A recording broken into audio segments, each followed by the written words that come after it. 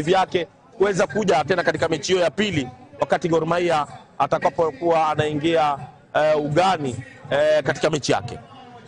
Ya mtazamaji, mechi ya leo itakuwa inaletwa moja kwa moja kupitia Azimio TV na mtangazaji wetu pale studioni Michael Were Muhusia yuko tayari sana kutuletea ngarambe hii, aweze kutangazia mechi hii moja kwa moja katika studio zetu. Na Fred, unapotazama mechi ambayo itafuata baina ya Gor Mahia na Shabana, msimu uliopita kulikuwa na mihemko ya hapa na pale baina ya timu hizi mbili majirani katika uwanja wa Gusii Stadium, kawa na hali ambayo haikufurahisha sana mashabiki wa soka na wachanganuzi wa soka nchini. Kulikuwa na furukusheni ya hapa na pale baina ya timu hizi. Je, unafikiria jambo kama hilo litapelekea vipi mechi timu hizi mbili zinapokutana tena? Ni msisimko tu na nadhani mechi ile kwa Gor Mahia sasa amepata mshindi mara mbili kwa mpigo. Kidogo sasa tunaanza kuona utulivu pale Gor Mahia na atakuwa bila wachezaji wake ambao wako timu ya taifa kama Brian Omondi goalkeeper ambaye alisafiri na kikosi, lakini nadhani itakuwa ni nafasi nzuri tu kwa wale wachanga ambao hauwa wapate nafasi Brian anapokuwa na kwa mtizamo wangu Gor Mahia atakuja kuweza kuonesha ubabe wake. Naye mwana Shabana mechi kama ulivyoitaja mechi hiyo kule Kisii, ni kama Shabana alikuwa bado na uchu wa kuweza kucheza mechi ile. Ni kama dakika zilikwisha kabla yeye kujieleza vizuri uwanjani. Ana nafasi nzuri leo kuweza kumkabili mwana Gor Mahia, na ni mechi pia kama nilivyosema ambayo itakuwa na msisimko. Nina imani kwamba mashabiki kibao watakuja ili kuweza kujielewa ama kuweza kujieleza katika mechi hiyo. Ni mechi ambayo pia kubashiri itakuwa ni vigumu sana. Msimu uliopita Shabana aliweza kupigwa nyumbani na ugenini na timu ya Gor Mahia. Je, unafikiria mambo yatakuwa vipi msimu huu tukianza na mechi kama ya leo? Ni kali, itakuwa nzito kwa sababu hizi timu mbili kwa sasa ndio timu ambazo zina ushabiki mkubwa. Shabana wana mashabiki ambao wakifika hapa unaona tu kwamba kuna jambo kubwa hapa. Kwa mtazamo wangu Gor Mahia amerejea. Alianza vibaya akapoteza dhidi ya Bidco, lakini amerejea kumfunga KCB. Kwa mtazamo wangu alitoa ishara zote kwamba amerejea, na mwana Shabana ameanza vizuri, amepiga Epi Bomet mabao mane, akaenda akapoteza ushindi ambaye alikuwa tayari ameudaka dhidi ya Tusker, alipiga sare na ikawaudhi sana mashabiki wa Shabana. Hii itakuwa ni nafasi nzuri ya yeye kuweza sasa kudhihirisha wazi kwamba Shabana amerejea na msimu huu ana nafasi kubwa ya kuweza kuitwaa ligi. Fred, tukihitimisha matangazo ya utangulizi wa mechi hii, ubashiri wako ni upi wa mechi ya kwanza? Mechi ya kwanza naona Chingwe akipata ushindi dhidi ya Bandari. Mechi ya pili itakuwa ni vigumu kwa sababu labda kipindi cha kwanza, baada ya kipindi cha kwanza katika mechi ya pili ndio labda taweza kueleza, lakini mechi ya kwanza naona Chingwe akitamba. Shabash, huyo ni Fred Arocho ambaye ni mchanganuzi wa masuala ya soka na mtangazaji nguli wa kabumbu hapa nchini, tukichanganua mechi hii ambayo inaanza katika muda mfupi ujao saa 8 kamili katika uga huu wa Mbaraki hapa Mombasa, tukikuletea moja kwa moja kupitia Azimio TV na mtangazaji wetu Michael Were Muhusia. Kwa hivyo tunaregesha studioni ili tuweze kuendelea na shamra za maandalizi ya mechi hii ambayo inakaribia. Tutarejea tena baadaye.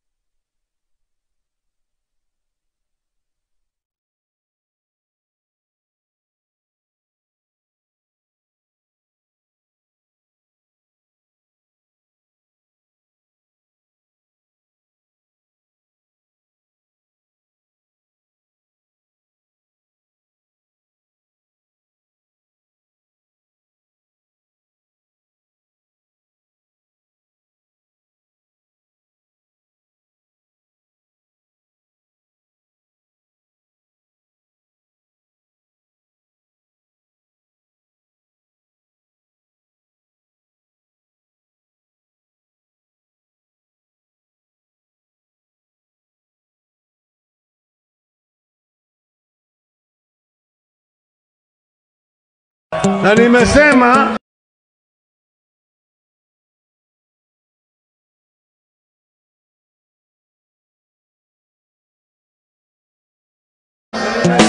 kila familia ambaye hawana mapato, kama kuna njaa na chochote, kila mwezi watapata shilingi 6,000 kutoka kwa serikali.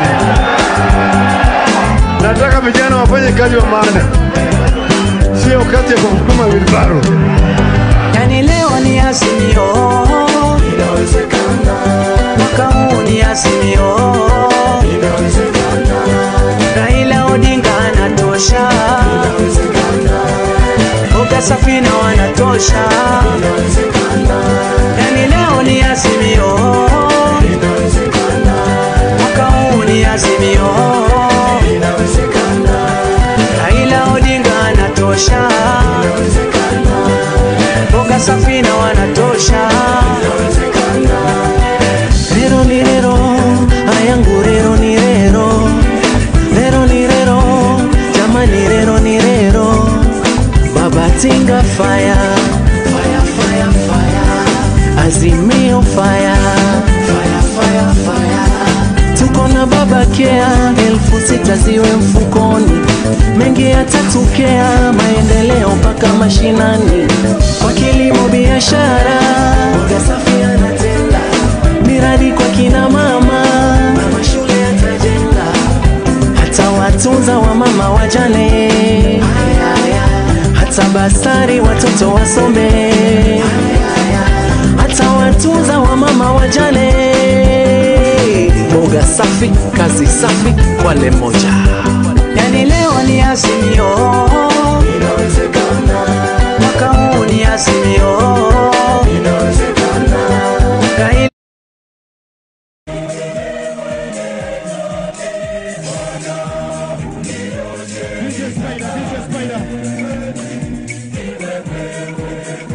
DJ Spider.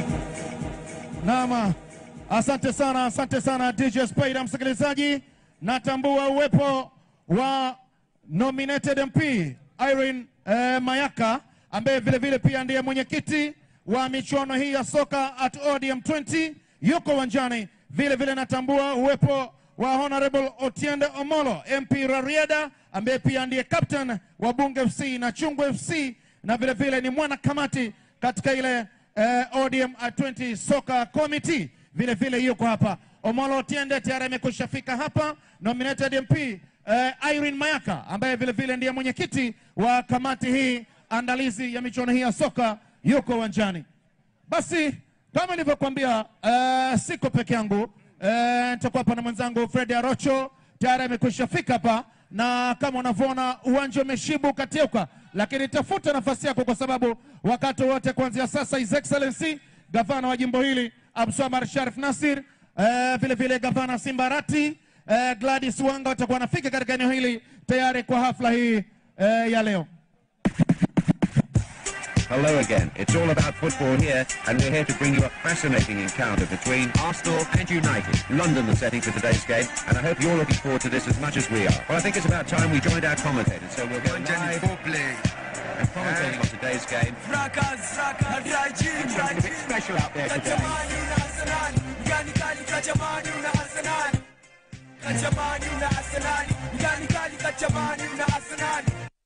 Kachamani una Arsenal, gani kali kachamani una Arsenal. Kachamani una Arsenal, gani kali kachamani una Arsenal. Swali bajo DJ, gani kali mse, kachamani na Arsenal utawezana kiza. South na kiwete tukipo na maiti Henry. Arsenal nyamtosha tangu 203 mpaka 204. Gani kati yenyu hapa anasei kize.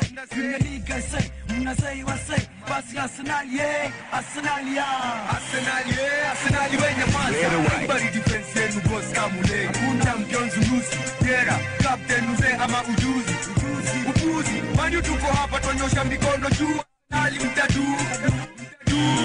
Bona pupa na gana kwa super. Tukishika yetu chupa ni kutupa.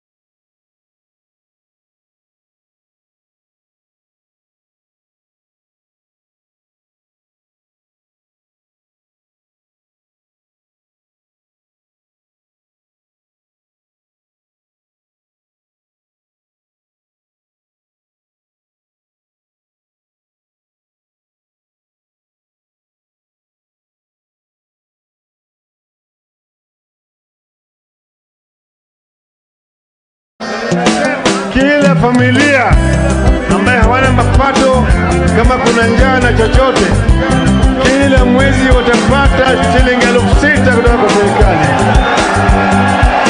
Nataka vijana wafanye kazi wa maana, sio kazi ya kusukuma wilbaro. Yani leo ni Azimio, inawezekana. Mwaka huu ni Azimio, inawezekana. Raila Odinga anatosha, inawezekana. Boga Safina wanatosha, inawezekana.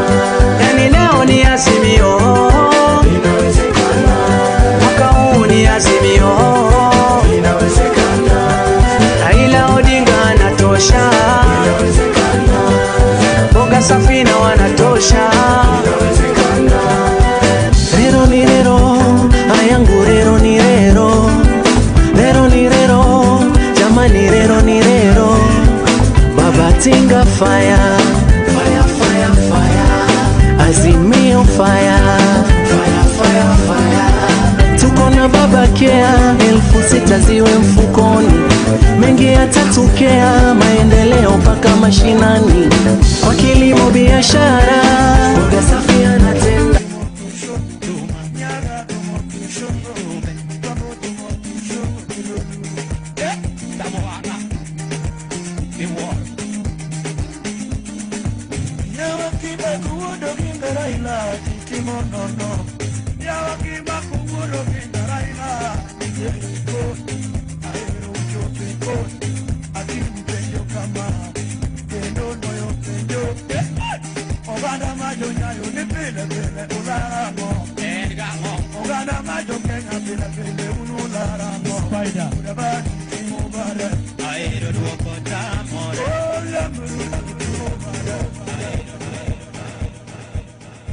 Niombe kutambua uwepo wao viongozi mbalimbali kutoka gatuzi mbalimbali, nyadhifa na tabaka wa chama kubwa kaskazini mwa jangwa la Sahara na kusini mwa mto Limpopo, chama cha ODM.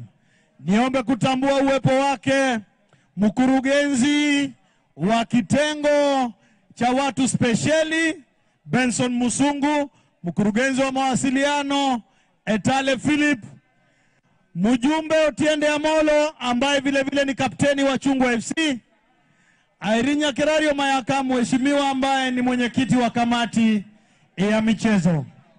Kwa sasa niombe kuwakabidhi ufawidhi Arocho Fred, Twiga almaarufu Makanaki na Ali.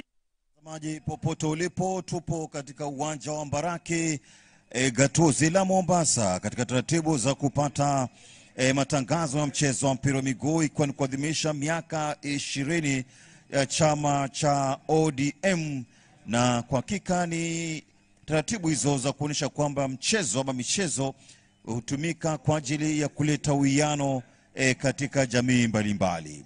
Kwa hiyo wahusika wote wakuu wapo kwenye eneo husika kwa ajili ya kusubiri maelekezo kutoka kwa Pilato wa mchezo, kwa maana mwamuzi wa kate pamoja na wahusika wote wakuu kwa ajili ya kuweza kupata mapambano, na kabla ya hapo basi tutakuwa tunapata wimbo wa taifa ili walau kuweza kuheshimisha taifa letu. Ni Bandari dhidi ya AFC Leopards katika uwanja huu wa Mbaraki Sports Club mjini Mombasa. Wimbo wa taifa.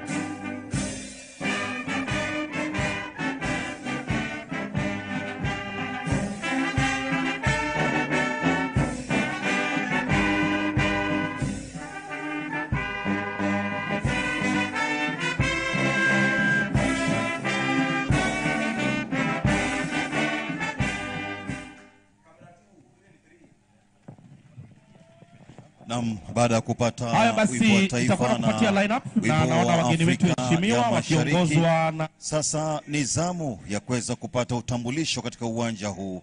Wageni wa heshima wakipeana mikono heri njema kwa wanandinga ambao wamefika katika uwanja huu kwa ajili ya kusherekea miaka 20 ya chama cha ODM.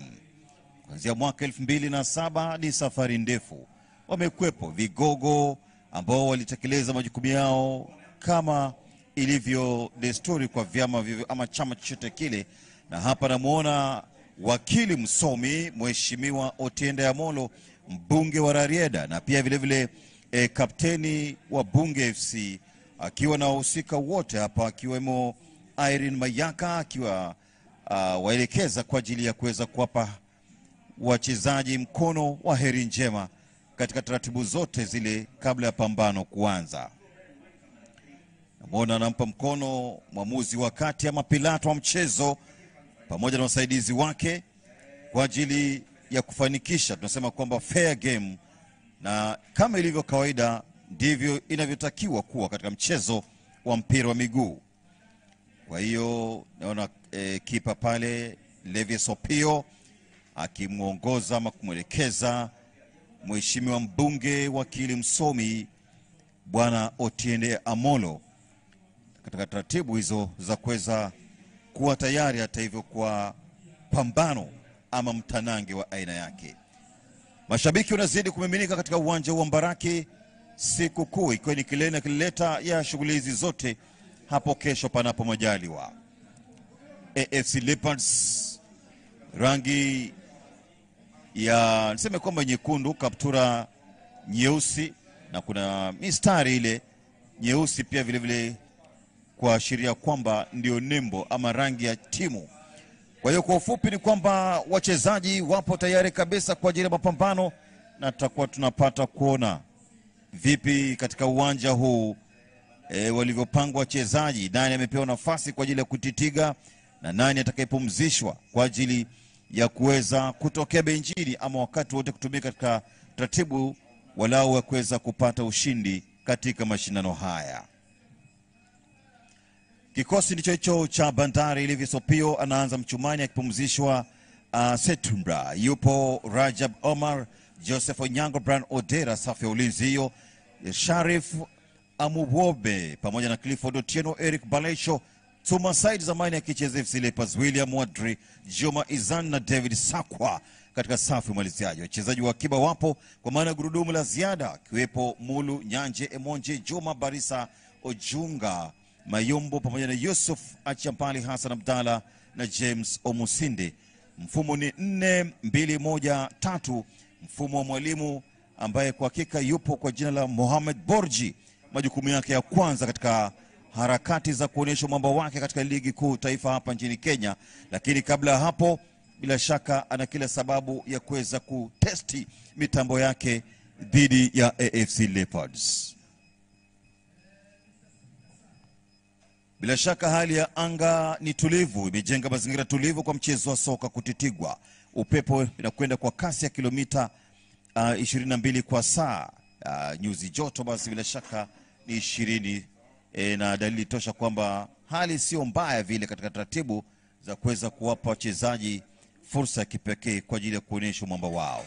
Wapo waliofika hapa ndio mashabiki, kila mmoja katika ubora wake.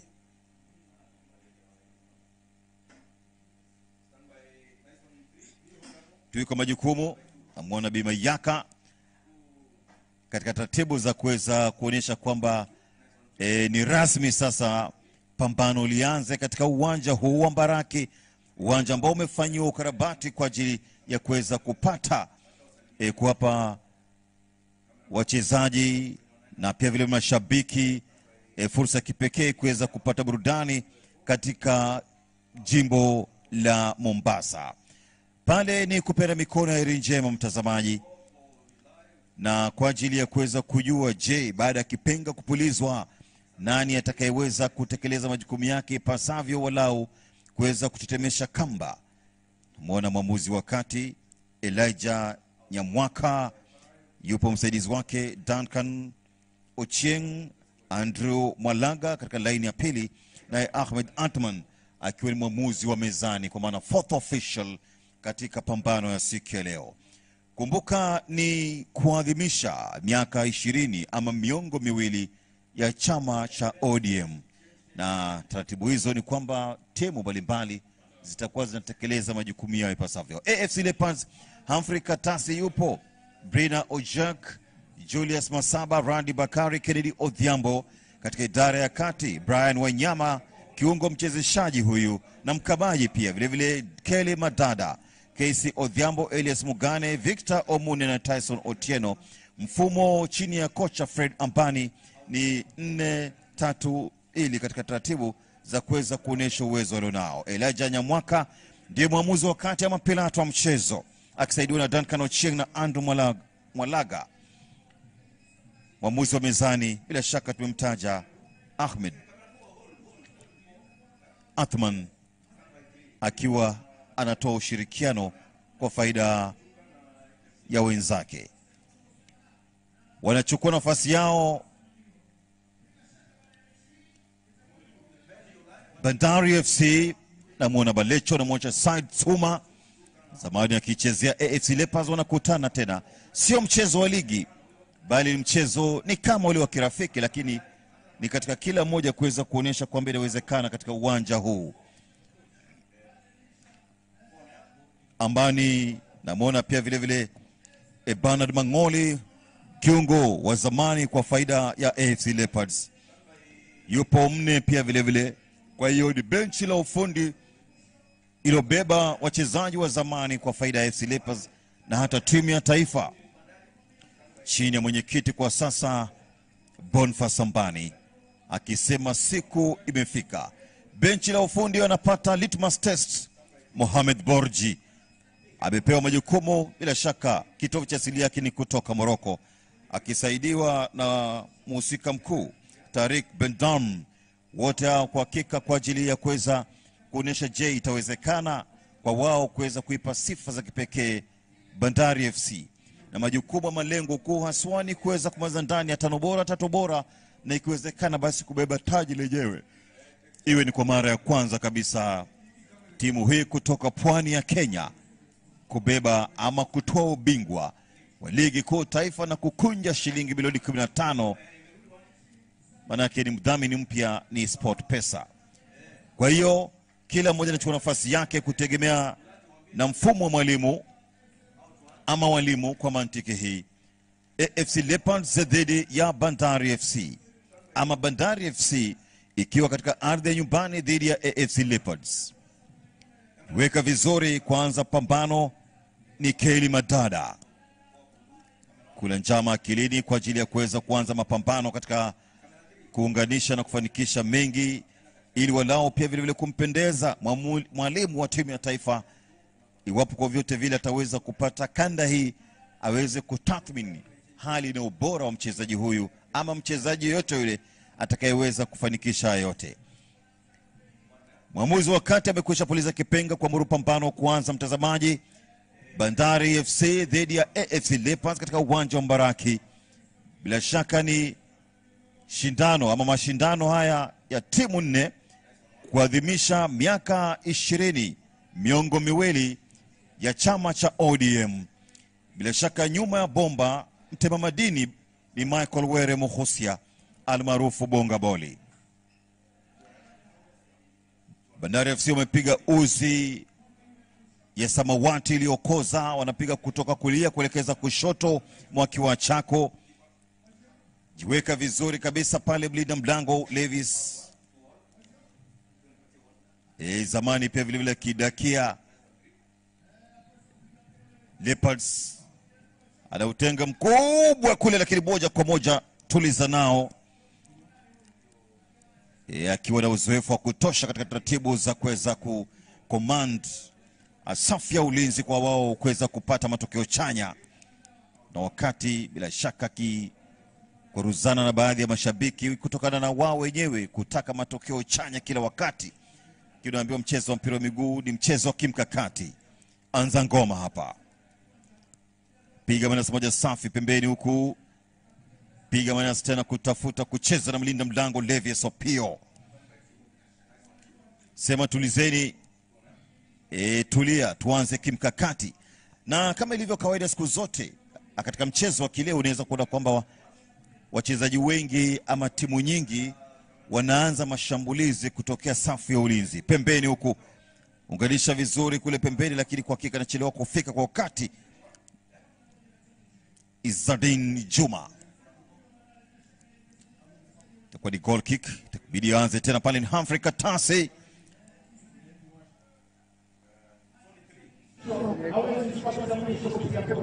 Linzi wakati kulia. Ana ukokota kaduzi wake ni Said Tuma, akisubiri kuweza kutibua njama za mpinzani. Brian Wanyama. Piga manasi tena kumtafuta Brian Ojok. Tafuta kupasua tena ule ukuta, lakini akumbana na dhorba kali, anakwenda ardhini kwa kuungulia dhorba maumivu. Mwamuzi haoni sababu ya kupuliza kipenga, anasema kwamba pambano liendelee. Alitaka kumtoka kwa epesi Casey Odhiambo, mmoja wapo wachezaji ambao kwa hakika wanafanikisha mikimbio katika idara ya kati na kujaribu kadiri uwezo wake kwa mbunifu, angalau kupasua ukuta wa timu pinzani ili walau kuweza kupata mabao. Juma ili waanze tena kwa ajili ya kuvuka mstari wa katikati. Amekwisha unawa ule mpira. Na ieleweke kwamba ni fursa ya kipekee kwa walimu na mzungumzia Borja pamoja na mwalimu Fred Ambani kuweza kutesti mitambo hii. Rejelea hapa ni Clifford Otieno, Eric Balecho, Said Tuma kwa upande wa Bandari FC. Kikosi kizima anatesti mitambo kwa mara ya kwanza hapa ili kuweza kuona ni vipi sasa atakuwa anatumia wachezaji katika chakato mzima kuweza kupata mafanikio makubwa katika ligi kuu taifa, achia mbali taji lile la Mozart. Tafuta Tuma. Katakata inabidi tena anze Wanyama. Piga miguso kadiri uwezo wake kumtafuta Tyson Otieno. Toa menas. Balisha wengi hapa kwa Brian Ojok.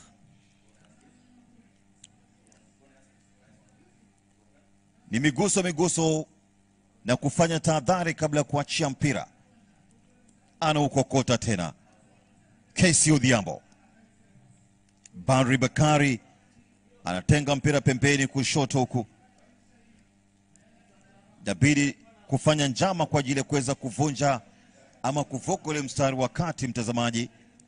Kadiri uwezo wake jaribu kukokota hata hivyo ili walao kuweza kupata muunganiko. Cheza michezo mitatu tu. Haya, katikati ya misitu ya miguu. Mfundika rasta kichwani hapa na kwenda kimkakati. William Wandri, mchezaji mzoefu, amekwepo katika kikosi hiki kwa muda kiasi cha haja. Hata hivyo pembeni huku mpira unakuwa mwingi, unatoka nje. Inabidi arudi nyuma kwa ipesi kwa ajili ya kuimarisha ulinzi.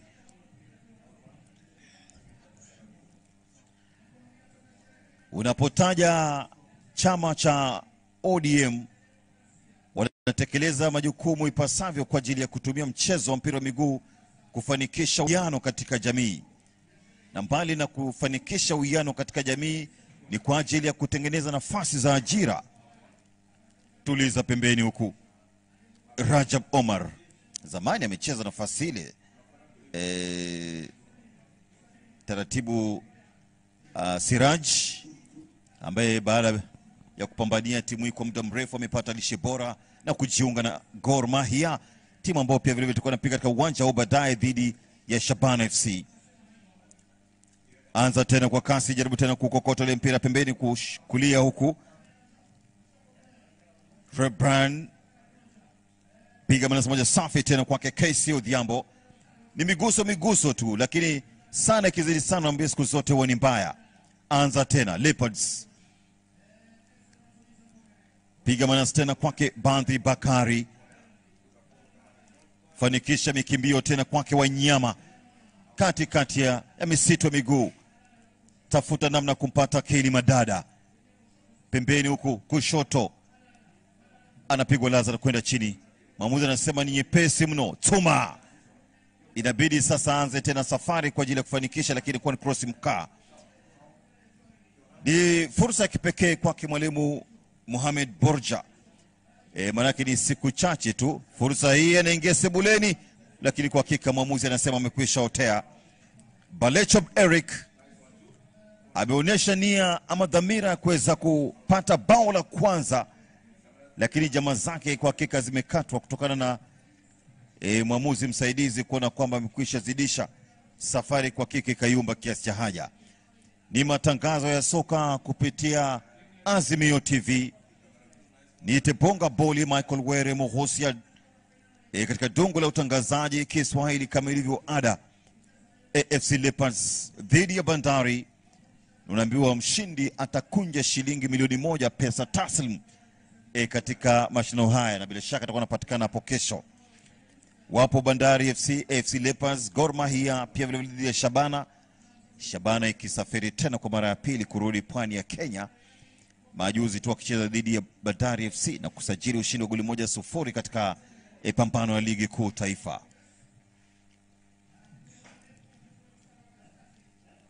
Pia bila shaka la kwa mwingi unatoka nje. Ni uwanja ambao umefanyiwa ukarabati wakati wa mashindano ya niseme kwamba ni wabunge kutoka ukanda wa Afrika Mashariki. Na kwa hivyo basi ikaonekana kwamba lazima kwa vyote vile hadhi ya uwanja huu uboreshwe kiasi cha haja. Na ndio sababu upande wa pili pia vile vile mashabiki wamepewa opportunity ya kuweza kupata sehemu pa kukaa. Na upande mwingine pia vile vile unaweza kuona wametengenezewa uwanja kwa ajili ya kuweza kufanikisha mengi ili walao michezo ifanyike na kukuza vipaji. Pembeni kule anachukua tena mdakaji Levis Opio. Jaribu kutoka kwa wakati tena. Tuma. Nasema kwamba center of gravity yake iko nadra sana kwake yeye kuweza kwenda chini ama ardhini kutokana na makosa ulinzi. Makosa ulinzi! Atakuparaza kwa kichwa na ukosa. Kelsey Odhiambo. Kelsey Odhiambo. Nafasi ya kipekee. Hebu tazama picha marudio ama kisengele nyuma. Alimwandalia katika njia lakini ikawa ni kimakosa, anashindwa kupata kwa wakati. Brian Odera, lack of communication kwa safu ya ulinzi pamoja na keeper Levis Opio. Naambiwa msiba wa kujitakia hii. Pembeni tena inabidi sasa wakwenda Ferrari. Anza kadiri uwezo wake.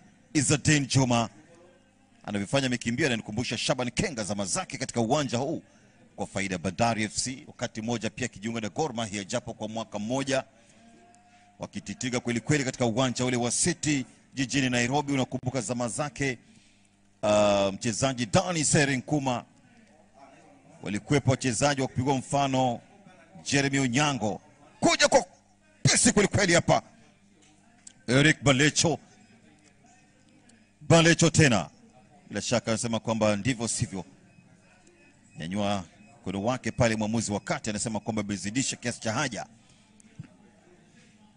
Raha ilioje kwa vikosi vyote viwili kuweza kupimana nguvu, walimu kuweza kuboresha maeneo kadha wa kadha ili walao kuweza kupata mwendelezo ulio salama na bora zaidi katika ligi kuu, manake ligi inakuwa shindani kweli kweli.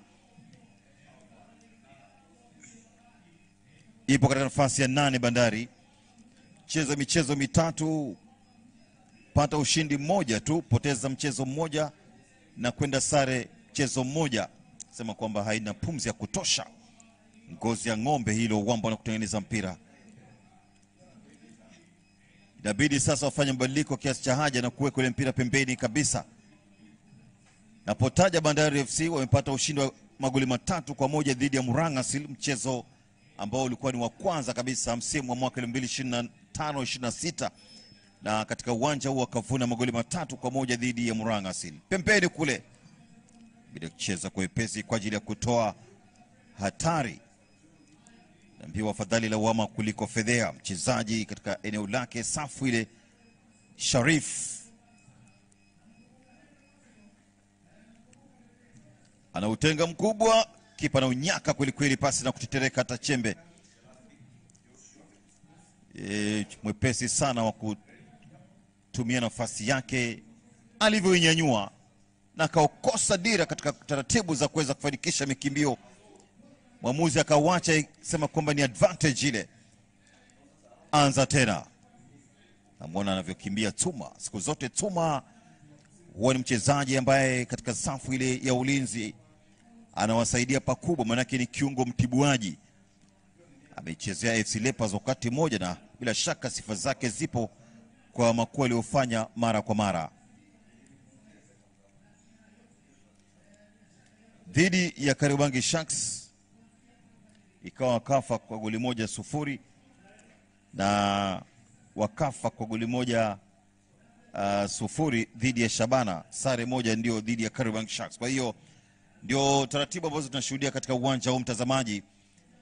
Ukiwa unajiunga nasi moja kwa moja, niseme kwamba ni mchezo wa kirafiki, lakini katika taratibu za kusherekea ama kuadhimisha miaka 20 ya chama cha ODM, chama ambacho kimekuwa na mawakili, kuwa na wahandisi, kuwa na walimu, yani watu ambao kwa hakika ni wenye nafasi katika jamii, mchango mkubwa sana katika kufanikisha kile ambacho tunaita ukuaji wa demokrasia katika Jamhuri ya Kenya. Manake ni vyama vyote hivyo, lakini kila mmoja katika ubora wake. Mpira wa kurushwa sasa, Kitasi akiweka macho ange kweli kweli dhidi ya mashambulizi kutoka kwa Bandari. Tuma pembeni kulia huku, tafuta namna kuweza kuunganisha, lakini anapokonywa mpira wakati muhimu. Kati ya dimba na kuja vizuri tena. Omar pembeni huko, lakini bila shaka mpira kwa mwingi unatoka nje. Wanaonesha hali ya upambanaji katika uwanja huu. FC Leopards dhidi ya Bandari FC. Tupo katika gatuzi la Mombasa na bila shaka taratibu zenyewe tunashuhudia. Hebu tazama picha marudio. Aliutenga vizuri kwa mguu wake wa kushoto kule. Jitihada zake katika taratibu za kuwahi bila shaka akambulia patupu. Na Deriki kusema ni uwanja mapambano, na katika hili kwa vile wanawania angalau shilingi milioni 1 pesa taslim, basi niseme kwamba hamna mapatano katika uwanja huu. Anza tena. Kwa namna jinsi walivyojipanga ni kwamba walinzi 4. Na katika taratibu za kuweza kufanikisha, yupo mchezaji ambaye siku zote tunamuita kiungo mtibuaji ama kiungo mkabaji. Yupo kwa ajili ya kutibua. Mchezaji huyu tegemeo kwa maana Brian Wanyama. Upande wa pili pia vile vile yupo Said Tuma akifanikisha taratibu za kuweza kutibua njama za mpinzani. Ana ukokota tena. Fanya taratibu kumpata Wanyama. Jaribu kule njama akilini. Penyeza vizuri kule, tafuta mwenzake lakini amekwisha unawa. Jinsi alivyotarajia hata kupata Tyson Otieno, pasi na mafanikio. Mbinu za walimu katika uwanja huu, mfumo ambao utatumika kwa ajili ya kufanikisha mashambulizi aidha kutokea pembeni kushoto kulia ama walau kutokea katikati kwa ajili ya kuweza kuneutralize idara ya kati na kuporomosha ama kubomoa ukuta ile safu ya ulinzi. Tuliza tena. Bila shaka tutakwenda kufuatilia mwenyekiti ama presida wa AFC Leopards kwa maana yake Boniface Ambani. Manake ndio sasa mchezo wa ligi kuu taifa nafuatilia kuona je ataboresha, manake ni kakake Fred Ambani mwisho wakibeba ubingwa wa ligi kuu taifa mwaka 1998. Nakumbuka kina Simeon Mulama wakati huo wakifanikisha mengi kweli kweli. Baadhi ya wachezaji ambao walikuwa wanacheza kwa kupambana, kufunga mabao kwa faida ya timu, kubeba mataji chini ya Sunday Kayuni wakati huo. Dakika zinazidi kukatika katika uwanja wa mtazamaji. Ni dakika 16 za mchezo kipindi hiki cha kwanza. Kwenda mzima anaupaisha. Hakuna aliyediriki kuona lango la mpinzani. Tembea kibabe zaidi katika uwanja huu mdakaji Levis Opio. Anatazama kuweza kufanya makuu katika uwanja huu. Anaamini kwamba ni fursa kipekee kuweza kupata chochote kile dhidi ya mwajiri wa zamani Tuma. Pembeni kulia huku, jaribu karuzi wake kwa ajili ya kutoa minus. Wakati mwingine inabidi sasa kuwe na mawasiliano ili kuweza kurahisisha mwendo. Cheza na mlinda mlango Levis Opio. Tumia mguu wake wa kushoto hapa kumtafuta Rajab Omar. Bado anasomwa na waandishi wa habari, pia vile vile watakuwa na mengi ya kuandika ama kusimulia kuhusiana na kocha mpya huyu Mohamed Borja, ambaye amechukua nafasi ya mwalimu Ken Odhiambo aliyetupiwa virago majuzi tu. Na baada ya kumwacha hapa John Baraza kwa ajili ya kuwa msaidizi, ikawa sasa wakati katika meza mazungumzo na usimamizi ya muongozi wa klabu cha Bandari FC kuweza kujua je, ataendelea ama itakuwaje. Manake alikuja Borji na msaidizi wake Tariq Bendomo. John Baraza akaona hakuna haja. Alikuwa amesalia na takriban miezi mitatu tu kabla contract ama mkataba wake kukatika. Manake ilikuwa ni mkataba wa miaka miwili mpaka mwaka 2026 Januari. Kwa hiyo John Baraza, mchezaji wa zamani, akaamua kuondoka kwenda kutafuta lishe bora kwingineko. Kwa muda mfupi alikuwa na Mara Sugar, kuna wakati amekuwa na Sofapaka FC kabla ya kujiunga na Bandari mwaka 2023 mwezi Oktoba.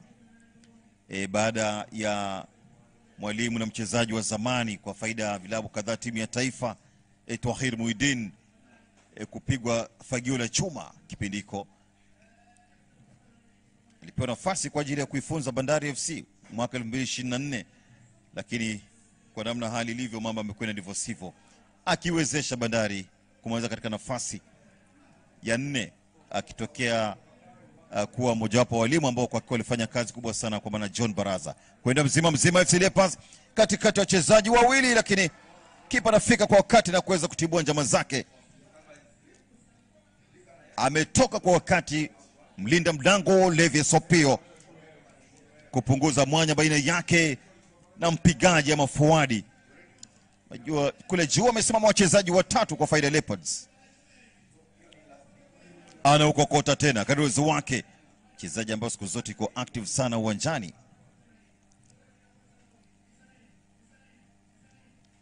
Ezadin ana ukokota kadozi wake, jaribu kuyeyusha lakini anakwenda chini. Mwamuzi anasema mkwaju wa madhambi kwa faida ya Juma Ezadin. Sema tungependa kujua historia ya mwalimu kutoka Morocco. Picha marudio alivyoandaliwa katika njia pasi mpenyezo, lakini akadhibitiwa barabara na mlinzi achia mbali mlinda mlango ambaye alitoka wakati kwa ajili ya kuweza kufanikisha vya kwake. Nyoosha tena hapa. Sasa kuna mtihani mkubwa sana, manake wakipata mchezaji mwenye kasi, mchezaji ambaye pia vile vile ana udhubutu, mchezaji katili katika safu umaliziaji, safu ya ulinzi ya timu ya Bandari huenda pengine ikaibiwa kutokana na makosa ya ulinzi, na kwa sasa umewekwa katika kipimo cha kipekee naye mchezaji huyu Casey.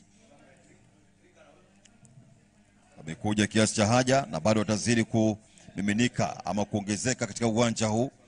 Ndiye mwalimu mpya. Kibarua cha kwanza ni dhidi ya FC Leopards, mabingwa mara 13 ligi kuu taifa hapa nchini Kenya. Amenyanyuka manake alikuwa anatoka na mjusi puani. Pata kuwa ni mkwanja wa madhambi ambao utatengwa sasa. Jabiri sasa tekeleza majukumu yake kadiri uwezo wake Brano Odera.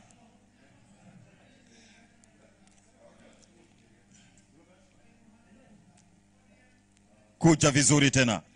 Pambana kadiri uwezo wake, vita vikuu katika idara ya kati. William Wandri wanapoteza mpira katika robo tatu ya mwisho.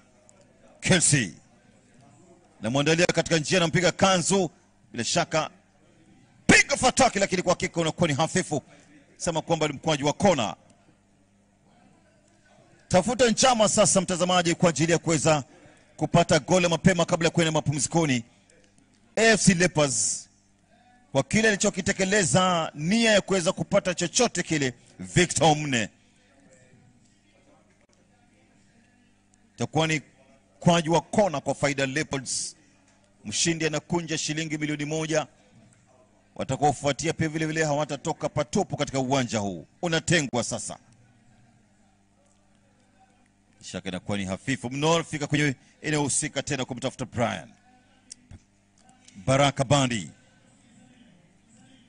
Izadin Juma. Osha moja kwa moja katika taratibu za kuweza kuondoa hatari katika safu ya ulinzi. Moja kwa moja akijaribu tena pia vile kwa ajili ya kuwasiliana, piga fataki, lakini katikati ya misitu ya miguu anakosa utaratibu huo. Izadin Juma. Piga bana moja safi tena huku. Jaji ile kukokota, fika kwenye mstatili huku. Mwandalia katika njia Wadri. Tuma. Kiungo mchezeshaji akisubiri kupokea pasi kutoka kwa kiungo mtibuaji. Jaribu tena kwa ajili ya kuweza kufika kwenye eneo husika, lakini anakosa Rajib Omar. Piga fataki, lakini kwa hakika anakosa kulenga shabaha. Pira kwa mwingi unatoka nje. Onyesha vizuri kweli kweli nia na madhumuni ya kuweza kupata bao katika uwanja wa nyumbani. Bandari FC kiona pambana kweli kweli dhidi ya AFC Leopards. Wamekuwa na changamoto kubwa sana kuweza kupasua ule ukuta wa AFC Leopards. Waliosimama vizuri wachezaji Bakari Bandi, baadhi ya wachezaji ambao kwa hakika wameonyesha hali ya upambanaji katika uwanja huu. Picha ya marudio kabla ya kupewa nafasi angalau kwenda kumeza ama kunywa maji walau kupoza kiu katika uwanja huu. Namuona pale mwalimu akimwelekeza Elvis Opio, piga mipira mbele kule. Kuadhimisha miaka 20 chama hiki cha Gor Mahia. Hapa katika hili Bandari FC wana kazi ya kufanya. Je, kocha na sifa zipi kwa ajili ya kuweza kuleta matokeo chanya kwa faida ya timu hii ambayo ina sifa za kipekee? Imetoa wachezaji wengi tu. Namuona Hassan yuko nje. Upande wa pili namuona kocha pale Fred Mbani akitoa maelekezo kwa faida ya vijana wake.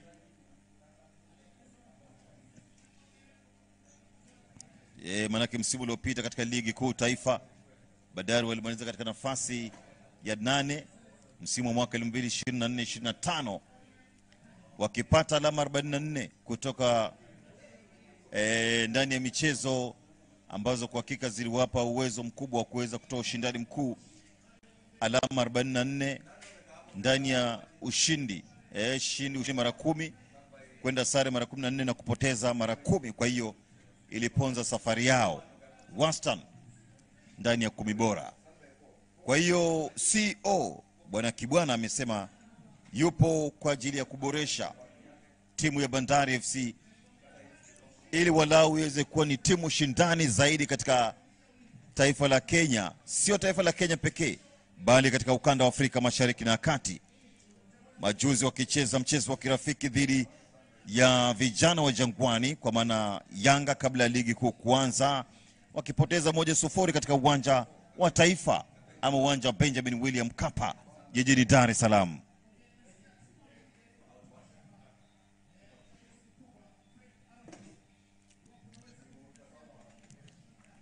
Utosi.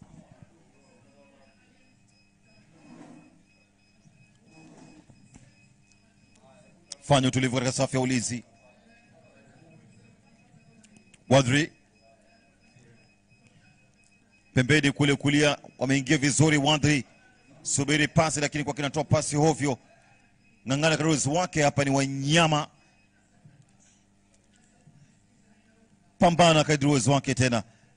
Vita vikuu vikishuhudiwa katika idara ya kati mtazamaji.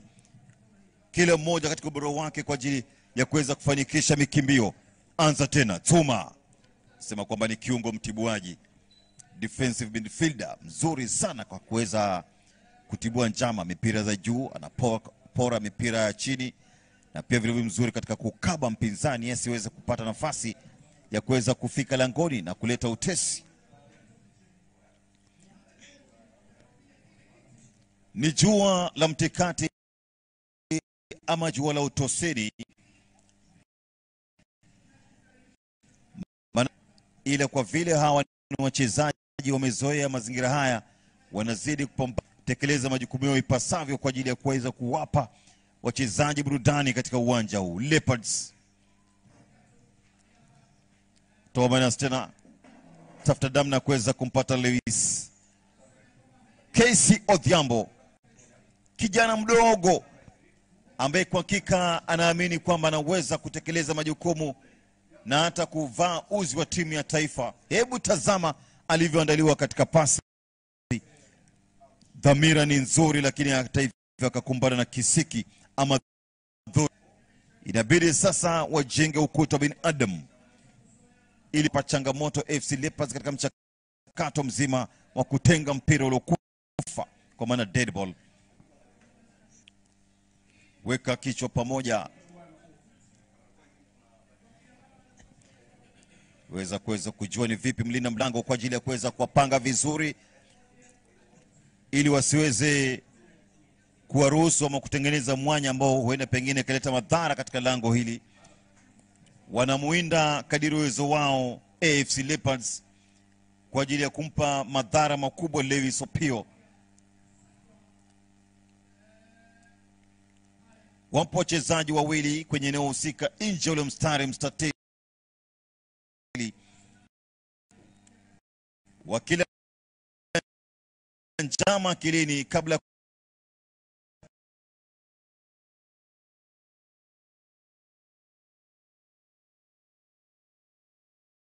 kujaribu kujiandaa,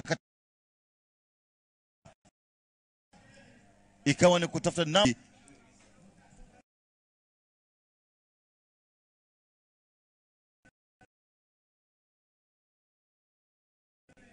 bila shaka mambo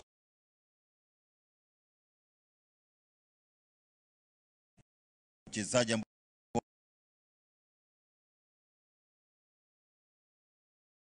wana kasi ya kutosha kuliko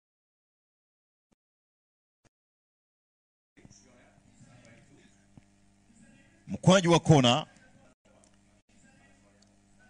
Izadin Juma unganisha vizuri, napiga shavu wa lango, aliutenga vizuri kabisa, tumia inner foot wake ule wa kushoto kadiri uwezo wake. Mtazamaji, Banlecho Eric akajaribu kuunganisha kwa mguu wake wa kushoto, pasi na mafanikio, na ndio sababu nasema dhamira ilikuwa ni nzuri, lakini matokeo yakawa mbovu. Wanaanza Leopards. Baadaye itakuwa tunashuhudia Gor Mahia dhidi ya Shabana FC.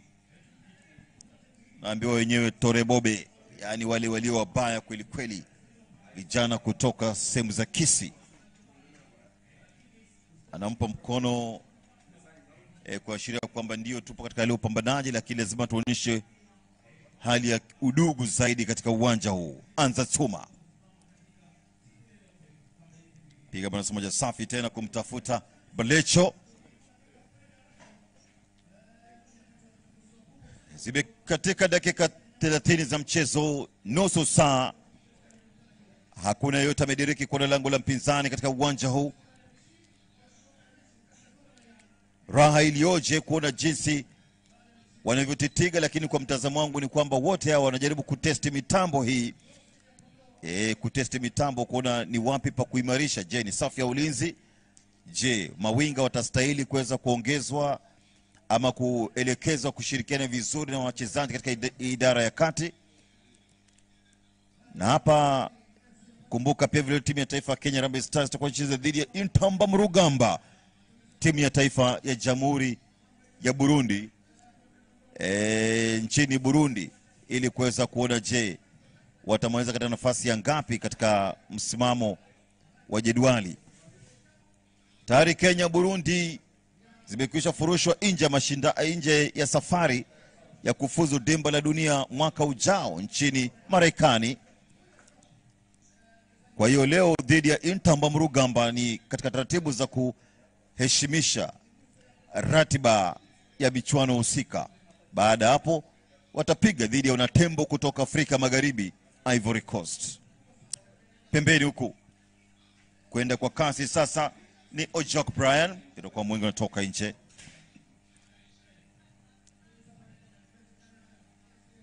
Odhiambo Kesi piga moja safi kwake Kennedy Odhiambo. Pembeni kushoto Jaja kwenye eneo husika, lakini bila shaka mpira unakatwa, inabidi tena waanze safari. Odhiambo inabidi aanze tena, vuka mstari wa katikati kwa ajili ya kuweza kufanikisha mikimbio. Fanya wepesi pale Kesi Odhiambo moja kwa moja kwa ajili ya kuweza kumpata mwenzake. Pasi mafanikio makubwa, inabidi tena kutibua njama zile ni Seituma. Changamoto wa kufanikisha pasi kutoka kwa mhusika mkuu hadi kwa mlengwa ndio jambo ambalo limeshuhudia katika uwanja huu kwa vikosi vyote viwili. Hata hivyo bila shaka wanafika katika eneo husika, na pia inakuwa ni changamoto katika kutumia fursa zinazotengenezwa kwa ajili ya kutetemesha kamba katika uwanja huu.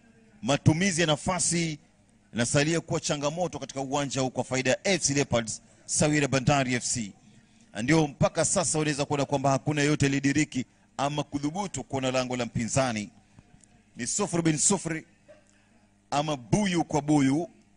Si Leopards wala Bandari midiriki kupata bao katika uwanja huu.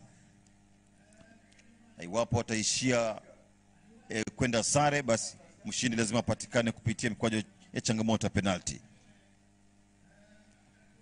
Imekuwa katika mazingira magumu sana kuweza kumpokonya ule mpira. KC very creative katika taratibu za kuweza kupata mipira na kukokota. KC ananikumbusha zama zake mchezaji Marvin Nabwire ambaye pia vile vile yupo katika kikosi cha timu ya taifa Kenya Harambee Stars, mchezaji wa Kenya Police. Pembeni huku jaribu kukokota, amekubali kwenda chini kwa kutafuta huruma. Mwamuzi wa kati anasema nimechezewa ndivyo sivyo. Ni mkwaju wa madhambi sasa. Leopards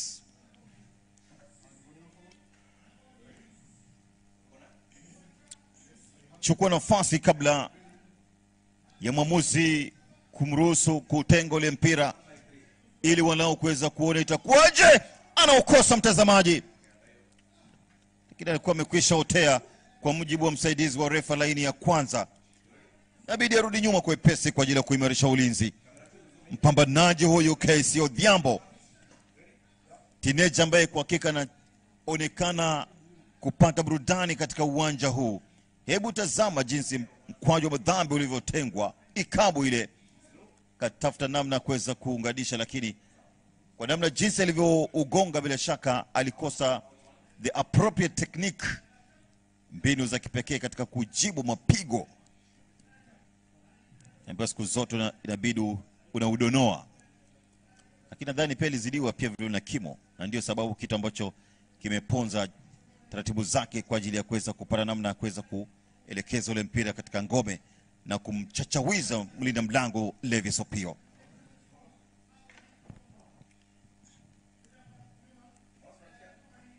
Sharif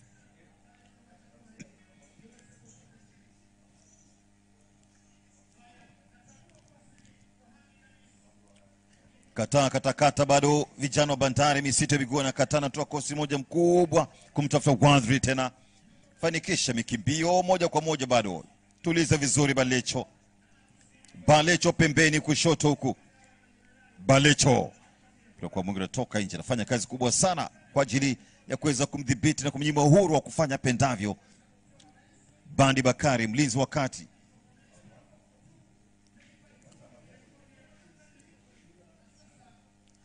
Kelsey ama Casey Rajab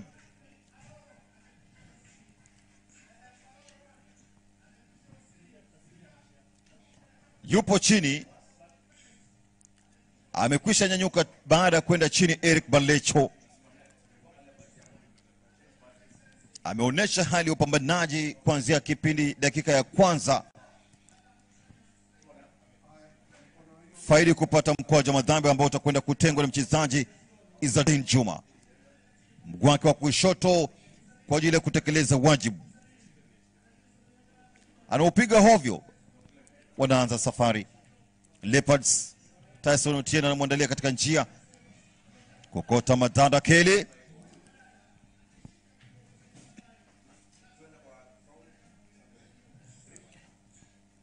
Potaja Madada mojawapo wachezaji ambao kwa hakika watazidi kuwa tegemeo katika kikosi hiki cha FC Leopards msimu huu, na tuweze kuona je wataweza kufuta rekodi mbaya miaka 28 pasi na kubeba ubingwa wa ligi kuu taifa.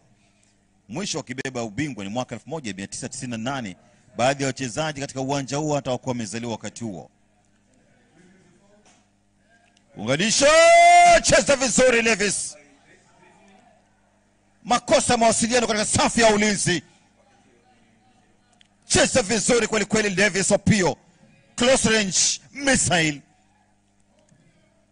Bila shaka ilikuwa na makosa ya walinzi, lack of better communication. Nusra Waponzi wana Bandari FC. Mambo mazito. Hebu tazama kilichotokea. Alitaka kumyumbisha, kumkosesha dira. Na wakati huo basi ikawa ni mtihani mkuu. Akaupata vizuri tena kweli kweli Victor Omune.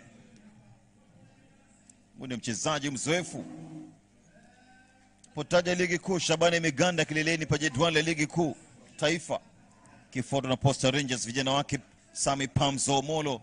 Gor Mahia katika nafasi ya 3, alama 6 sawa na Bidco FC.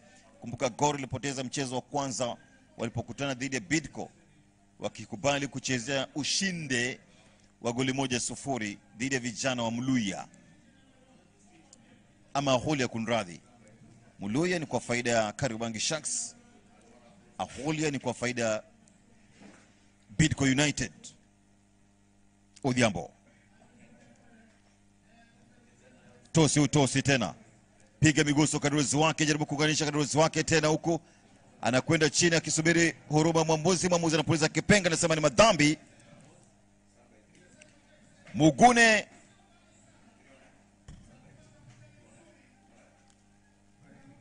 sema Mugane kwa namna jinsi anavyobingiria. Hebu tazama picha marudio. Alitaka kumkosesha dira hata hivyo Elias Mugane, na katika changamoto hiyo basi akakosa kupata mpira mlinzi wakati na kupita na mguu wake mchezaji huyu Mugune ama Mugane kunradhi. Itakuwa ni afadhali lawama kuliko fedheha. Inje ule mstatili kwa jua madhambi. Ambiwa wataalamu siku zote wenye kupiga mipira mifu wana mazoea kutumbukiza mipira kambani. Ananikumbusha zama zake mchezaji Bernard Mangoli katika ubora wake kwa mashuti ya mbali pia vile vile. Kwa sasa yupo katika benchi la ufundi ya timu hii ya FC Leopards. Usisahau kuhusu pia vile vile Noah Beach. Kwa na Tusker, amekuwa Kakamega Homeboys, kuwa na City Stars. Yupo Tyson Otieno, hali kadhalika yupo Brian Wanyama. Wahusika wakuu wamejenga ukuta bin Adam. La shaka ni moja kwa moja wanamgonga usoni mchezaji na kwenda chini. Alitaka kuunyanyua japo kiduchu tu kwa ajili ya kutumbukiza ule mpira kampani, ila Izzadin Juma akakumbana na dhoruba kali kweli kweli kutokana na mkwaju uliotengwa. Ndio sababu anawekewa donge ama barafu kwa ajili ya kumweka kuwa katika hali iliyo salama zaidi. Iwapo atanyanyuka aendelee tena na hali ya upambanaji katika uwanja huu. Dakika ni 41 kipindi cha kwanza, mtazamaji. Ni tournament ya timu 4, AFC Leopards dhidi ya Bandari FC, kisha baadaye Gor Mahia, mabingwa zamani wa ligi kuu taifa, mabingwa zamani wa taji la shirikisho kwa sasa zamani kiitwa Mandela Cup.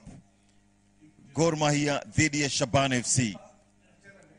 Tuweze kuona je itakuwaje, inawapa kile ambacho tunaita match fitness, utimamu wa mwili kwa faida ya vikosi vyote viwili, na hata pia vile kuboresha departments tofauti kabla ya kuendelea na mapambano ya ligi kuu taifa hapa nchini Kenya.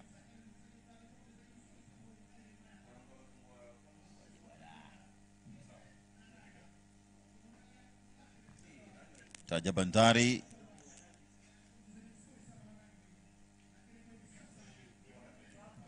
tabidi kutazama jinsi watakavyofanikisha mambo yao msimu huu mwaka 2024-25-26.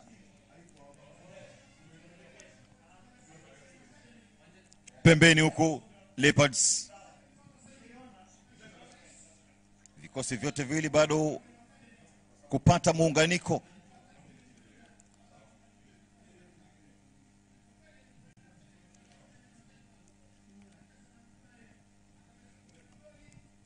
Anza tena katikati ya dimba, fanya utulivu kwa ajili ya kutekeleza majukumu yake ni Bakari Bandi.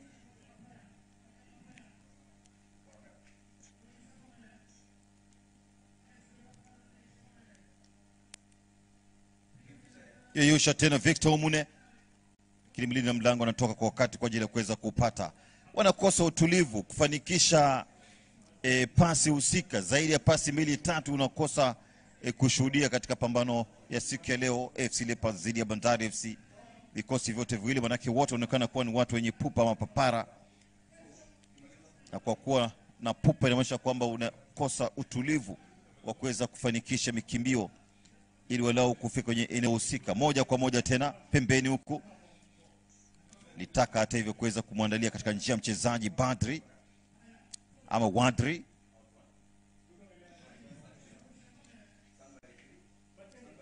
Nakumbuka zama zake Siraj akichezea Bandari FC, mojawapo wachezaji ambao kwa hakika nafurahia kuona kile anachokifanya kwa faida ya klabu husika, na hata ni mhusika mkuu katika timu ya taifa Kenya Harambee Stars anapokosekana captain Michael Ogado Olunga sawia na Abud Omar, basi anapewa majukumu kwa ajili ya kuipigania namba na pia vile kupigania taifa katika nafasi ile. Mlinzi wa pembeni kushoto, mtazamaji, Siraj. Lakini sasa nafasi ile inazibwa na mhusika mkuu. Tuweze kuona je anayepia kufanya kwa faida ya timu ya Bandari, na ni timu ambayo kwa sasa ina mwalimu mpya. Wamekuwa na mazoea ya kuandika na kutimua walimu na tena kuwarudisha. Hapa narejelea Bandari FC katikati ya dimba akitafuta namna ya kuweza kupata kwa wakati, lakini pia vile vile shughuli inakuwa ni tenge. Sekunde za kuhesabu kabla ya mwamuzi wa kati ama Pilato wa mchezo Elijah ya mwaka kupuliza kipenga na kuamuru wachezaji kwenda katika chumba cha kubadilishia nguo. Dakika ni 3 za nyongeza zinaongezwa kufidia muda uliopotea kipindi hiki cha kwanza, na bado ni sare tasa. Hakuna yote ama binti aitwaye Bahati ameweza kushuhudiwa katika uwanja huu. Piga manastana safi pale ni Rajab Omar, wake wa kushoto kufanikisha mikimbio pembeni huku. Anza tena karuzi wake kwa ajili ya kuweza kumpata Eric Balecho. Lakini sasa unaona umaliziaji kidogo inakuwa ni changamoto kwa vikosi vyote viwili.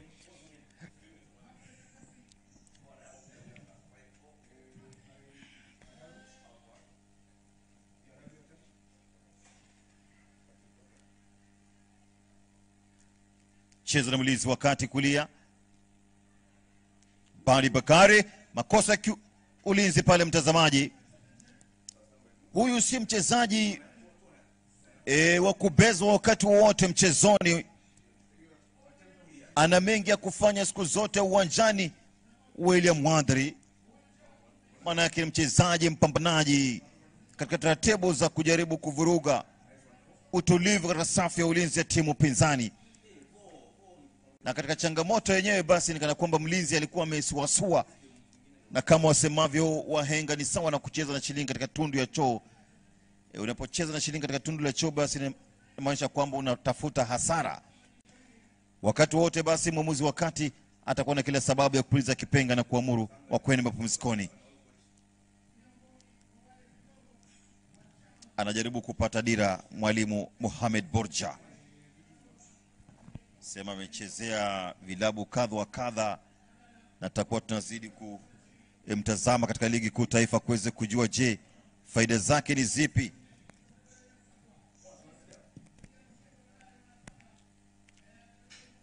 Chochea kasi ya mchezo kumtafuta Tuma. Poteza muona Omne na Muguna.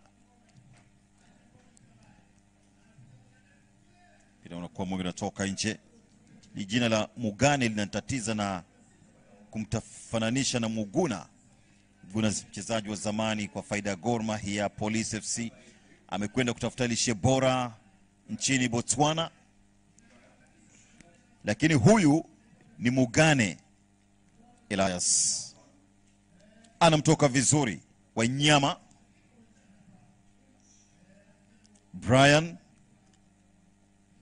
Tosi hapa anafanya kazi nzuri katika safu ya ulinzi. Brian Odera pembeni huku. Itabidi sasa afanye utulivu kwa ajili ya kutekeleza ushirikiano katika safu ya ulinzi. Lakini wakati huo basi mwamuzi wakati Elijah Nyamwaka anapuliza kipenga na kuamuru kuwa ni mapumziko baada ya mapambano. Sare tasa kipindi cha kwanza, dakika 45 kipindi cha kwanza, 3 za nyongeza, hakuna diriki kuna lango la mpinzani. Na pia vile vile wakati huo basi utengenezaji wa nafasi katika safu ya mbele imekuwa ni changamoto, na zile chache mafinyu ambazo zilitekelezwa ama zilitengenezwa wamekosa kuzichangamkia. Inakuwa ni raha iliyoje. Wapo hapa kuinda shilingi milioni 1 wakati ambapo chama cha ODM inasherehekea miaka 20 tangu kuasisiwa. Bandari FC 0, Leopards 0, ni mapumziko.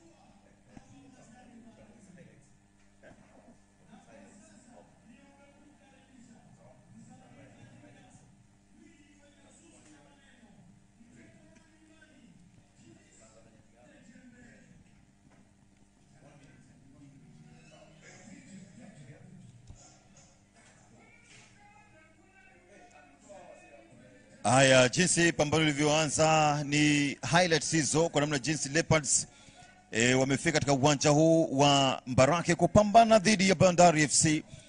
Sio mchezo wa ligi kuu taifa. Iwapo kwa vile tunatufuatilia makosa ya kiulinzi yaliyotekeleza katika safu ya ulinzi Brian Odera, ikawa sana changamoto kubwa sana nusura waweza kutota kwa goli 1-0 dhidi ya wana AFC Leopards. Na katika safu ya maliziaji unaweza kuona Victor Omune akipambana kweli kweli kwa ushirikiano mchezaji Elias Mugane. Hebu tazama jinsi pia vile aliukosa, yani sentimita zile za kuhesabu, mlinda mlango Levis Opio akilazimika kwa ange mara kwa mara kwa ajili ya kuweza kuzuia mashuti makali kutoka kwa wapambanaji majembe wa AFC Leopards ambao kwa hakika walikuwa ni teammates miaka michache iliyopita. Alipata vizuri Balecho kujaribu kuunganisha crossi kutoka kwake Izadin Juma, na ilikuwa ni mkwaju ambao kwa hakika labda pengine ingeleta madhara. Hebu tazama kilichotokea, changamoto ile anaopata katika mchakato mzima wa kujaribu kuunganisha kwa kichwa pasi na mafanikio makubwa.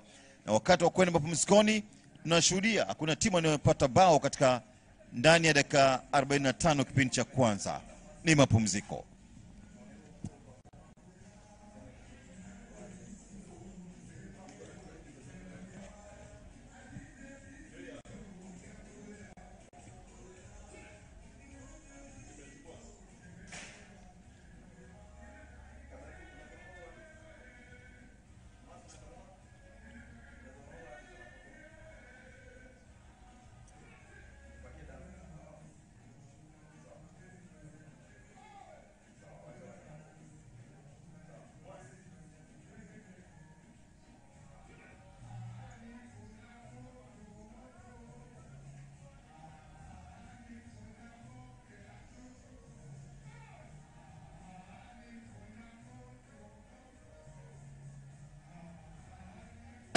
kila familia ambaye hawana mapato, kama kuna njaa na chochote, kila mwezi watapata shilingi 6,000 kutoka kwa serikali. Nataka vijana wafanye kazi wa maana, sio kazi ya kusukuma wilbaro. Yani leo ni Azimio, inawezekana. Mwaka huu ni Azimio, inawezekana. Raila Odinga anatosha, inawezekana. Boga Safina wanatosha, inawezekana. Yani leo ni Azimio, inawezekana. Mwaka huu ni Azimio, inawezekana. Raila Odinga anatosha, inawezekana. Boga Safina wanatosha, inawezekana. Rero ni rero, ayangu rero ni rero. Rero ni rero, jamani rero ni rero. Baba Tinga fire, fire, fire, fire. Azimio fire, fire, fire, fire. Tuko na Baba Kea, 6,000 ziwe mfukoni. Mengi yatatokea, maendeleo mpaka mashinani. Kwa kilimo biashara, Boga Safi anatenda. Miradi kwa kina mama, mashule yatajenga. Hata watunza wa mama wajane, hata basari watoto wasome. Hata watunza wa mama wajane. Boga Safi, kazi safi kwa lemoja. Yani leo ni Azimio, inawezekana. Mwaka huu ni Azimio, inawezekana. Raila Odinga anatosha, inawezekana. Boga Safina wanatosha, inawezekana. Yani leo ni Azimio, inawezekana. Mwaka huu ni Azimio, inawezekana. Raila Odinga anatosha, inawezekana. Boga Safina wanatosha, inawezekana. Baba Raila Odinga, mtetezi wa anyonge. Boga na mama Safina, kazi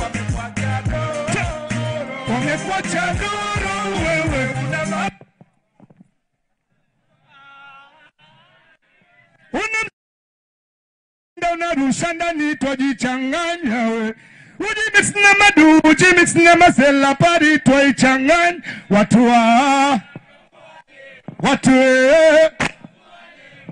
wa nasema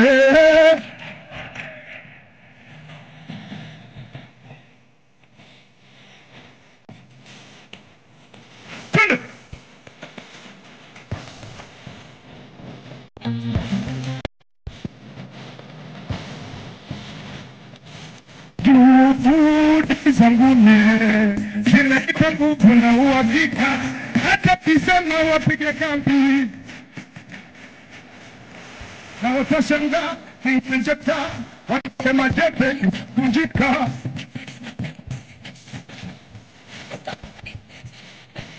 Excuse me, excuse you, mbona mmepoteza wenu utu?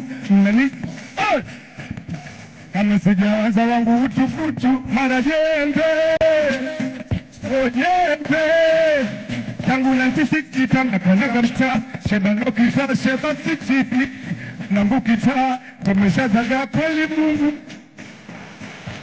Tuo tu, jita nilianza chora, kama mza, tena wapa ititim, tulifanya bila sim. Majita 17, baka tuka bagi 7. Tena kuna kamita, ajita na shanga, mwanangu. Tuna kimenipa kuku na uhakika. Hapo pete inapsua. Chabunjika, tutalima vipi lo shamba. DJ. Oi! Ninaona zikuna kamchezo ninachezewa. Ukinichiti mina kuchiti. Abebe. Piga kamua DJ chapatizo.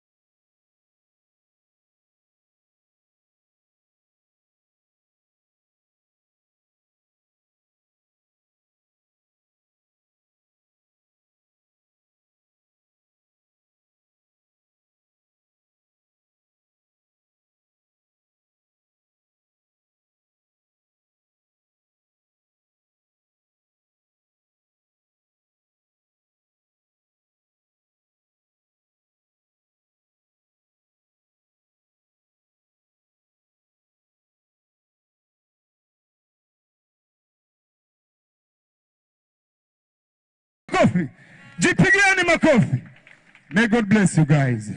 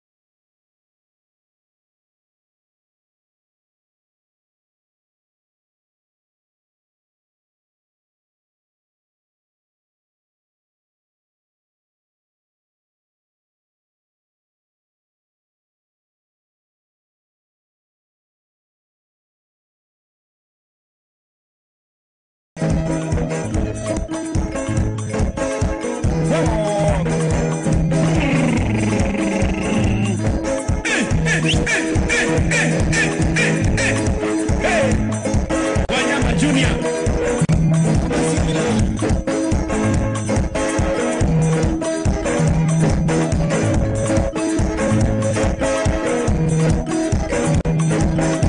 Nazenya,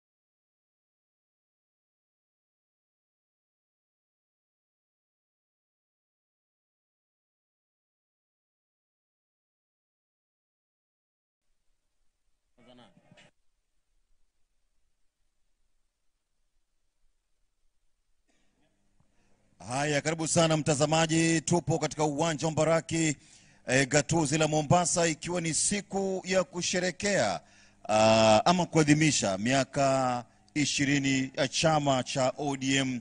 Na katika kuadhimisha basi ni siku ambapo timu 4 zitakuwa zinapambana katika uwanja huu ili walau kuweza kupata mshindi wa mashindano haya, na mshindi bila shaka atakuwa anatoka na shilingi bilioni 1, wengine pia vile vile wakipata kitu kwa ajili ya kuweza kufanikisha mawili matatu katika taratibu za kuweza kuboresha kikosi. Kwa hiyo ni Bandari FC dhidi ya AFC Leopards, kisha baadaye Gor Mahia ipige dhidi ya Shabana FC, na pia vile vile tulikuwa tunaangalia upande wa pili Harambee Stars dhidi ya Intamba Murugamba ya nchini Burundi. Kwa hiyo kipindi cha pili kimeanza chini ya mwongozo wa mwamuzi wa kati ambaye kwa hakika yupo hapa kwa ajili ya kuheshimisha sheria za mchezo wa mpira wa miguu kwa faida ya FIFA, CAF na shirikisho la soka nchini Kenya. Yitwa Elijah Nyamwaka ambaye ndiye pilato wa mchezo katika pambano ya siku ya leo uwanjani hapa. Na pia vile vile tuweze kujua inakuaje. Nimemtazama mwalimu wa walinda milango zamani Idi, pia vile vile akifuatilia pambano, akiamini kwamba makipa wana kazi ya kufanya katika kipindi cha pili. Manake iwapo kwa vyote vile itashindikana kwa mshindi kupatikana ama bao kupatikana kipindi cha pili, basi inamaanisha kwamba mshindi atapatikana kupitia changamoto ya mikwaju ya penalti. Kaka JP maeneo ya Kilifi nasema kwamba pwani ya Kenya kuna Kilifi, kuna Mombasa, kuna Kwale na pia vile vile kuna Tana River achia mbali Lamu. Kwa hiyo na Taita Taveta unapoingia Voi kule, na ni eneo nzima hili la pwani maeneo ambapo kwa hakika pia vile chama ina ufuasi mkubwa. Nam yupo ardhini, amekwenda hewani kadiri uwezo wake. Levis Opio, dakaji huyu kwa faida ya Bandari FC, zamani akitumikia AFC Leopards. Kuja pembeni huku tena, jaribu kukokota kadiri uwezo wake, moja kwa moja kwa ajili ya kuweza kuonesha upambanaji. Joseph Onyango ni baada ya kwenda mapumzikoni pasi na kupata chochote kile. Walimu wote wawili wana kitu cha kufanya katika uwanja huu, na pia vile wakati wa mapumziko nimekutana na mwalimu ama mwenyekiti wa AFC Leopards Boniface Sambani, anasema wanafuatilia kuweza kuona ni vipi watakavyoboresha kikosi hiki. Picha marudio walivyokwenda mzima. Levis Opio katika ubora wake anapiga timing moja kwa moja na kuinyaka ule mpira pasi na kutetereka hata chembe. Manake walikuwepo moja kwa moja kujibu mapigo. Victor Omne, kumbuka na height advantage pia vile vile.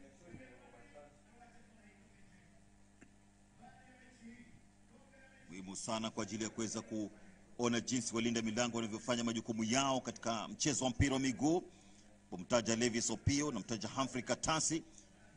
Levis Opio kwa sasa akiwa chini ya mwalimu wa makipa mzoefu katika kikosi cha Bandari. Potajwa kina Idi juu baadhi ya walinda milango na pia vile vile makipa walimu walinda milango ambao wamefanya makuu katika taratibu za kuweza kunoa vipaji mbalimbali katika Jamhuri ya Kenya na nje ya mipaka yetu.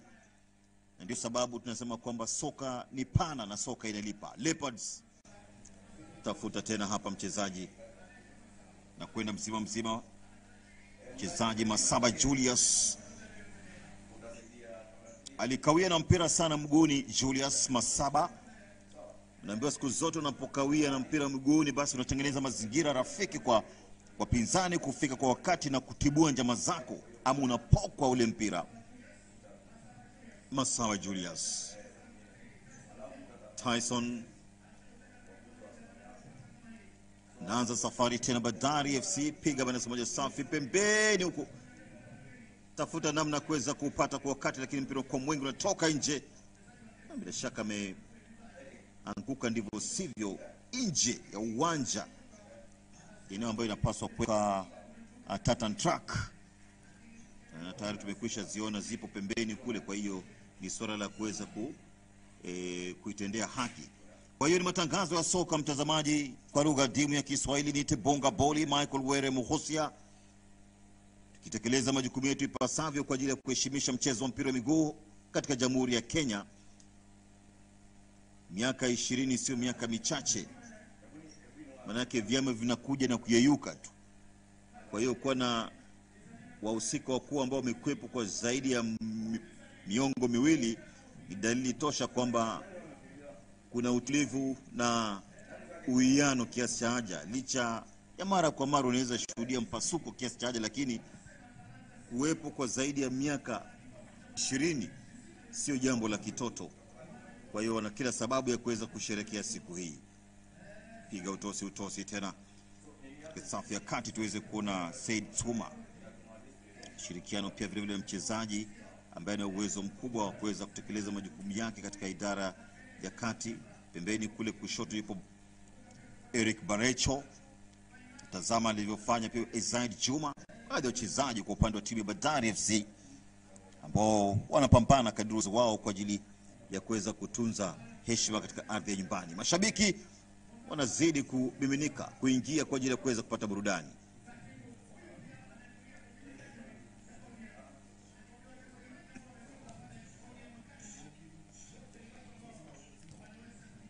Anza safari ni Tyson Otieno. Abidi anapenyeza kule kumtafuta Obune, mpira mkubwa mno unatoka nje. Yake alikuwepo katika taratibu za kuweza kufanikisha yote kwa ajili ya kumpata Victor Mne. Uone pia vile vile uwezo alionao mchezaji Elias Mugane.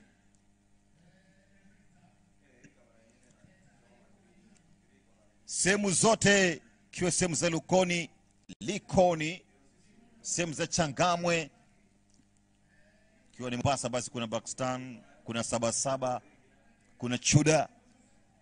Nafika mpaka sehemu za Nyali kule. Yupo chini kwa hakika. Yupo chini kwa hakika kiungulia maumivu. Kongowea. Pia Kongowea msikitini.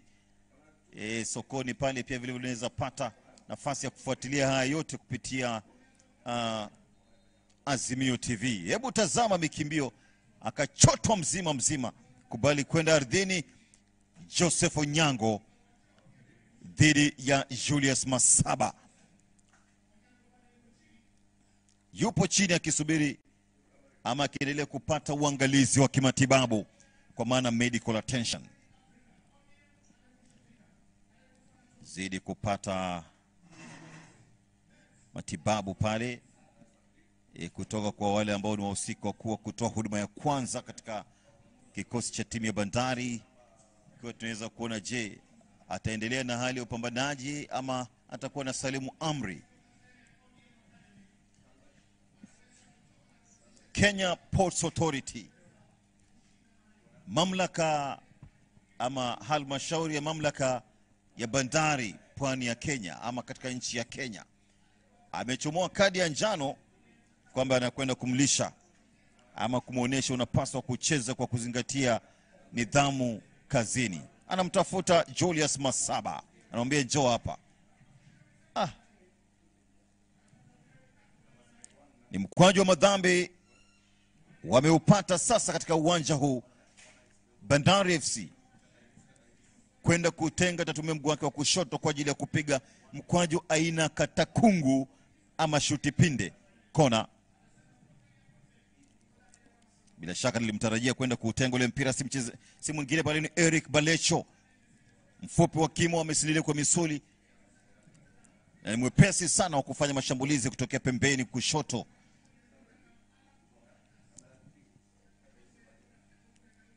Mchezaji Eric Balecho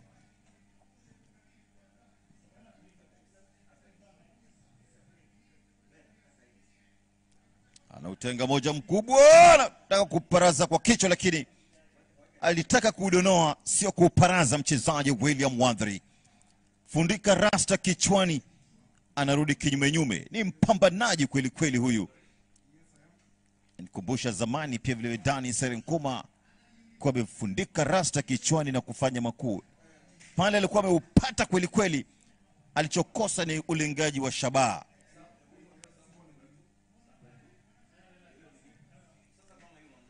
Wanashuhudia badiliko katika uwanja huo, anapewa nafasi ya kuingia mchezaji Ronald Roberto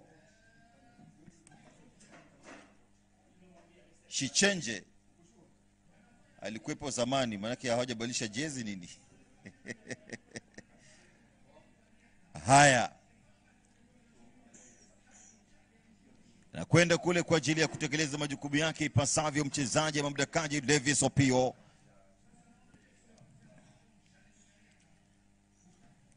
Awali alikuwa anaanza fupi fupi, kwa sasa ameamua sasa kupiga mipira mirefu. Potaja Bandari FC wakati mmoja wakiwakilisha taifa kimataifa katika mashindano ama michuano ya taji la shirikisho. Nakumbuka zama zake Feli Mulumba walikuwepo hapa wakipambana kweli kweli kwa ajili ya kuweza tafuta namna kuweza kuonesha kwamba inawezekana soka kutitigwa katika pwani ya Kenya. Kwenda mzima mzima pembeni kushoto huku, jaribu kuyumbisha kwanza huku, anataka kukusanya kijiji, tumia ujanja mkubwa, anapinda kama upinde, kosesha mwendo kule, ana nia ya kumtoa nyonga tena kwa maksudi, anaukosa. Ili anze safari tena Joseph Onyango Tuma, huwa amesidilia kwa misuli, mchezaji ambaye siku zote huwa ni mpambanaji kweli kweli, mwite Tuma. Tyson Otieno kati ya dimba, Otieno wanapokezana vizuri kweli kweli na Kesi Odhiambo. Miguso ambao kwa hakika tumesubiri kushuhudia. Mpira kwa mwingi unatoka nje. Anza tena Kesi, mwandalia katika njia, lakini kwa shaka ameunyanyua nguvu mpya, inabidi tena pambane kwa uwezo wake tena. Masaba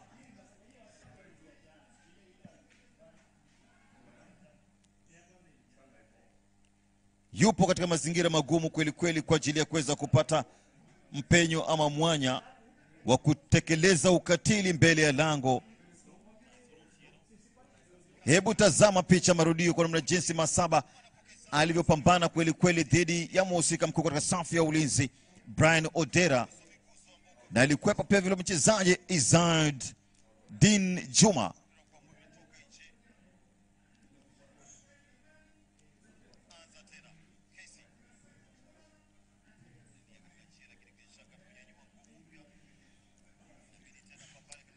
Mboka pia vile vile ligi bado ipo mbichi mno, takriban michezo mitatu pekee yake imetitikwa katika ligi kuu taifa. Unapotaja ligi kuu taifa, timu zipo ambazo pia vile zimepata matokeo chanya, zingine zikiwa zimepoteza tayari. Limbukeni kwa maana APS Bomet poteza michezo mitatu dhidi ya Police, dhidi ya Murang'a Seal, dhidi ya Shabana FC. Mwalimu Namo na kazi ya kufanya, inaeleweka manake timu geni inapoingia uwanjani. Hebu tazama kilichotokea, alitaka kumtoka kwa wepesi hapa pembeni huku, akajaribu kadiri uwezo wake kumyumbisha mchezaji Julius Masaba. Awe makini manake tayari ana kadi ya njano, amekwisha ingia katika daftari ya mwamuzi wakati kwa makosa ya kucheza ndivyo sivyo.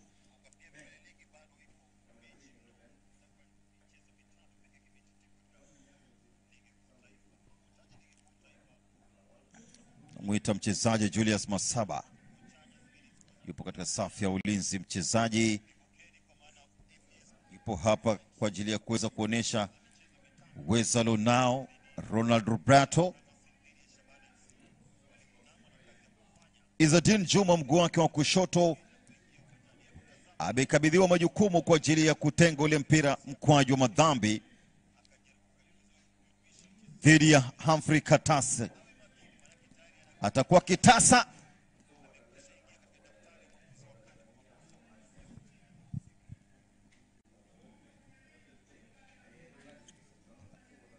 Tabidi watengeneze ukuta wa kipekee kwa ajili ya kuzuia mashambulizi ya mara kwa mara katika safu ile ya ulinzi.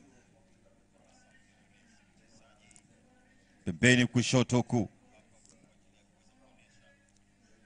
Kutenga Brian Odera.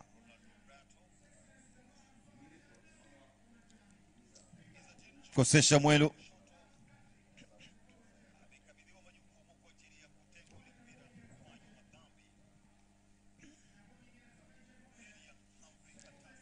Kwani goal kick tabidi aanze safari hapa, moja wapo wahusika wakuu ambao kwa hakika tunatazama kile anachokifanya katika uwanja huu. Itwa Humphrey Kitasa.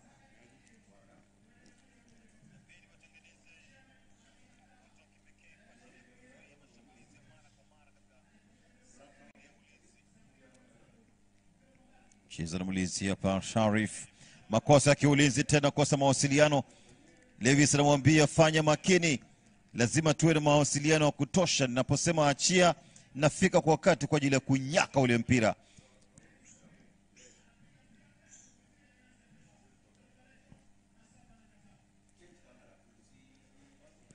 Kuna kazi ngumu ya kufanya kweli kweli. Baadhi ya wachezaji ambao naamini wana mengi ya kuwajibika ili walau kuweza kufanikisha timu kupata shilingi milioni 1. Na maana kwamba wachezaji watakuwa na raha hata hivyo kwa ajili ya kupata chochote kile. Pembeni kuja vizuri Otieno. Kichwa Lizi anakuja vizuri hapa, mdakaji Levis Opio. Levis Opio mjanja sana kwa kile anachokifanya, manake anapokuja na kuja kimahesabu mno. Makosa kiulinzi na upoteza tena mtazamaji. Na ameutanua vibaya mno Tyson Otieno.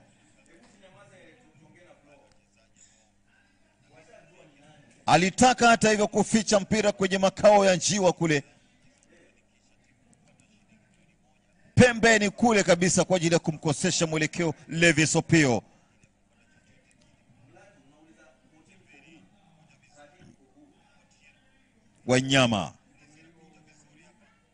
Wanyama tena.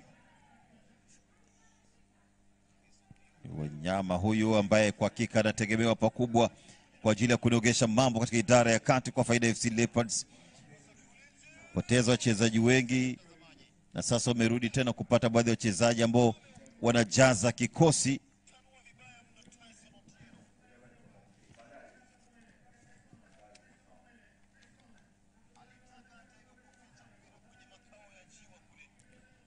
Safari inaendelea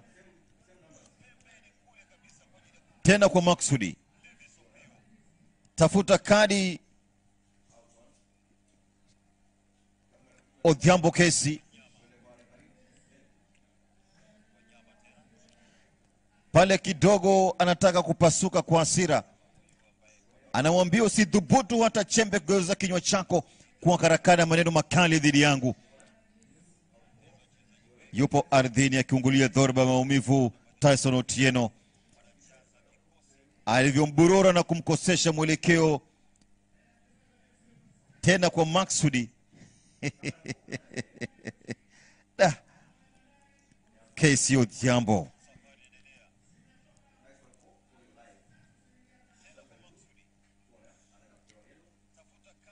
Piga gumosi, Gupili anamwambia njoo hapa. Yupo pale akinyenyekea, anafika kuungama dhambi zake mbele ya Pilato wa mchezo.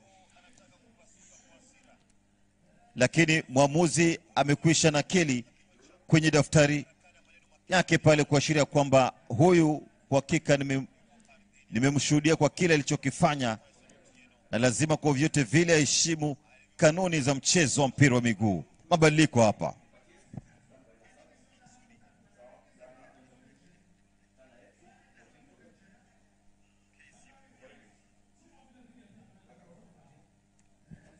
Wanaingizwa hapa chuma Alfred Emoy, Darius Munyambo, Msaga. Alikuwepo wakati moja kule kwa wapambanaji wa Shabana FC. Mezunguka kiasi cha haja katika mchezo wa mpira wa miguu. Zamani pia akichezea Bandari FC. Darius pigwa laza na kubali kwenda chini. Kika sasa ni katika taratibu za kuweza kumaliza shughuli. Naambiwa penalty siku zote haina mtaalamu, haina fundi. Na wakati ambapo unafika katika changamoto ya mikwaju ya penalti, unaambiwa huwa siku zote ni mazingira ambao ipo mbali kabisa na ujanja ama mbinu za mwalimu. Mpira mrefu mno, gusa vizuri tena upande hivyo. Utosi kati ya dimba. Brian Odera kwenda Ferrari pembeni kushoto huku, jaribu karuzi wake kuvuruga kabisa changamoto anayokumbana nayo katika taratibu za kuweza kupiga hatua kuingia 18.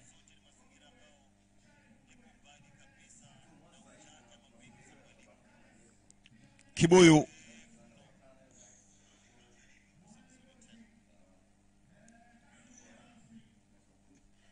inabidi awe ange sana hapa mwamuzi wakati Elijah Nyamwaka, japo usika wakuu ambao kwa hakika tunamtegemea kuweza kutoa mwongozo ulio bora katika kikosi hiki. Pembeni kule wapo wanaopasha misuli moto tayari kabisa kupewa nafasi kwa ajili ya kuweza kutitiga ngoma katika uwanja huu.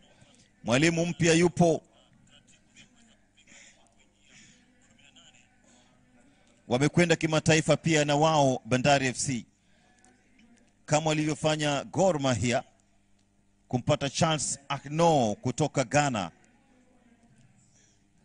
Leo hii hatuna mzungu katika ligi kuu taifa hapa nchini Kenya. Ilikuwa ni mazoea kiasi cha haja.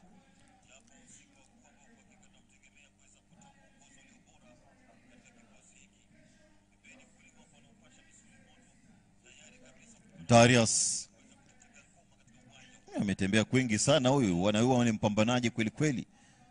Msimu uliopita tumeshuhudia kivaa uzi wa Shabana FC. Darius Musaga Mnyambo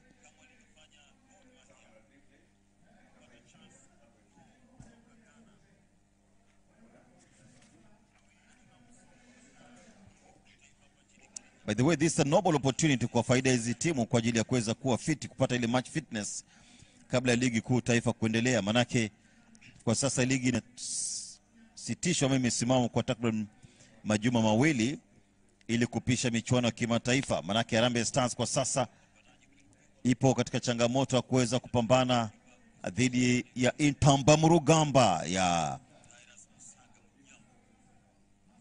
Burundi. Takuwa nacheza nao jioni ya leo. Fursa hii na upaisha, piga fataki ama sukuma kombora hapa kadiri uwezo wake mchezaji Kelly Madada. Hebu tazama alivyotengenezewa na kuwekewa katika njia. Pasi murwa kutoka kwake Tyson Otieno.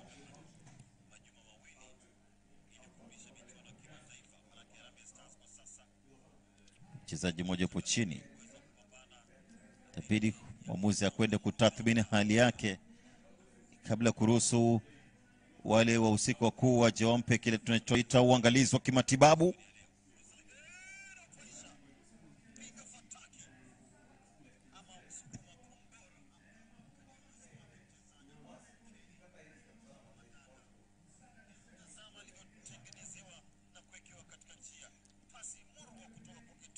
Bado taratibu ambazo tunashuhudia katika uwanja huu kuweza kuona itakwendaje, na tayari tumeshuhudia mabadiliko kiasi cha haja katika uwanja huu upande wa FC Leopards sawia na timu ya Bandari FC, na ni mchezo wa kwanza leo hii ili tuweze kuona itakuwaje, ingawaje kumekuwepo na uhaba wa nafasi kuweza kutengenezwa, na iliyopatikana kidogo ilikuwa ni hafifu mno. Inakuwa ni kazi rahisi sana kwa mlinzi ama mdakaji kuweza kung'ara, kuonesha kwamba wao wenyewe wapo katika ubora wao. Wabeketi sana kitako kugulia maumivu. Analalama kwamba nimepigwa kisugudi hapa. Mchezaji huyu Tyson Otieno anapiga matuta usoni kuashiria kwamba hajafurahishwa. Ni vipi sasa mwamuzi atakavyoweza kucontrol tempo ya mchezo kutegemea na wahusika wakuu wanavyouza kiatu kwa bei rahisi katika dimba hili la Mbaraki. Kwenda kwenye chaki kupata maelekezo, water break, na pia vile vile kupata nafasi ya kipekee kuweza kupoza kiu.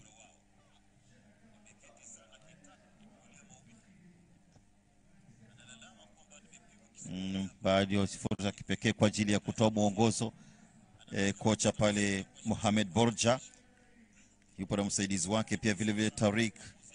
Upande wa pili ni FC Leopards. Namuona Siwa pale, walimu wa walinda milango. Siwa mzoefu, amekwepo kwa muda mrefu, si Bandari FC, si timu ya taifa Kenya Harambee Stars, si Yanga kwa maana wa vijana wa Jangwani.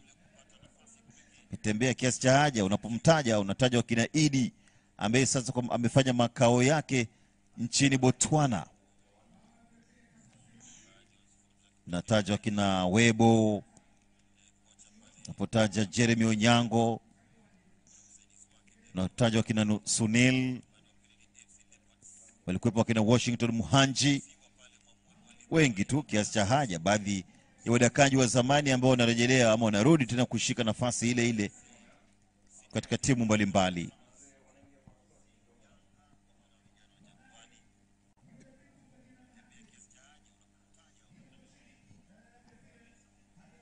Pambano linaendelea mtazamaji katika uwanja huu wa Mbaraki. Gatuzi la Kakamega pia vile vile itakuwa nafuatilia kuweza kuona je ni lini wataweza kuandaa mashindano sampuli hii wakati utakapota Aradad. Kwa sasa ni zamu ya gatuzi la Mombasa. Wadri yupo Munyambo, Musaga huyu Darius, piga -1 safi kwake ni Joseph Onyango, anaupaisha Joseph baada ya kuandaliwa katika njia. Picha nkavu yenye ubora zaidi. Hassan Mohamed Barisa Hassan alipewa nafasi ya kuingia. Muhammad mambo ni mazito kwake kwa sasa, ni kana kwamba maji yamemfika shingoni. Mwamuzi wa kati ya mapilato wa mchezo baada ya kutathmini hali yake amewaruhusu daktari waje kwa ajili ya kutoa huduma ya kwanza, na iwapo mambo yatakuwa magumu anawaambia sasa huyu utamtoa nje, fanyeni mabadiliko. Na bila shaka unapofanya mabadiliko huenda pengine kaathiri mfumo wa timu, ili walau tuweze kuona atakayeingizwa atafanya yapi. Hebu tazama Hassan alichokifanya. Huyu ni mchezaji mzoefu mno, lakini aliuzidisha. Na angalia technique iliyotumika katika kuupiga ule mpira. Alikosa kujikunja ili kurahisisha kupata kuelekeza ule mpira kwenye eneo husika.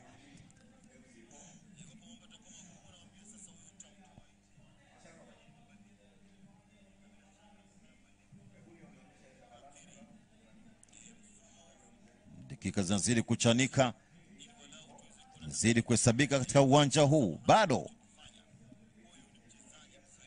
tazama alichokifanya Eric Balecho. Tazama jinsi wameshirikiana na Said Suma. Pasi wanazopata kutoka kwa Kiwandri, mmoja wapo wachezaji ambaye amefanya mikimbio kiasi cha haja kwa faida ya Bandari FC. Leopards tumeshuhudia umwamba na ubabe wake Tyson Otieno. Kumtazama pia alichojaribu kufanya Victor Omune katika safu ya maliziaji. Kesi Odhiambo pia vile vile baadhi ya wachezaji ambao kwa hakika leo hii itakuwa tunawataja sana. Kesi Odhiambo tena katika misitu ya miguu anakubali kwenda chini, ni mkwaju wa madhambi. Wanalalama ni vipi kwamba sina kosa. Rajab Omar walijitahidi kadri uwezo wao kumteka na kumzoea kufanya mikimbio kuingia kwenye eneo husika. Anaonyesha hali ya upambanaji katika uwanja huu kwa faida ya FC Leopards. Tumia mguu wake wa kushoto, mara kwa mara anapiga magoti kwa ajili ya kuweza kupata clear view. Tunarejelea Levi Sopio.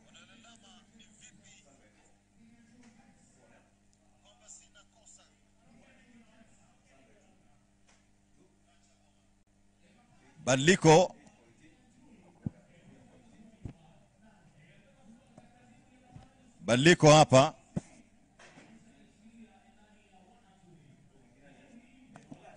James Kinyanjui anachukua nafasi yake Wanyama Brian.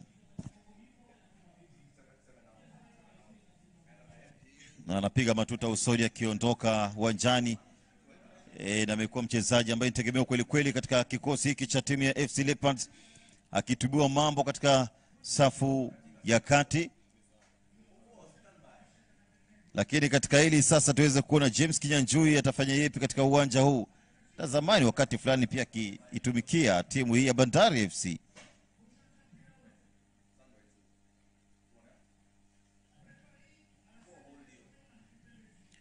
Mwamuzi wakati anatoa maelekezo, ni mkwaju wa madhambi ambao utakaotengwa sasa kwa faida ya FC Leopards. Kinyanjui mwepesi sana. Napomwona Kinyanjui ananikumbusha mchezaji mmoja wa zamani kwa faida ya Bandari, kwa maana yake mwanzo ni mkwaju wa kona.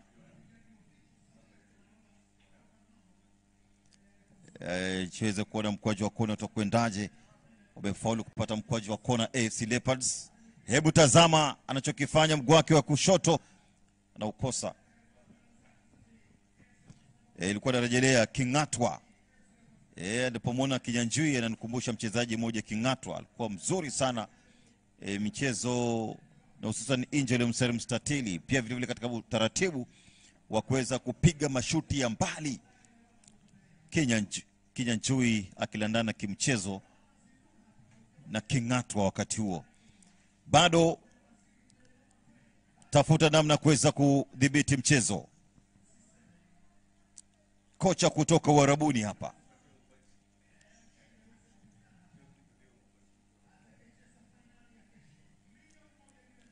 Hebu tuone kile cha kufanya katika kuweza kupata chochote ndani ya dakika takriban 15 zilizosalia katika uwanja huu, mtazamaji. Manake sasa hali inazidi kuwa tete kwa upande wa vikosi vyote viwili.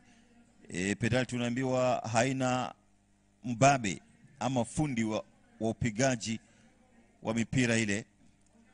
Potaja anazaliwa tarehe 30 Januari mjini Casablanca kule Morocco, na zamani akiwa striker. Kwa hiyo tunaweza kushuhudia kile atakachokifanya kwa faida ya timu ya Bandari FC. Borja huyu mwalimu mpya kutoka kule Morocco, kuchezea Wydad Casablanca, FAR Rabat, Difa El Jadida, baadhi ya timu ambazo kwa hakika amezichezea mwalimu huyu Mohamed Borja. Tosi huko bila kwa mwingine toka nje, ilikuwa ni mkwaji wa kona sasa tena kwa mara nyingine.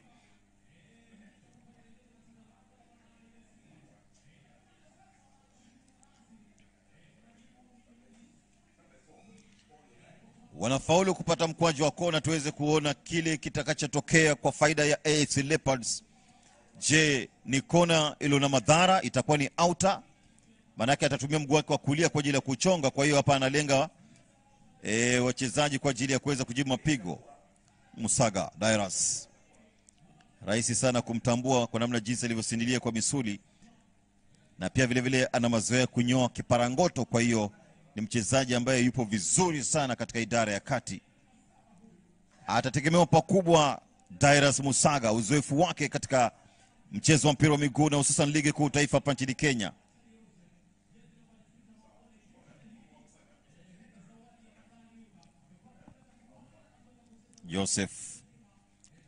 Joseph Onyango kwa kazi kubwa sana katika safu ya ulinzi.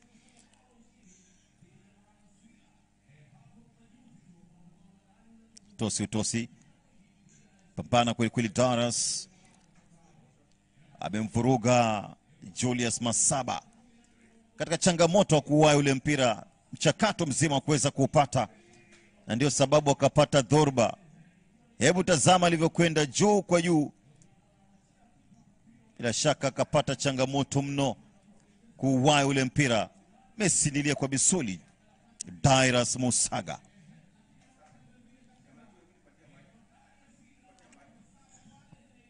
Tabidi tena kwa ajili ya kushuhudia mabadiliko, maana kwa namna jinsi nilivyoshuhudia ni kwamba amenyanyua kibele chake Duncan Ochieng. Wachezaji wawili hapa.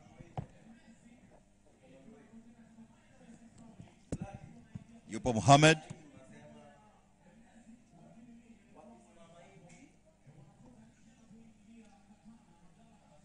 Anachukua nafasi hapa tena taratibu kwa ajili ya kutekeleza majukumu yake. Hassan Abdalla tumemwona pia vile vile amepewa nafasi. Mohamed Nyanje amepumzishwa, mchezaji ambaye amefanya makuu katika kufanya mikimbio katika uwanja huu, William Wadri.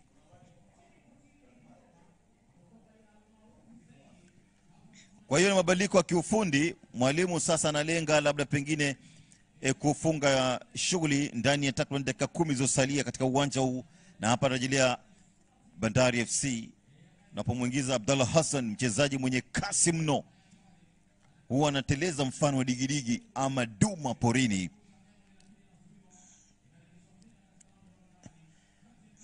Nimesema zamani akichezea timu ya taifa nikimfananisha na mchezaji Barisa, Mohamed Barisa.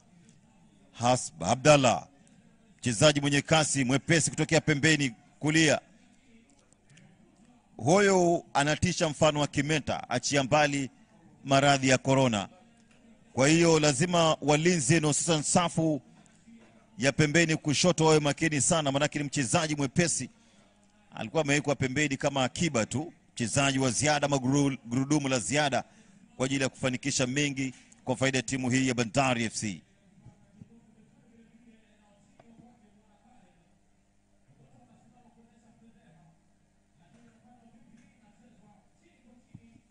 Safi ya ulinzi. Utosi tena kati ya dimba, tafuta Dairas Musanga. Dairas Musaga, kuna Musanga na Musaga. Yule ni Marion Musaga Serenge.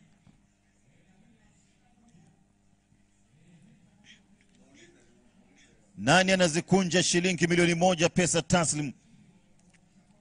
Bandari FC au FC Leopards? Gor Mahia ama Shabana FC? Na bila shaka mshindi wa michuano hii basi atakuwa nakutana na Bunge ama ODM Combined. Kocha sasa amepagawa, mtaalam kutoka Morocco amekwisha anza kupiga mzunguko katika eneo husika, kwa maana kwenye chaki. Utosi huku, makosa kiulinzi. Mtazamaji, vipi hapa tena? Fanya makosa sana na muandalia katika njia hapa mchezaji Elias Mugani. Ana ukokota pembeni huku kumtafuta Dairas Musaga. Pambana kadirizo wake kwa ajili ya kudhibiti ule mpira, pasi mafanikio makubwa. Mpira unakuwa mwingi sasa, unatoka tukua sasa ni mpira wa kurushwa, sio kutupwa. Kibovu kinatupwa. Musaga, Dairas.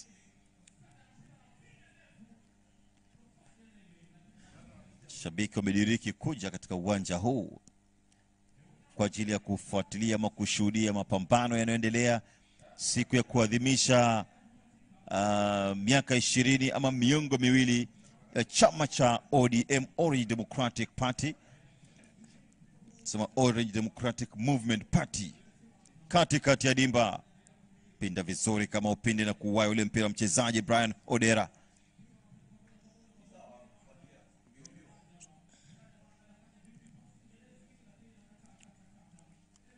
Anza safari Chui, nguvu Mpekinya Njui. KC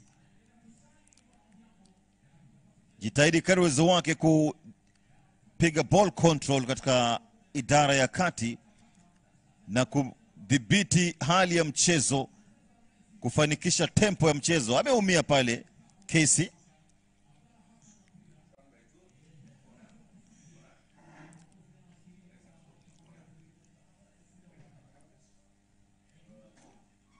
Ronald Robert Abdallah alitaka kupata kwa wakati.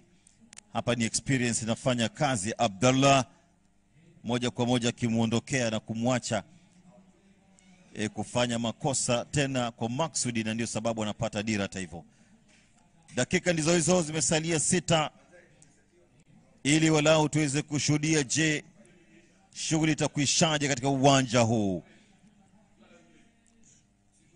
Niite Michael Were Mohosi, mtazamaji. Kinyanjui anaupiga, anaunyaka pale Dakaji Levis Opio. Mambo mazito kweli kweli katika uwanja wa mtazamaji. Amedhamiria kupata bao kabla ya kipenga cha mwisho. Hebu tazama makosa kiulinzi.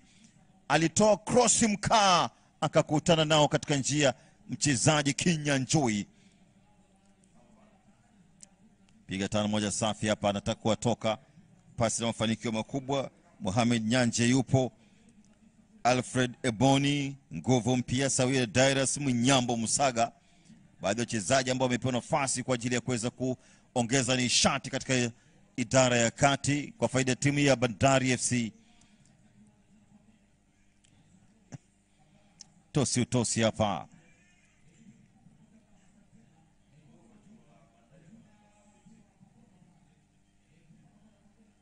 Safari inaendelea. Leopards weka pembeni huko, anakuja vizuri Ronald, lakini sasa anakuwa mwenye papara. Hitaji kufanya utulivu katika mchakato mzima wa kuweza kufikisha ule mpira kwenye eneo husika na kumpata mlengwa. Hassan Abdalla, lack of communication.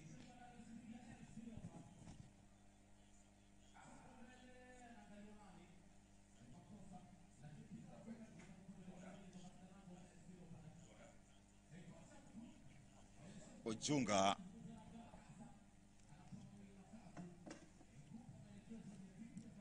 Abdalla Junga tena kwa ajili ya kukokota mpira taratibu hivyo kwa ajili ya kuweza kufanikisha mikimbio. Kumbuka ni nguvu mpya hapa, ni Geoffrey Ojunga.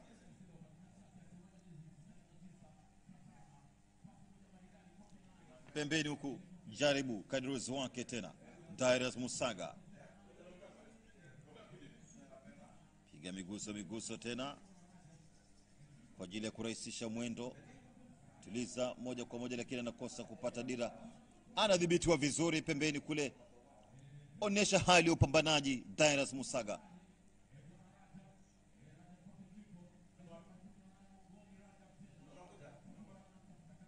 Katana andalia katika njia, anaupoteza. Anasema amekwisha otea mapema mno. Duncan Ochieng anasema nimekuonea mbali mno. Anaangaisha fikra za mwalimu Mohamed Borja. Hebu tazama Katana alivyowakata na kutoa pasi moja safi kweli kweli, akamwandalia katika njia. Bila shaka ilikuwa ni fursa ya kipekee kwake yeye mchezaji kuweza kutumbukiza ule mpira kimiani, lakini ikawa ni changamoto kubwa baada mwamuzi msaidizi kuonesha kwamba alikwisha otea. Jenga kibanda katika ardhi ya wenyewe pasi na idhini, pasi na mamlaka, halmashauri ya mamlaka ya serikali ya kaunti ya Mombasa. Kuja vizuri, tafuta namna kuweza kupata, lakini anaukosa. Dalili zinaonyesha kwamba huenda tukaishia ama tukaingia katika changamoto mkwaju wa penalty. From the look of things, it's quite evident that most likely we're gonna be heading to or on penalties. Unapotaja mikwaju ya penalty unaambiwa haina fundi. Ameketi tena kitako hapa. Nimehesabu sasa ni kwa mara 4. Na leo hii kalamu yake imepata kazi pamoja na daftari. Mwamuzi wakati Elijah Nyamwaka wameingia kwenye daftari ya mwamuzi wakati kwa makosa chungu nzima. Pata mkwaju wa madhambi kwa faida ya timu ya Bandari FC.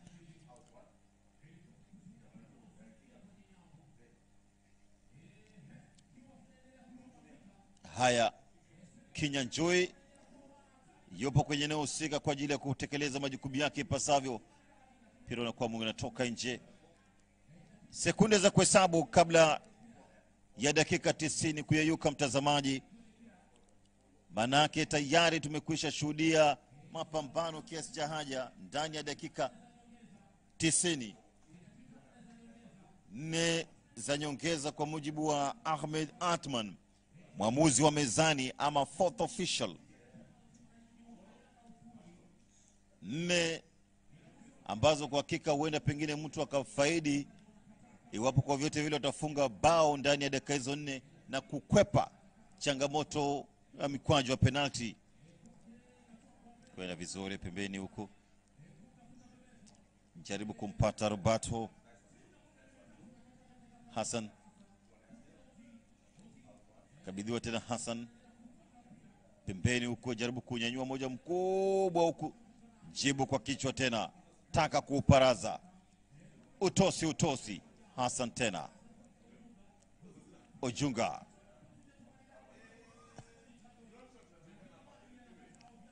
amekuwa na changamoto ya kutuliza kasi ya mchezo. Flow ya mpira inakosekana katika uwanja huu, vikosi vyote viwili. Alikuwa na pre-season mzuri kwenda nchini Tanzania kwa ajili ya kucheza mchezo wa kirafiki dhidi ya Yanga. Ilikuwa ni hatua moja safi kwelikweli kwa uongozi wa klabu hii ya Bandari FC.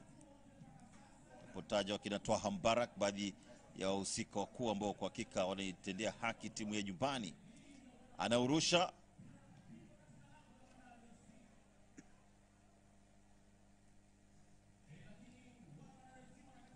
Dairas,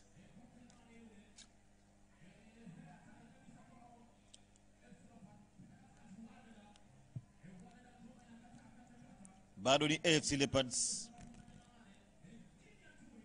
Tafuta Kinyanjui, jibu kwa kichwa, wanakosa maelewano. Alikuwa amefika tayari, Omune ametafuta namna ya kuweza kuunganisha kwa kichwa, lakini pasi na kufahamu ufika kwamba Ronald Roberto alikuwepo nyuma yake kwa ajili ya kujibu mapigo. Amekiti sana mara ya 8 sasa. Mchezaji huyu kwa hakika kihisi maumivu makali. Lengo lake haswa ni kunyoosha misuli. Mchezaji tegemeo kweli kweli katika kikosi cha AFC Leopards, mabingwa zamani wa ligi kuu taifa hapa nchini Kenya. Anapata maelekezo ya mwalimu wa kimataifa kutoka Morocco. Hassan anamwambia tulia, nipo kwenye bedroom yangu hapa kwa ajili ya kutekeleza majukumu. Mashabiki wa Gor Mahia upande wa pili sasa wanafika pia vile vile kwa ajili ya kuishabikia timu yao watakapotitega dhidi ya Shabana FC.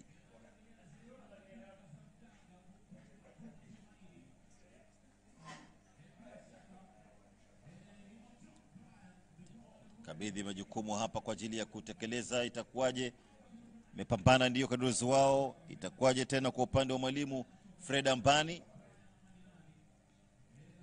Sekunde za kuhesabu, mtazamaji, sekunde nuksi.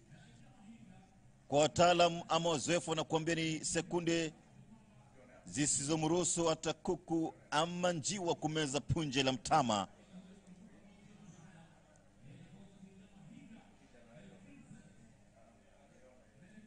Utosi. Mchezo wake wa kwanza sio mchezo rasmi kwa maana ya ligi kuu ama wa kiushindani, ni mchezo wa kiurafiki. Labda pengine changamoto ya mikwaju ya penalti iamue kwa ajili ya kuandika rekodi yake kama mkufunzi katika ardhi ama nchi ya Kenya.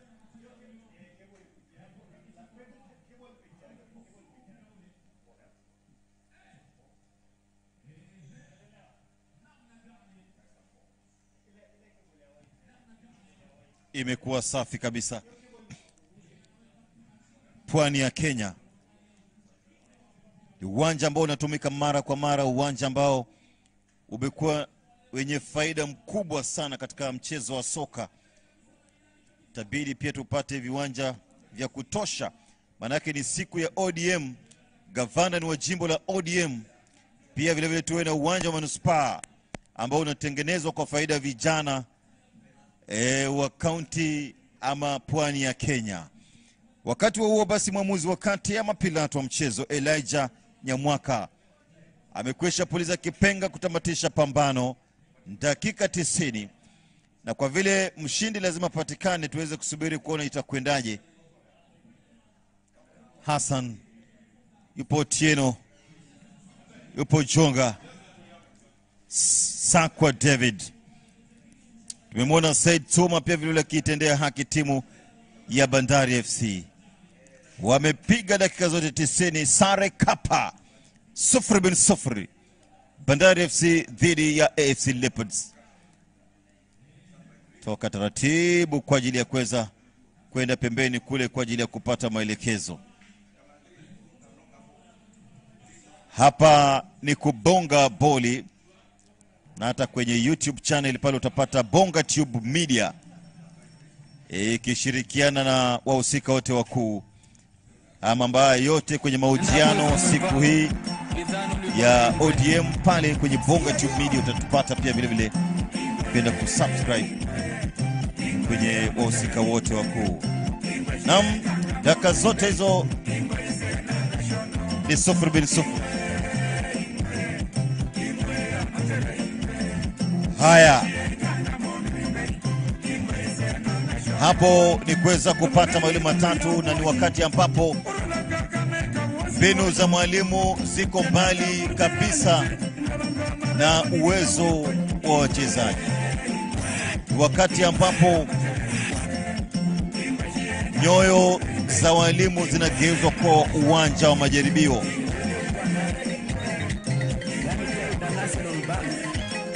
Kwa ni changamoto, bora makipa, bora wapigaji. Ndio sababu tupo hapa kwa ajili ya kuweza kuhadithia yote yanayojiri katika uwanja huu. Uwanja wa Mbaraki mjini Mombasa. Shuhudia kile chokifanya Said Tuma, hata Eric Baricho ama Balecho kutokea pembeni kufanya mashambulizi, achia mbali uwezo aliokuwa nao Izadin Juma. Na sasa wamepewa nafasi wachezaji kina Dairas Mnyambo, Musaga, Hassan Abdullah, na pia vile mchezaji Geoffrey Ojunga, Alfred Emoni pamoja na mchezaji Mohamed Nyanje. Upande wa pili tumeshuhudia Roberto na James Kinyanjui pia vile vile wakipata nafasi kwa ajili ya kutekeleza majukumu yao uwanjani. Kwa hiyo ni fursa ama nizamu ya wapigaji matuta ya penalty. Na katika hili unaambiwa haina fundi, hata wataalamu hupoteza.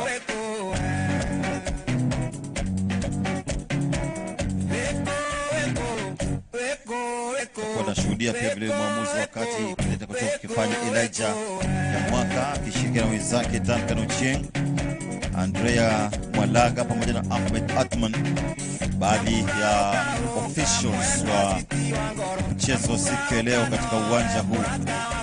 Sasa itakuwa ni raha iliyoje kwa tunatamatisha na kisha kuingia katika mchezo wa pili kati ya Gor Mahia na Shabana FC.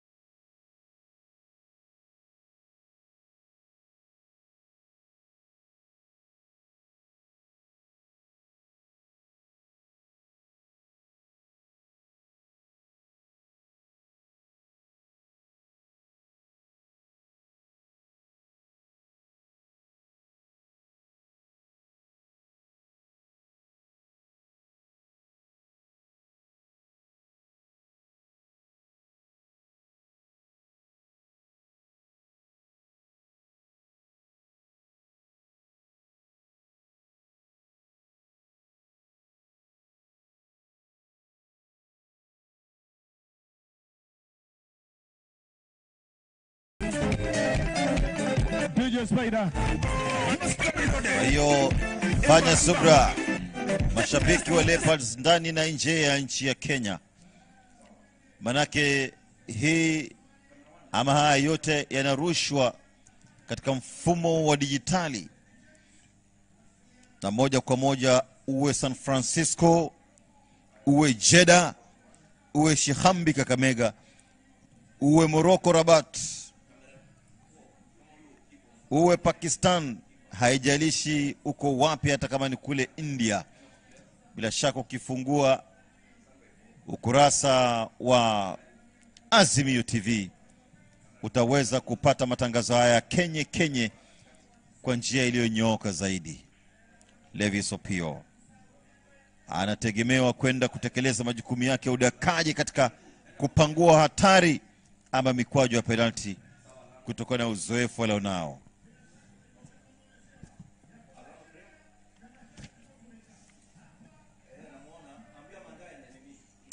Ni wakati ambapo kila mmoja anajiweka katika mazingira iliyo salama. Wakusali atasali na wakuswali wataswali, lakini wakati ambapo mbinu za mwalimu zipo mbali mno na upigaji wa mikwaju ya penalti, manake hapo ni your readiness na instinct. Mekwisha wapa maelekezo, anawaambia kila mmoja chukue nafasi yake kamilifu.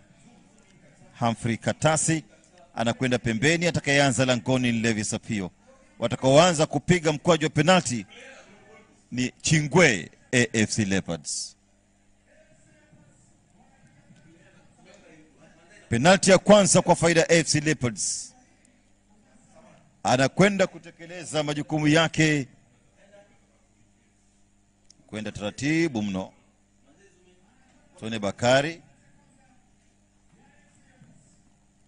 kwenda kuchukua ngozi ya ng'ombe ile uwamba na kutengenezea mpira, dundisha kiasi cha haja kwa ajili ya kupata ile confidence. Casey Odhiambo anatuikwa jukumu. Casey anavuta kasi dhidi ya Levis Opio. Casey anashika Hansa Kimbo kwenye ule mstatili. Anatazama mlinda mlango alivyosimama.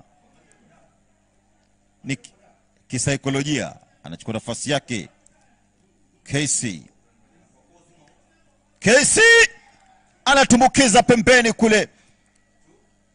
Makao ya kanga, ndege aina kanga na kotaga mayai.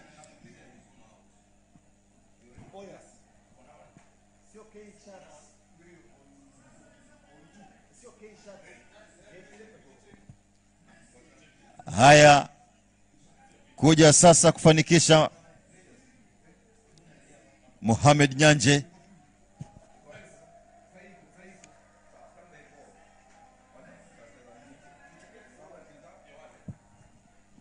Haya,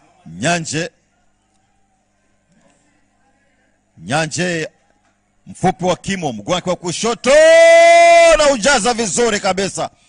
Amepiga kimataifa. Mfupi wa kimo, kindurundururu hivi, lakini mguu wake wa kushoto unaujaza vizuri pembeni kule. Hebu tazama mbinu aliyotumia, akautanua vizuri kwa kulenga shabaha. Kazi nzuri Mohamed Nyanje. Haya, amepewa majukumu sasa na kuja kutekeleza majukumu yake ipasavyo. Naambia penalti haina fundi. Penalti haina fundi. Hebu tuone atakachokifanya katika uwanja huu. Chacha. Zamu ya AFC Leopards. Anachukua nafasi yake, tumkiza vizuri mno. Fanya kazi kubwa sana katika taratibu ya kuendeleza mapambano katika uwanja huu. Ametumia nguvu za kutosha. Inakuwa ni zamu sasa Bandari. Clifford Otieno. Clifford Otieno ameonyesha hali ya upambanaji ndani ya dakika 90 za mchezo, na sasa anakwenda kutekeleza majukumu yake ipasavyo. Hebu tazama alichokifanya hapa, kibabe zaidi na kutetemesha kamba. Mugane. Sasa ni zamu ya Oti. Oti kijana yangu. Kula njama akilini. Otieno anaelekeza kuzuri ama pazuri kwa mantiki hii. Watu wanapiga mikwaju ya penalti hapa kwa utulivu ulioje. Wote wamefunga 2-2 kila mmoja. Tumtaja Elias Mugane, mchezaji ambao kwa kameni punga mno. Kuja hasa hapa ni Julius Masaba. Alilishwa kadi ya njano kunako dakika 53 ya mchezo kwa kucheza ndivyo sivyo, na sasa anatwika jukumu kwa ajili ya kuweza kupiga mkwaju wa penalti. Masaba anamtazama mlinda mlango Levis, anamwambia zamani ulikuwa mmoja wetu, lakini nipo hapa kwa ajili ya kuweza kuonesha chemta makuni. Safi sana. Yani anafanya shughuli nzito kuonekana kuwa shughuli nyepesi. Julius Masaba kisaikolojia kwa namna jinsi alivyoitekeleza, anamwambia tuendelee na hali ya upambanaji katika uwanja huu. 3-2. Hebu tazama alivyonyapa hapa na kufikia ule mpira kwa wakati baada ya kumsoma kisaikolojia Levis Opio. Nizamu sasa ya mlinzi Sharif kwa faida Bandari FC. Sharif, mzigo wa Bandari mabegani pake. Sharif anategemewa katika taratibu za kuweza anayotumbikiza vizuri. Sharif hajaangusha vijana wa nyumbani katika taratibu za kuweza kuwinda shilingi milioni 1. Katasi anaona vimulimuli katika changamoto ama taratibu za kujaribu kufanya uokozi, jambo ambalo kidogo sawa na upande wa pili kwa Kilevi Sopio. Hakuna aliyediriki hata hivyo kuweza kupangua chochote kile katika changamoto mkwaju wa penalti. Boda anakuja ikiwa maswali yanampita kilini kwa mkururu seza katika. Weka ngozi ya ng'ombe vizuri mno. Madada Kelly dhidi ya Elvis Opio. Anakula njama kilini kwa ajili ya kumdingua hapa. Madada inaokolewa. Ilisema body language yake alivyokuwa akitembea kipiga hatua. Kwa nini anaonekana kuwa ni mtu mwenye wasiwasi. Amelenga shabaha lakini ameelekeza ngoma sehemu ambapo ilionekana kuwa rahisi kwa faida ya Levis Opio. Na ndio sababu tunasema changamoto mkwaju wa penalti haina fundi. Aliutekeleza vizuri. There was power behind the ball. Bila shaka kipa katoka kwa wakati na kuweza kupangua hatari. Anategemewa katika uwanja huu sasa ni Joseph Onyango.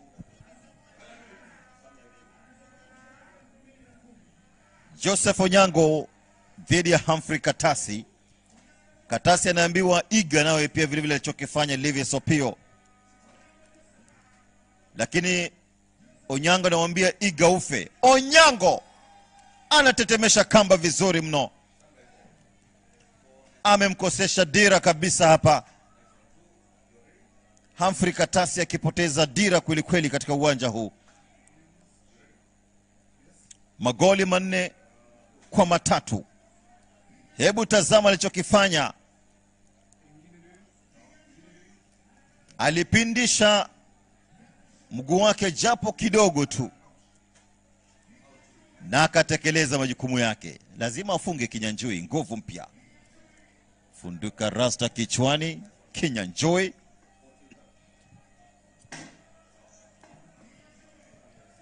Hebu tuone kile kitakachotokea katika uwanja huu.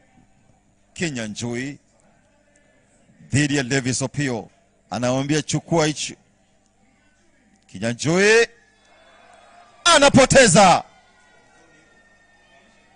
wanapoteza FC Leopards kupitia changamoto ya mikwaju ya penalti.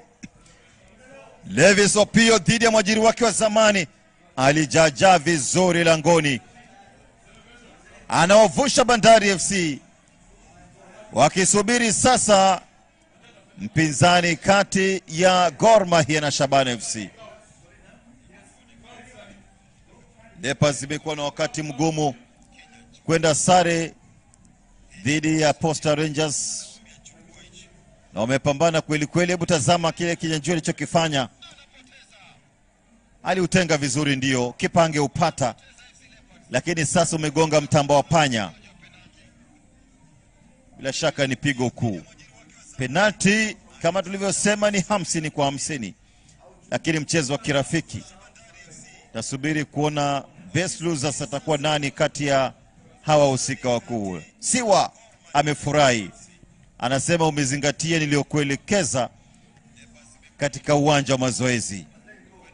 Bila shaka Casey, kwa vile ni mchezo wa kiungwana, ni siku ya kuadhimisha siku hii ya ODM miaka 20 ya chama, inakuwa ni raha iliyoje. Mji unaopendeza Mombasa, Kenya, the second largest city in the Republic of Kenya. It's a coastal city, ladies and gentlemen, na kila sababu ya kupata burudani kupitia Azimio TV. Niite Bonga Boli Michael Were Mohosia. Bonga Boli kwa maana jina la kimajazi lopewa na wapambe, lakini la serikali na jamii la shaka ni Michael Were Mohosia. Kikosi kizima imefanya kazi kubwa sana, wapigaji filamu wanaweka kile ambacho kinafaa kwa faida ya production. Bila shaka wamefanya kazi kubwa sana, pamoja na wafuasi wote wa chama husika na hata taifa nzima, manake tunaishi katika na kutekeleza majukumu ya kidemokrasia. Naam, wanaovuka bila shaka ni Bandari kupitia changamoto mkwaju wa penalti, magoli 4 kwa 3. Bila shaka hapa ni kuweza kupata vionjo jinsi mambo yalivyokuwa kipindi cha pili, na pia vile vile mkwaju wa penalti kwa namna jinsi mambo yalivyokuwa. Hebu watazame jinsi hali ilivyo.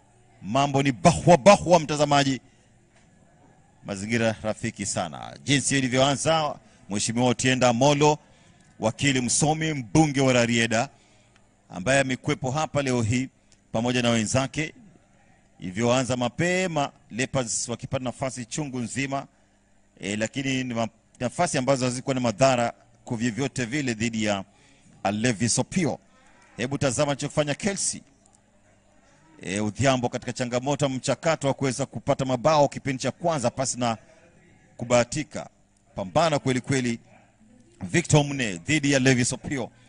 Imekuwa ni mikakati ya kuweza kupasua ule ukuta pasi na mafanikio yote ile, lakini yote 9-10 ni kwamba walipiga mashuti, wakabisha ule mlango kwa nguvu kubwa.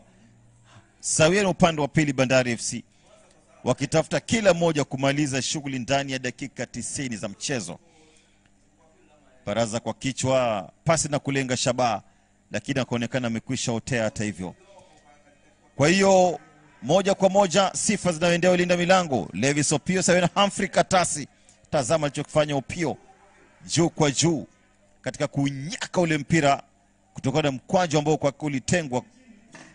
Kazi kubwa aliyofanya pia vile vile mchezaji William Wadri.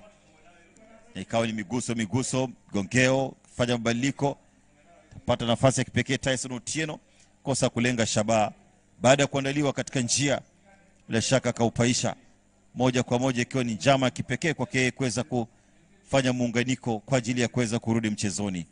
Wakaja wachezaji wenye uwezo mkubwa, Barisa Muhammad na pia vile mchezaji Mohamed Nyanje, achia mbali Hassan Abdallah. Mapigo yakishuhudiwa pande zote mbili. Alicheza kweli kweli kwa kuweza kuzuia hatari mara kwa mara mchezaji Levis Opio. Upande wa pili alikwisha hotea kwa namna jinsi alivyokwenda kasi mno kwa mujibu wa msaidizi wa refara laini ya pili. Na ni uwanja huu wa Mbaraki ambapo tunashuhudia mapambano haya. Mshindi akitafutwa sasa kupitia changamoto mkwaju wa penalti. Na baada ya taratibu zote hizo ikawa sasa anaanza katikati ya miti mitatu Levis Opio kuja mzima hapa kwa ajili ya kuweza kutenga mpira kadri wake, akionyesha kwamba yeye ni mmoja wapo wapambanaji na anafaa kuingia katika timu ya taifa Kenya Harambee Stars. Akiutenga pale ni Casey Odhiambo, akaufunga vizuri pia vile vile upande wa pili mhusika mkuu Mohamed Nyanje. Wakatenga kadiri uwezo wao Clifford Otieno, tumbukiza kimiani, utaalamu, piga kutumia nguvu za kutosha na ulengaji shabaha. Akaja hapa Julius Masaba akatumbukiza kimiani, na baada ya kutumbukiza kimiani akasema kwamba inawezekana. Hebu tazama alivyomkosesha dira Levis Opio. Safari yake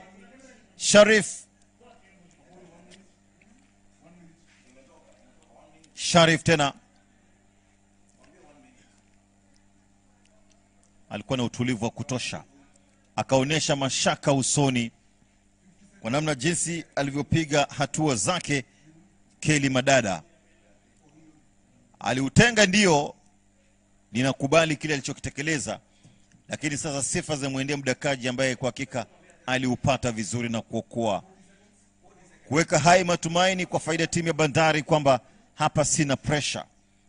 Upande wa pili akaja akatumbukiza vizuri mno Joseph Onyango kabla ya mambo kwenda tenge kwa upande wa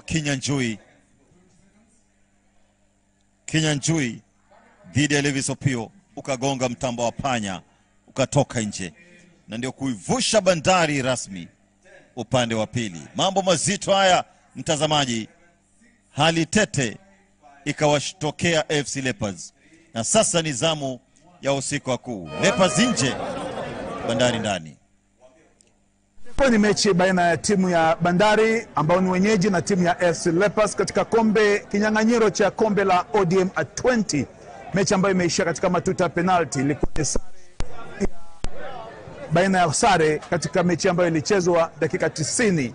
Kisha katika matuta penalty timu ya Bandari imeweza kuipiga timu ya FC Leopards kwa matuta 4 na FC Leopards imeweza kupoteza mawili. Niko hapa na mkufunzi ambaye ni wa fitness katika timu ya Bandari, Bwana Yusuf Mohamed, ambaye atatueleza ni vipi unafurahia mechi leo, imekuwa vipi? Kwanza kwa jina naitwa Yusuf Mohamed. Nashukuru Mungu. Kwanza nashukuru Mungu, kisha nashukuru wachezaji kwa kuweza kujitolea, kwa sababu sio rahisi kuja kucheza na timu kama ya FC Leopard. I think tactically ndio tulikuwa tunajaribu vitu vipya, kwa sababu tumepata mkufunzi mpya Muhammad Borji. Tunajaribu kusaidiana naye tuweze kutengeza timu kwa muundo wake. Naweza kuona mechi katika kipindi cha kwanza kidogo Bandari walikuwa chini in terms of possession. Kisha baada ya mapumziko mkarejea kwa kishindo sana. Ikakuwa vipi bana? Mimi naweza sema upande huo naweza kuongeza zile subs ziliingia, kwa sababu ziliweza kurekebisha yale ambao wale wengine hawakufanya, ila wengine pia wamefanya vizuri zaidi, ila sasa hawa lazima waingie warekebishe pande hiyo. Sasa Jumatano ijayo tarehe 15 mnakutana na mabingwa hawa wa zamani AFC Leopards katika mechi ya ligi ya taifa. Mjiandaa vipi? Ama mchukulia vipi mechi ya leo kama maandalizi ya mechi hiyo ama vipi? Wajua, mwanzo tukianza nilifikiri kila mtu ameficha kucha zake mwanzo, hataki kujionyesha vile anacheza, kwa sababu labda ligi ni muhimu zaidi kuliko sherehe hizi, lakini sote nafikiri tumekuwa sawa, na tutaenda tena kwa drawing board tuone vipi tunaweza kumkabidhi FC Leopard. Kwa time hii tutakuwa kwao Nairobi, sitakuwa wageni. Sasa mfuko finali za kombe la ODM 20.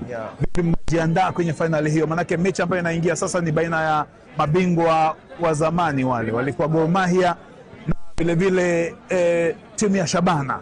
Mjiandaa vipi?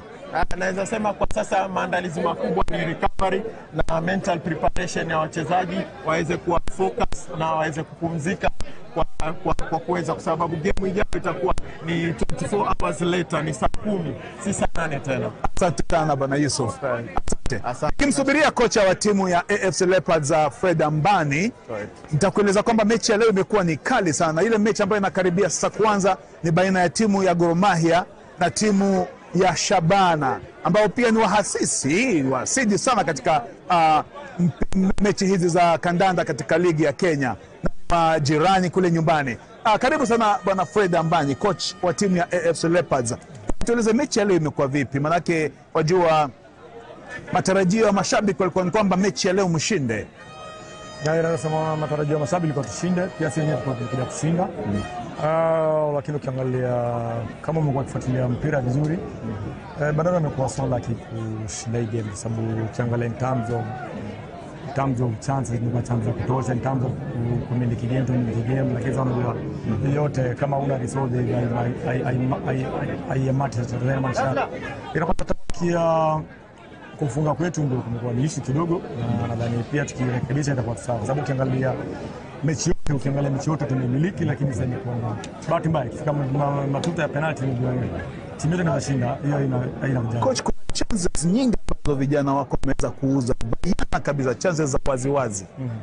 Ndio kwa sota vipi hao vijana? Ndio nasema leo imekuwa unlucky day for us, kwa sababu ukiangalia tumekuwa na chances za wazi kabisa, unajua kama tuwezi convert tuweza na kuweza na tuumiza, na nasema mwanzo nasema ni plus, kama unafika pale unapata chances za plus, sababu hiyo kitu tunaweza rekebisha. Kitu maana mchezo unafika pale at least wanakoncheka coach, kama unapiganisha watu kufika pale unafika pale unafika muhimu sana, lakini sasa tunataka kuangalia maybe leo kwa tu unlucky, the next game unakuwa lucky, then tuko sawa kabisa. Jumatano mnakutana na Bandari tena kule nyumbani. Host mjiandaa vipi? Wanakuja nyumbani. Sasa unajua ni league match, itakuwa tournament, itakuwa league match, they have to go for the points. Pia unajua wanakuja points, lakini najua pale itabidi waache tu points. Asante, tunatakia kila heri siku ya Jumatano. Asante. Sasa mechi ambayo inakaribia kuanza sasa ni baina ya timu ya Gor Mahia na timu ya Shabana.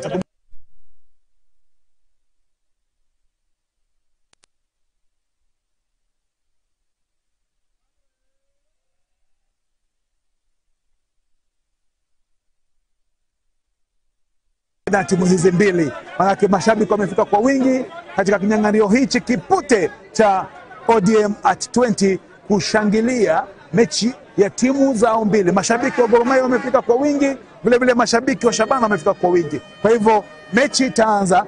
Mtangazaji wetu pale studioni Michael Were Mukhusia yuko tayari kabisa kutuletea ngarambe hiyo ambayo inaanza katika muda mfupi ujao. Tunarudi katika studio ili tuweze asante sana. Na fahamisha kwamba asante sana. Coach, tueleze mechi ya leo namna gani, mnajiandaa namna gani? Oh yeah. Yes, coach, please tell us about today's game. You know, these are ODM at 20 tournament, and you know a lot of fans have come to support Gor Mahia, others have come to support Shabana. You know, it has brought us together. Everyone has come here. How are you prepared for this match? First of all, it is a privilege to honor our major man, Raila Odinga. Yes. I mean, it's an honor for us to be invited here. We are very happy to be here. We've taken it very, very serious. But we are excited and we're looking forward to the game. We've given a lot of chances to those guys who have not had a chance to play, and for them to also express themselves. Don't forget, we've lost like 5 key players from the national team, and therefore it's important for the rest who have had a chance to showcase their talent, what they are made of. And so we're looking forward to this match. This tournament is a good refreshing moment for the players coming down to the coastal region, playing, and then they go back to Nairobi. And I think on Thursday you are hosting, is it Posta Rangers? Yeah. Yes. Are you going to use this match to prepare for the next game, the Premier League? We are ready. I mean, we started back. The last 2 matches we managed to win, and now we know that our national key players are not in. But it is fair also to say that these guys have the opportunity to express themselves and to do it. Why am I not playing? Give me the chance to play, and this is an opportunity for them to show that. And so we are looking forward to the match. We're looking forward to our players, how they perform and everything. And so it's a match that we've taken it very serious, just because of those who have not had a chance to play. Coach, everything is at stake in this match. Shabana are top of the table in the KPL Premier League table. Gor Mahia are number 3 on the table. What tactic are you going to use to show Shabana that you are the giants? We will see. I mean, we are encouraged to play our way of playing, our style of play, and so we'll continue to do that. Unfortunately, I think the field will not be favorable.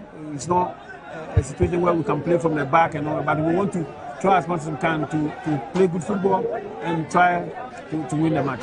Thank you very much. All the best, coach.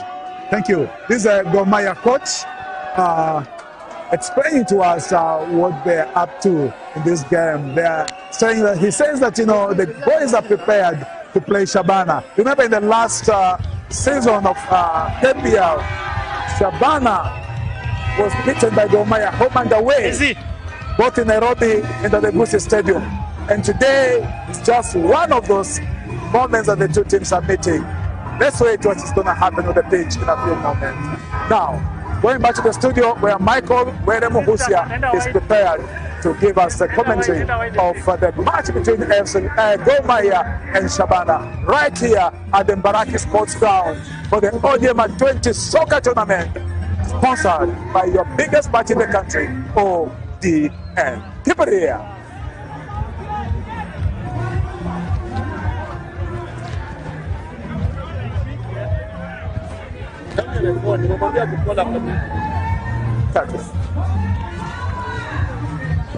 Inafaa mkue baadhi vijana wajue.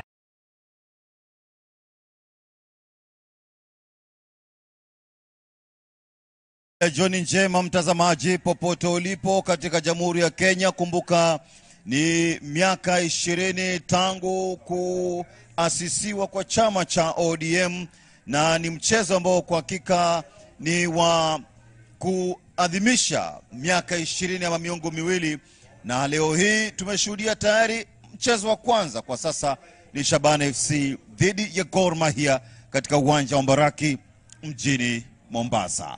Tumeshuhudia katika taratibu za kuweza kusherekea ndio miaka 20 ya demokrasia, na hususan kwa faida ya chama hiki cha Gor Mahia, cha ODM, Gor Mahia dhidi ya Shabana FC katika uwanja huu tukiwa Mombasa mtazamaji, ikiwa ndio siku, na kwa hakika wengi wamefika hapa katika uwanja huu. Ni mashabiki ambao ni wapenzi wa mchezo wa mpira wa miguu. Itakuwaje sasa? Manake katika ligi kuu taifa Shabana wanaongoza, Gor Mahia wapo katika nafasi ya 3, na ni vita vikuu kwa ajili ya kuwania ubingwa wa ligi kuu. Lakini leo hii wao wenyewe ni kuweza kupata angalau dira ama fursa ya kipekee ya mwalimu kuweza kujaribu mitambo, na mitambo hii ambayo tunazungumzia bila shaka ni ya wachezaji.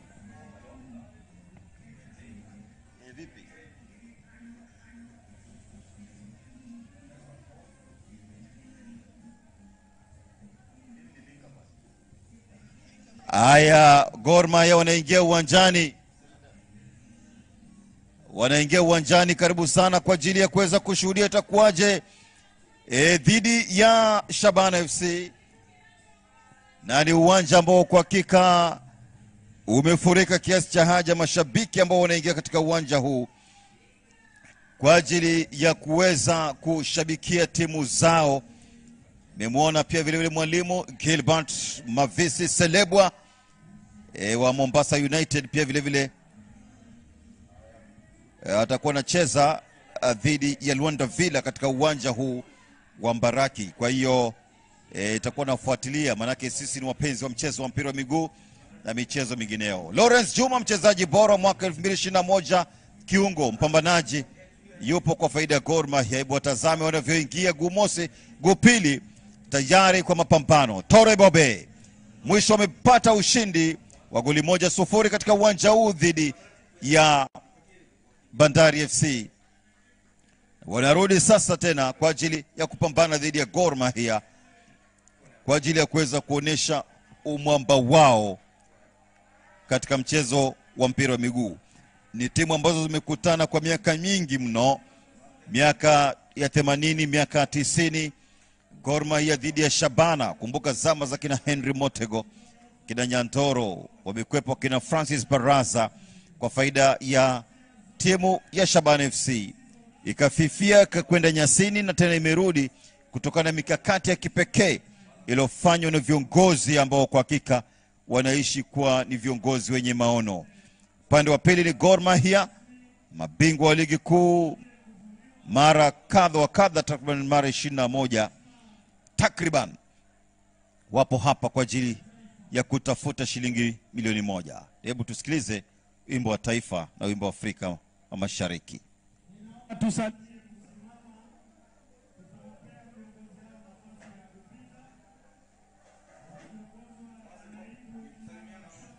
Kabla hapo itakuwa ni kupeana mikono ya sema kwamba familiarization, viongozi ambao wamefika katika uwanja huu tuweze kuona je wana yepi ya kusema. Na hapa ni viongozi, tumuona mheshimiwa wakili msomi Bwana Otiende Amollo.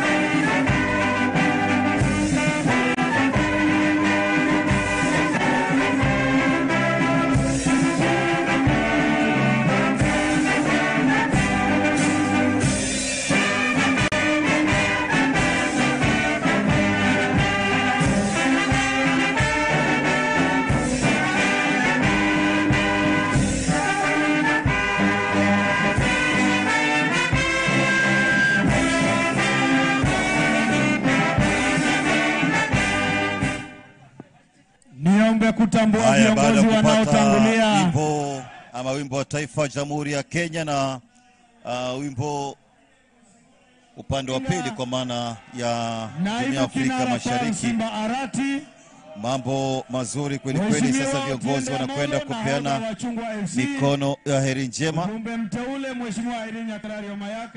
Tuweze kuona ni wahusika wepi hawa ambao kwa hakika wamefika. Namuona gavana wa Kisii ambaye ni mwenyekiti wa chama, tunamuita Simba Arati. Katika tawi la Mombasa, Simba Arati, wapo ni wahusika wote hawa viongozi wa chama hiki cha ODM. Na sasa katika taratibu zote unaweza kuona viongozi wote ambao kwa hakika wapo hapa kwa ajili ya kuadhimisha siku ya chama miaka 20 tangu kuasisiwa. Namuona wakili msomi pia vile vile mheshimiwa yupo mbunge wa Rarieda kwa maana yake Otiende Amollo, na pia vile vile wahusika wote wakuu ambao pia vile vile watakuwa wanatueleza yanayojiri baada ya michuano hii hapo kesho. Kwa hiyo hali ya anga ni tulivu, makali ya jua yamepungua mtazamaji, ikiwa ni siku ya siku ambapo wengi tulikuwa tunasubiri kuweza kuona hali itakwendaje, na wengi kwa hakika wanaamini kwamba tuna mengi ya kujifunza katika malimwengu ya soka. Tutakuwa na jaribu kupata mwongozo kutoka kwa mwamuzi wa kati wa pambano siku ya leo, mwamuzi wa kati ambaye pia vile vile yupo hapa kwa ajili ya kuheshimisha kanuni za mchezo husika. Naona kile ambacho kinaendelea katika uwanja na kwa ajili ya kuweza kufuatelewa, kuweka kumbukumbu ambayo unaambiwa ni hazina isiyoweza kufutika katika kichwa cha binadamu yoyote yule. Picha hizo kwa ajili ya kuweka kumbukumbu. Kwa hiyo itoshe kusema kwamba ni siku ambapo wachezaji pia vile vile wana kitu cha kupigania. Manake mshindi anakunja mfukoni shilingi milioni 1 na kuna pia vile vile marupurupu kiasi cha haja. Bila shaka wengi popote walipo, Edward Odongo, Edwida kutoka akiwa kule Saudi Arabia pia vile vile, na Wakenya ambao pia vile wamepiga kambi huko Saudi Arabia wanafuatilia na kusikiliza. Edwida wanafuatilia pia vile vile pambano kati ya Bandari na FC Leopards. Kwa hiyo lineup ni kwamba Caleb Omondi yupo langoni kwa upande wa Shabana, Marco Dwor, James Mazembe, Mark Okola yupo vile vile, Wycliffe Munika, Omuri, Odoyo Otieno, Derek Otieno pamoja na Gilbert Abala. Upande wa wachezaji wa akiba wapo Mulili Ochieng, Kevin Omondi, Justin Omwando, Keith Imbali, Byron Otieno, Douglas Mokaya, Humphrey Obina, Kiprono, Darson, Victor Omondi na Kevin Musamali. Mfumo ni 4-2-1-3-1 kwa upande wa timu ya Shabana FC. Mwamuzi wa kati ni Isaac Hamisi, atasaidiwa na Elizabeth Njoroge na Fanuel Muyele. Wanapiga picha ya ukumbusho ya kuweka kwenye ukuta kwa ajili ya kupata kumbukumbu ambayo naambiwa ni hazina isiyoweza kufutika katika kichwa cha binadamu. Gor Mahia, Gad Matthews anashika nafasi ya kwanza langoni. Mohamed Siraji yupo, Samuel Kapen, Joshua Onyango, Ernest Wendo mchezaji mzoefu amedumu katika Gor Mahia kwa muda mrefu, Fidel Orega, Lawrence Juma, Mark Shaban, George Amono, Felix Oluoch na Patrick Esombe. First lineup. Mfumo ni 4-2-1 ama 3-1 juu. Kevin Omondi, Paulo Chuoga, Morrison, Enoch Ebeneza Adukwa, Ogola Regan Sharif, Musa Odhiambo, Levin Christopher Ochieng na Bryson Wangai ni wachezaji wa akiba ama gurudumu la ziada kwa upande wa Gor Mahia. Gad Matthews anajaza pengo la mchezaji Byron Omondi, mdakaji wa timu ya taifa Kenya Harambee Stars, zamani akipigia ama akidakia Bandari FC. Kwa hiyo anaendelea na hali ya upambanaji katika uwanja huu, na bila shaka ni kwa faida ya timu hii ya Gor Mahia. Kwa hiyo tunasubiri kipenga cha mwamuzi wa kati, kipenga ambacho kwa hakika namuona Okidi, Peter Okidi na bwana Mwalala upande wa pili wapo hapa. Mwalala zamani akifunza Nzoia akawezesha kupanda ligi kuu taifa, amekuwa na Ulinzi Stars, amekuwa na Kakamega Homeboyz, akamaliza katika nafasi ya pili wakati mmoja, na katika hili pia vile Okidi amekuwa na Nakuru All Stars, amezunguka kiasi cha haja bwana Okidi pamoja na huyu bwana Bernard Mwalala. Kwa hiyo ni wachezaji wazoefu, wachezaji wa zamani pia vile vile katika vilabu mbalimbali hapa nchini Kenya. Wanachukua nafasi zao. Namtazama hapa kocha kutoka Ghana Charles na msaidizi wake, mchezaji wa zamani wa Black Stars ya Ghana Charles Akono akichukua nafasi ama fursa iliyoachwa na kocha aliyetimuliwa kwa maana Zedeka Ziko Otieno, akapata lishe bora kule nchini Tanzania. Mwamuzi wakati amekwisha puliza kipenga kuruhusu pambano kuanza. Mtazamaji, bila shaka ni Shabana FC dhidi ya Gor Mahia, mojawapo ya timu ambazo kwa hakika unatamani kufuatilia katika ligi kuu taifa. Kogalo wamepiga uzi rangi ya kijani kibichi juu chini, waliopiga uzi rangi ya samawati na alama kidogo kwa umbali nyeupe, wakipiga kutoka kushoto kuelekeza kulia mkiwa chako, sio wengine bali ni Shabana FC. Makao yao ni kule Gusii. Niite Bonga Boli Michael Were Muhusia.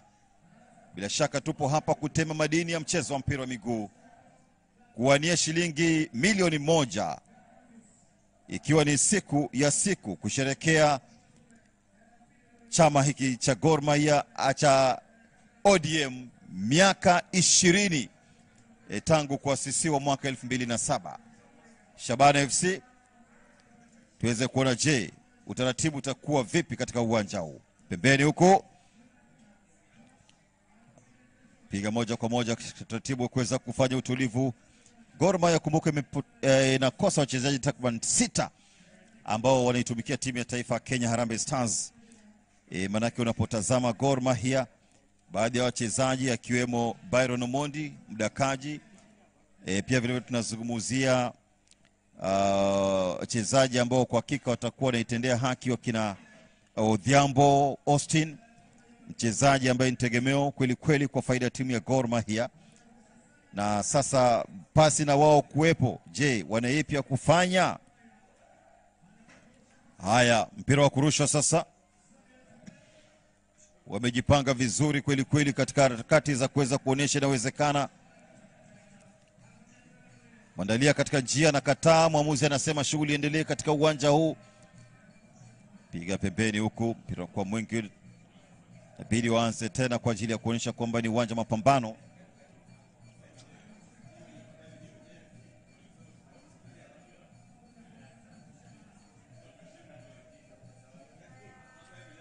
Kuja kuchukua ngoma hapa ni mdakaji.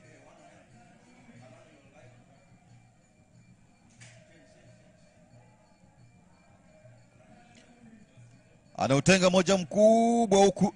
Jibu vizuri kwa kichwa tena.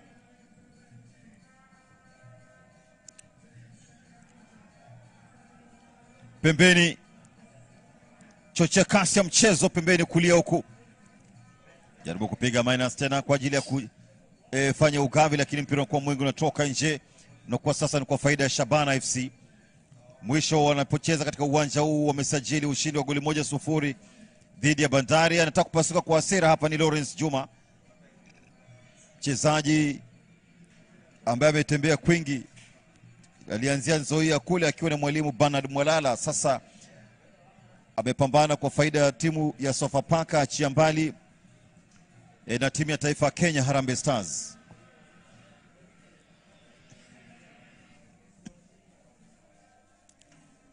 Obutu Anelka, baadhi ya Wakenya ambao pia vile wako kule sehemu za Saudi Arabia wakifuatilia wanasema kwamba hapa ni Shabana.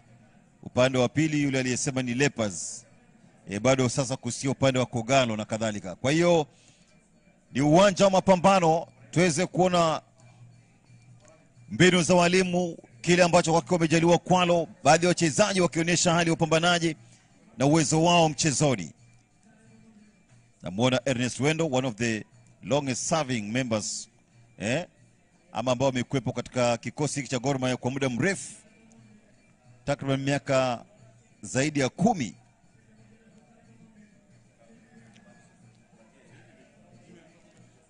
Utosi tena. Yupo Siraj na ukokota karuzi wake tena kwenda katili, lakini nyama zake zinambulia patupu. Inabidi tena aanze shughuli kutokea pembeni kulia. Mpira wa kurushwa sasa kwa faida ya timu ya Shabana FC. Kuja vizuri tena kujibu mapigo hapa karuzi wake kwa ajili ya kuweza kuonyesha kwamba inawezekana. George Hamono. George, taja majina yale bila shaka ni kutoka Afrika Magharibi. Siraj yupo nyumbani. Siraj kuja vizuri pembeni kushoto huku karuzi wake tena dhidi ya Gor Mahia kule pembeni, mpira kwa mwingi toka nje. Derrick Otieno dhidi ya Siraj. Walizoea kumwona akipiga uzi rangi ya samawati iliyokoza ama nyeupe kama si nyekundu kwa faida ya timu ya Bandari FC, lakini kwa sasa anapiga kijani kibichi kwa faida ya Gor Mahia. Piga moja mkubwa, kuja tena kwa kasi iliyoja hapa, naunganisha tafuta kupiga kwa kichwa, lakini wapi. Inabidi sasa anze safari kutokea pembeni kushoto huku. Shabana ambao kwa sasa ipo kileleni pa jedwali la ligi kuu taifa, mojawapo timu ambazo kwa hakika raha sana kuwafuatilia wanapocheza. Wapo chini ya walimu ambao ni wazoefu, wachezaji wa zamani. Siraj pembeni huku. Siraj Wendo Amano, Siraji tena kwa mara nyingine, cheza pembeni huku, kadri uwezo wake kwa ajili ya kupata dira, nyosha nafasi ya kipekee kwa Gor Mahia kuweza kuonyesha ushindani mkali dhidi ya Shabana FC. Kwenda chini kiolela. Lawrence Juma,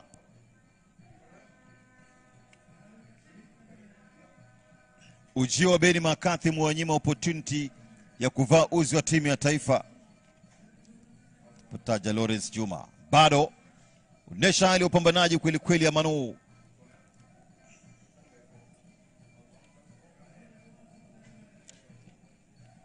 Anaonesha nia ama ari ya kupata chochote kile mapema mno. Forward kwa faida ya timu hii. Anakuja kurusha na bila shaka huenda pengine akaurusha mfano wa kona.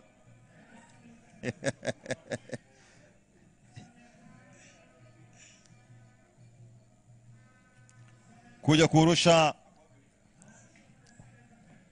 Kapen, wacha kutoka taifa la Ghana, moja kwa moja tena jibu kwa kichwa, tafuta damu na kuweza kuondoa hatari kwenye eneo husika. Mtazamaji anasafirisha wenzake kadri uwezo wake pembeni kulia, huku kadri uwezo wake anaunganisha, anaingia sebuleni. Mtazamaji anapiga vizuri, kipa anacheza hapa. Matata sana huyu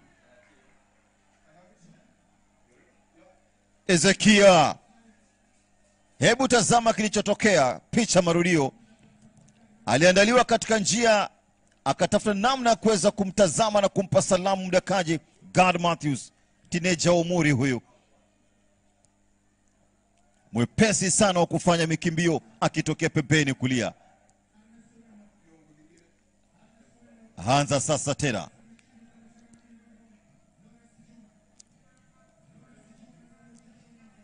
Anapoteza nafasi, tafuta tena pale Lawrence Juma. Ernest Wendo, mojawapo wachezaji ambao siku zote unapofanya mikimbio katika mchakato mzima kuweza kuuwai ule mpira, lazima ufike ukiwa ni mchezaji mwenye umakinifu mkubwa. Vinginevyo utakumbana dhoruba kali kweli kweli ambayo inaweza kuweka nje ya uwanja kwa muda mrefu. Mojawapo ya sifa zake ni kulishwa kadi ya njano ama nyekundu kutegemea na mazingira ya mchezo. Manake ni mchezaji ambaye ni mpambanaji kweli kweli kwa faida ya Kogalo. Sajiliwa akitokea Bidco United. Siraj.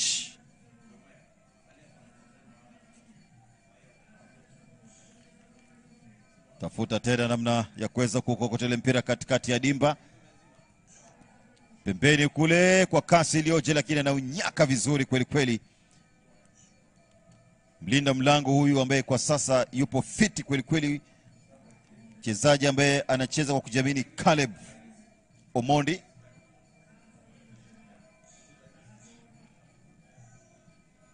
Wachezaji 6 kwa upande wa Kogalo ambao kwa hakika wanaitumikia timu ya taifa ya Kenya, lakini mashabiki wamefika katika uwanja huu kwa ajili ya kuishabikia timu yao.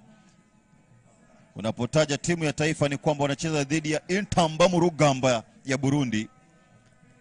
Nickname yao Burundi ni Intamba Murugamba, kwa maana Simba sitikisika dhidi ya Harambee Stars. Baadhi yao ni wahusika wakuu: Michael Kibwange katika safu ya ulinzi, Byron Omondi mdakaji, Sylvester Owino, Alpha Onyango ambaye huwa ni kiungo mchezeshaji, Austin Odhiambo katika ubora wake, na Ben Stanley Omondi. Baadhi ya wachezaji ambao wanakosekana kwa upande wa Gor Mahia. God Matthews,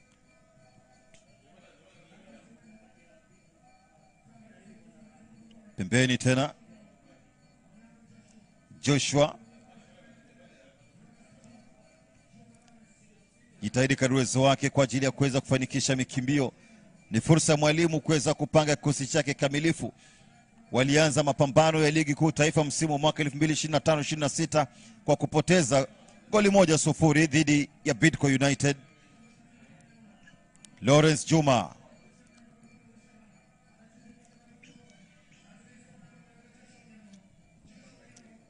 Moja kwa moja tena kwa Lawrence Juma, jukwaa kuu, wakiwa wanafuatilia mpambano katika uwanja huu. Namuona Boniface Ambani, chairman wa FC Leopards, bwana Rachier, wakili huyo, mwenyekiti kwa faida ya Gor Mahia.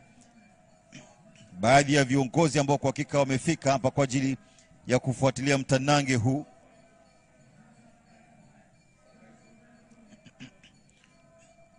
Jaribu tena huku. Anza safu ya ulinzi, mlinzi wa kati kwake captain. Cheza kwa kuonana kweli kweli hapa.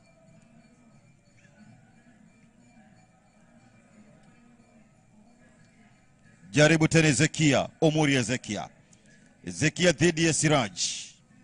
Pambana kweli kweli kadri uwezo wake, na upoteza mpira sana zamu ya Gor Mahia. Inabidi atulize kasi ya mchezo kwa ajili ya kuweza kupata dira katika uwanja huu. Mark Shaban. Fika kwa wakati. Shabana. Wameanza vizuri. Changamoto ya kuweza kuwania ubingwa wa ligi kuu taifa kwa mara ya kwanza. Walioyeyusha Limbukeni kwa maana APS Bomet magoli 4-2 katika uwanja wa nyumbani. Wakasafiri kuja Mombasa huku wakapata kitu pia vile vile goli 1 na alama 3. Fursa hii cheza vizuri pale mlinda mlango Gad Matthews. Hebu tazama benchi kwa upande wa Kogalo. Namuona mchezaji pale Enoch Morrison, mchezaji wa kiba, ambia pia vile vile mchezaji wa kupigwa mfano katika taratibu za kuweza kunogesha mashambulizi kutokea idara ya kati. Gad Matthews.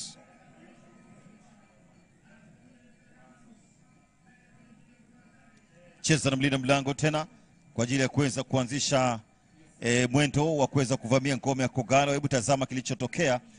Alijaribu kumiumbisha kwa kumkosesha dira hapa kadiri uwezo wake, lakini akawa amesalia mchezoni.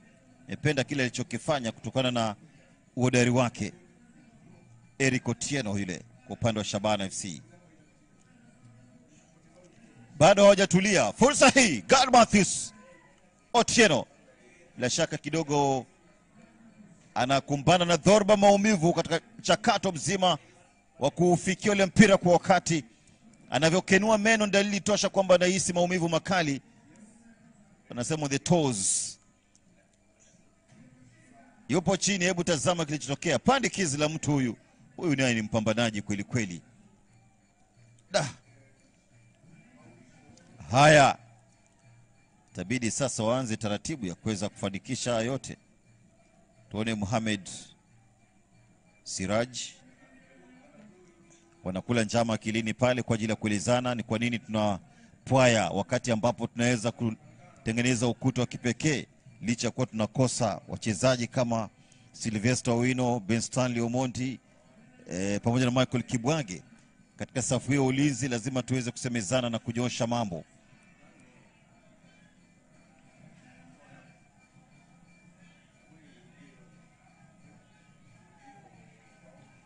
Jiweka tayari wakati wote ule anaweza pewa nafasi ya kuingia Kevin Omondi na kuonesha umachachari wake katika mchakato mzima wa kufukuzia shilingi milioni 1 kwa mshindi. Manake ni uwanja wa mapambano. Hebu tazama kilichotokea. Alivyokimbia kadiri uwezo wake kwa ajili ya kuua ule mpira Justus Munika. Na ndio sababu akakosa kupata kamilifu akiunyaka ule mpira ni mchezaji Gad Matthews. Lakini katika changamoto hiyo basi Munyika akawa amemvuruga kiasi cha haja. Kwa hiyo amekubali kuendelea na mapambano. Safi ya ulinzi atakuwepo pale Marco Dwor. Namuona James Mazembe kutokea pembeni kushoto kwa faida ya timu hii ya Shabana FC. Shabana FC baada ya kukaa nyasini kwa muda mrefu wamerudi sasa kwa ajili ya kuendelea na upambanaji na kuleta uhai, umuhimu wa kuweza kushuhudia mchezo wa mpira wa miguu magharibi ya Kenya, na hususan katika uwanja wa Gusii. Yupo Gilbert Abala pia vile vile kwa ajili ya kupambana kweli kweli hapa kutaka kupasua ama kuvuruga kabisa safu ya ulinzi ama ngome ya Gor Mahia.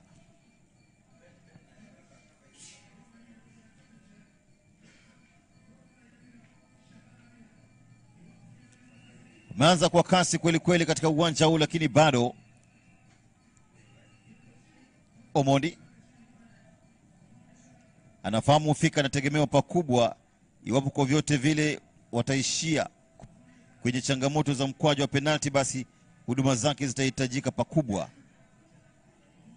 Omondi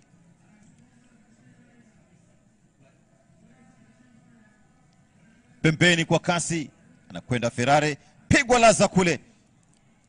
Mwamuzi anasema ni mkwaju wa kona. Nguvu kubwa sana huyo kwa namna jinsi anavyofanya mikimbio katika uwanja huu. Pata kona ya kwanza Shabana FC dhidi ya Gor Mahia.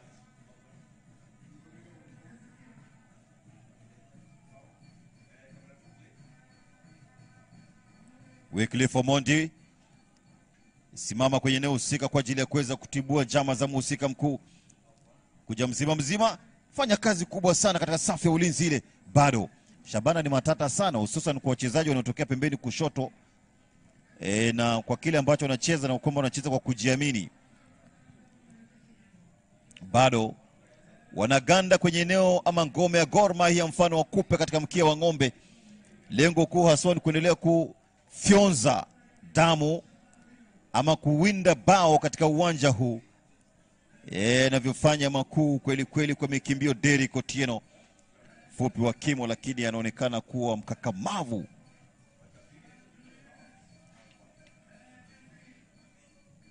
Pata Justus Munika kati ya dimba. Bado ni uwanja wa mapambano. Piga mwanzo moja safi tena pembeni kushoto huku. Sana ikizidi sana inakuwa ni mbaya na upoteza ule mpira. Mmoja Philip Etale pamoja na Freda Rocho wakizungumzia taratibu zote kuhusiana na michuano hii, manake ni tournament ya kipekee ya siku mbili. Mfumo wa Shabana ni 4-3-3. Tuweze kuona je, mbinu za walimu zitaweza kufua dafu katika uwanja huu.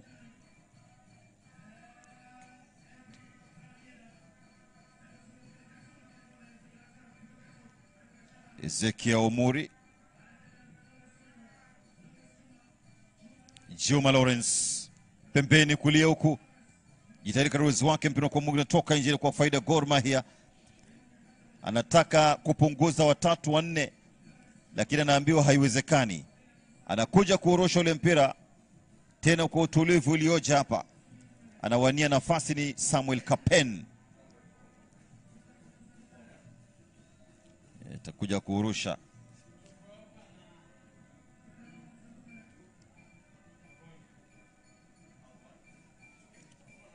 Tuweze kuona pia vile vile mchango wa Odoyo katika safu ya ulinzi upande wa Shabana FC. Manake Odongo pia vile vile amesafiri na timu ya taifa Kenya Harambee Stars. Mchezaji wa Shabana yule. Kichwa. Ya shaka sema ni mkwaju wa kona. Pata kona ya kwanza pale ni wana Kogalo. 1-1 pande zote mbili.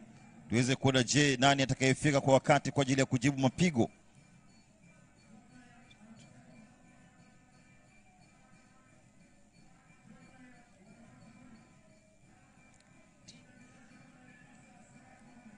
Derrick Otieno.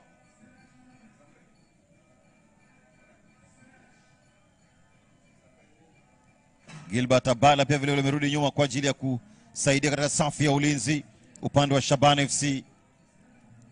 Kwenda kutenga bila shaka si mwingine bali ni Muhammad Siraj.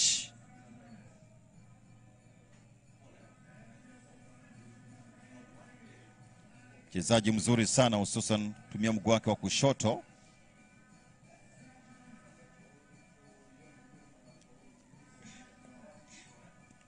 Bila shaka ataunyanyua kwa namna jinsi alivyoashiria kwa mkono wake wa kushoto. Bila kwa mpira mkubwa mno na kwa mwingine unatoka nje. Safu ya ulinzi na watazama wachezaji ambao wana uwezo mkubwa.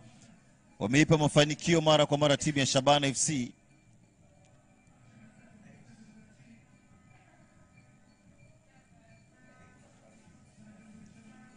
katikati ya dimba tena.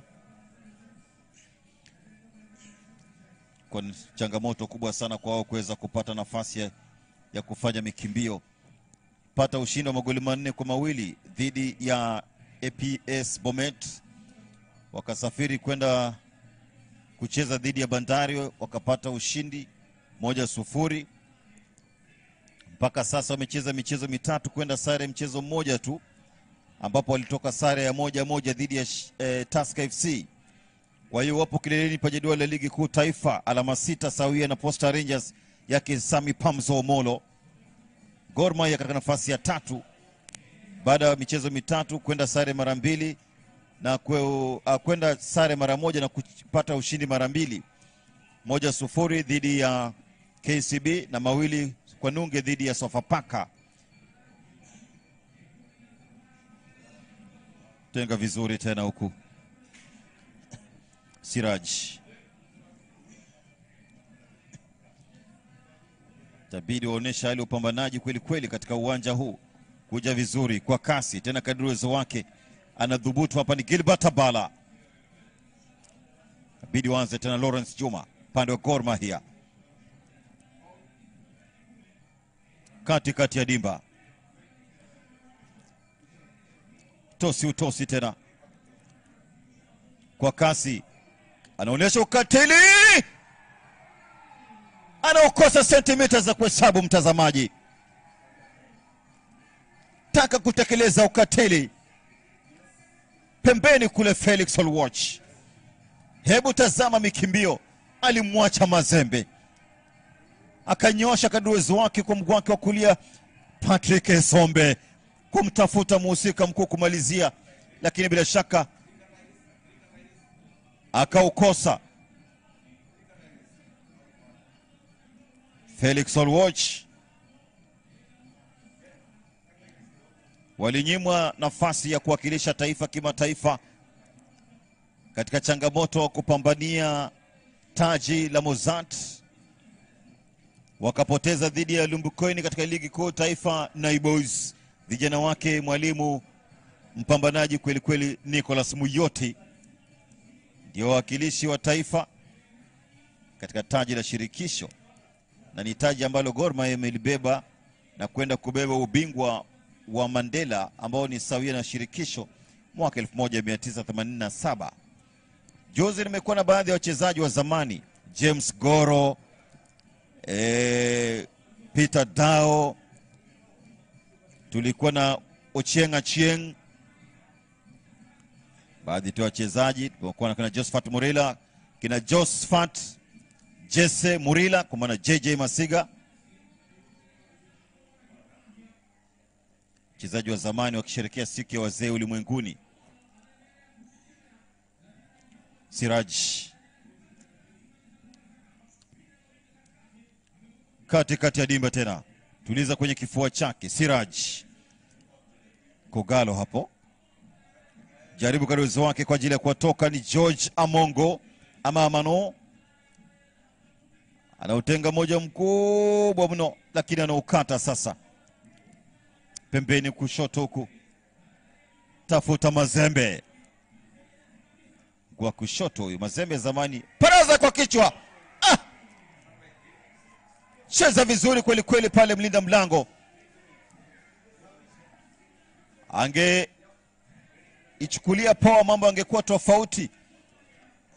Naambiwa mapuza sasa ndio majuto baadaye. Kwa jua kona. Ernest Wendo yupo. Rooney alikuwepo na kaenda Ulaya kutafuta lishe bora. Baadhi ya wachezaji ambao wametumika katika kikosi cha timu ya taifa Kenya Harambee Stars.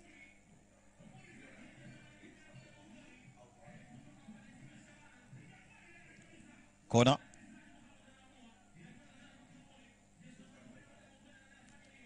Tafuta kuweza kuona kile atakachokifanya hapa Joshua Onyango.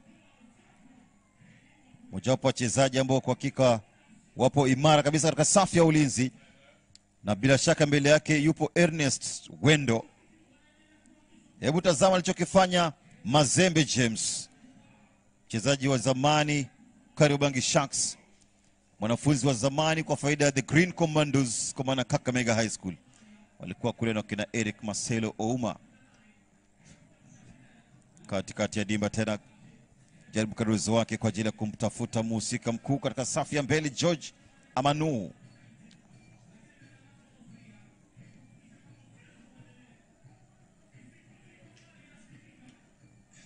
Zamu yake mdakaji Caleb Omondi.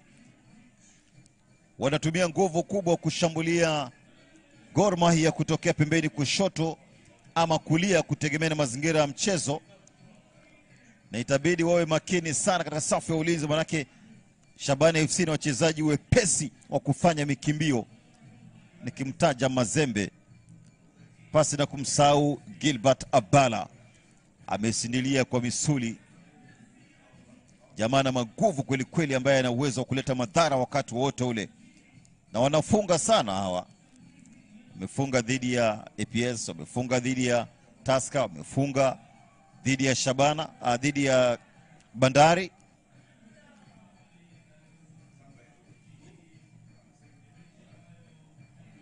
Kuna Fidel Origa pia vile vile katika uwanja huu. Fidel Origa mmoja wapo wachezaji ambao akipata muda wa kutosha basi kuna mingi ambao ataonesha kwa faida Kogalo. Nimtazama Lawrence Juma, mchezaji ambaye amekuwa mchezaji nyota msimu wa mwaka 2021. Anakwenda pale kufoka kweli kweli.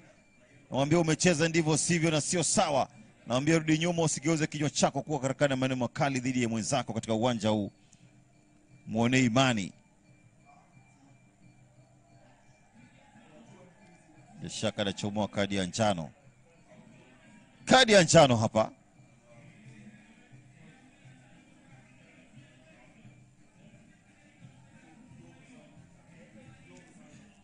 Amekubali, manake alicheza ndivyo sivyo, na kika amekwenda kuungama dhambi zake mbele ya Pilato wa mchezo. Yupo makini sana huyu mwamuzi wa kati ambaye anaitwa Isaac Hamisi. Nakumbuka pambano, akisimamia pambano kati ya Shabana FC na Kakamega Homeboys katika taratibu za kupata mshindi katika mchezo wa kufuzu mashindano ya Mozart mjini Kisumu.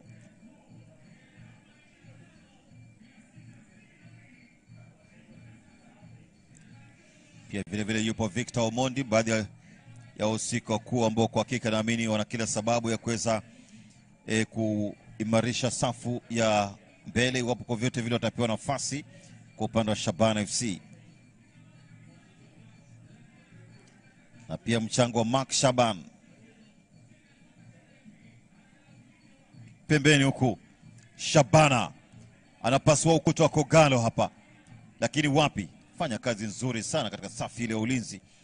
Amefika wepesi kwa ajili ya kutoa uchafu langoni. Anarudi nyuma kibabe hata hivyo kwa ajili ya kuweza kuongeza nguvu katika safu ya ulinzi.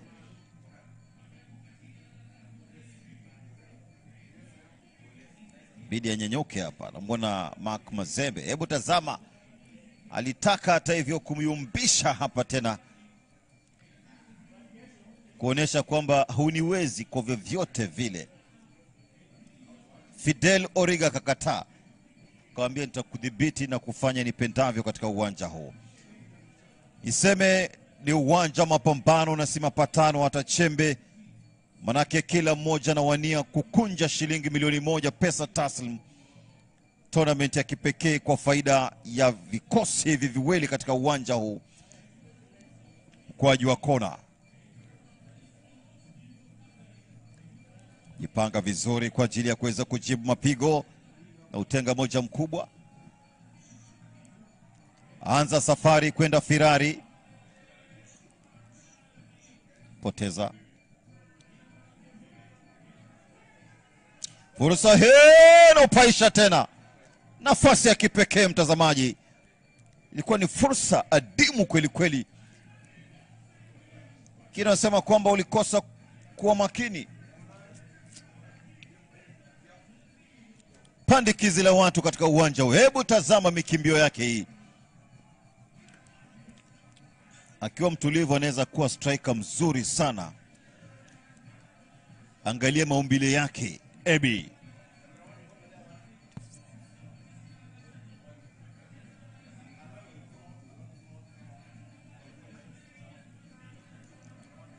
Mazembe na ukosa Mazembe, inabidi sasa iwe nizamu ya Kogalo upande wa pili huku kwa ajili ya kuweza kufanikisha mikimbio. Sasa sijui wapo atashinda hizi shilingi milioni 1, itakuwa pia vile kwa faida ya wale ambao wanaitumikia timu ya taifa ama ni mambo ya ndani. Lawrence Juma ni kiungo mpambanaji kweli kweli.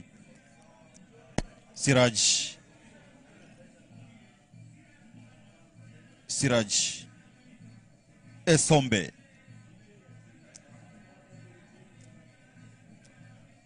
ano kwake Siraj. Fidel Origa jaribu piga utosi tena katika uwanja huu. Hamisi anasema umecheza ndivyo sivyo, ni kwa faida ya timu ya Shabana FC. Namwambia fiata mdomo wako, hebu zingatia taratibu zinazotolewa katika uwanja huu na mwamuzi wakati. Changamoto pale katika mchakato mzima wa kuwania ule mpira, na bila shaka alikosa dira na kuanguka hobela.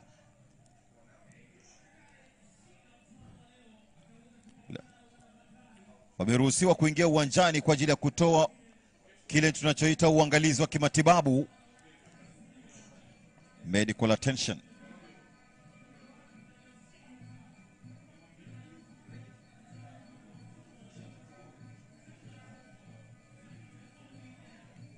George Amono, memwona kwa namna jinsi anavyo lalama kwa mwamuzi wakati. Ni kwa nini basi jamaa anapoteza muda? Sio kupoteza muda, anamwambia ni upambanaji.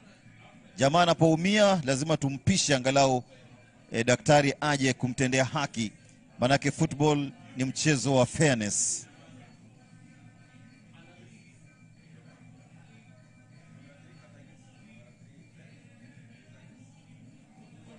Tazama pia vile vile Felix Oluoch alivyosimama na kwa namna jinsi Patrick Esombe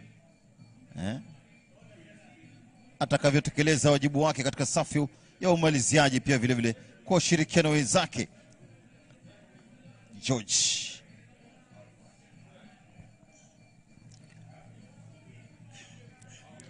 Etale ni uwanja wa mapambano, tunawania shilingi milioni 1 katika uwanja huu. Hadi sasa unazungumziaje mchezo kati wa Shabana na Gor Mahia?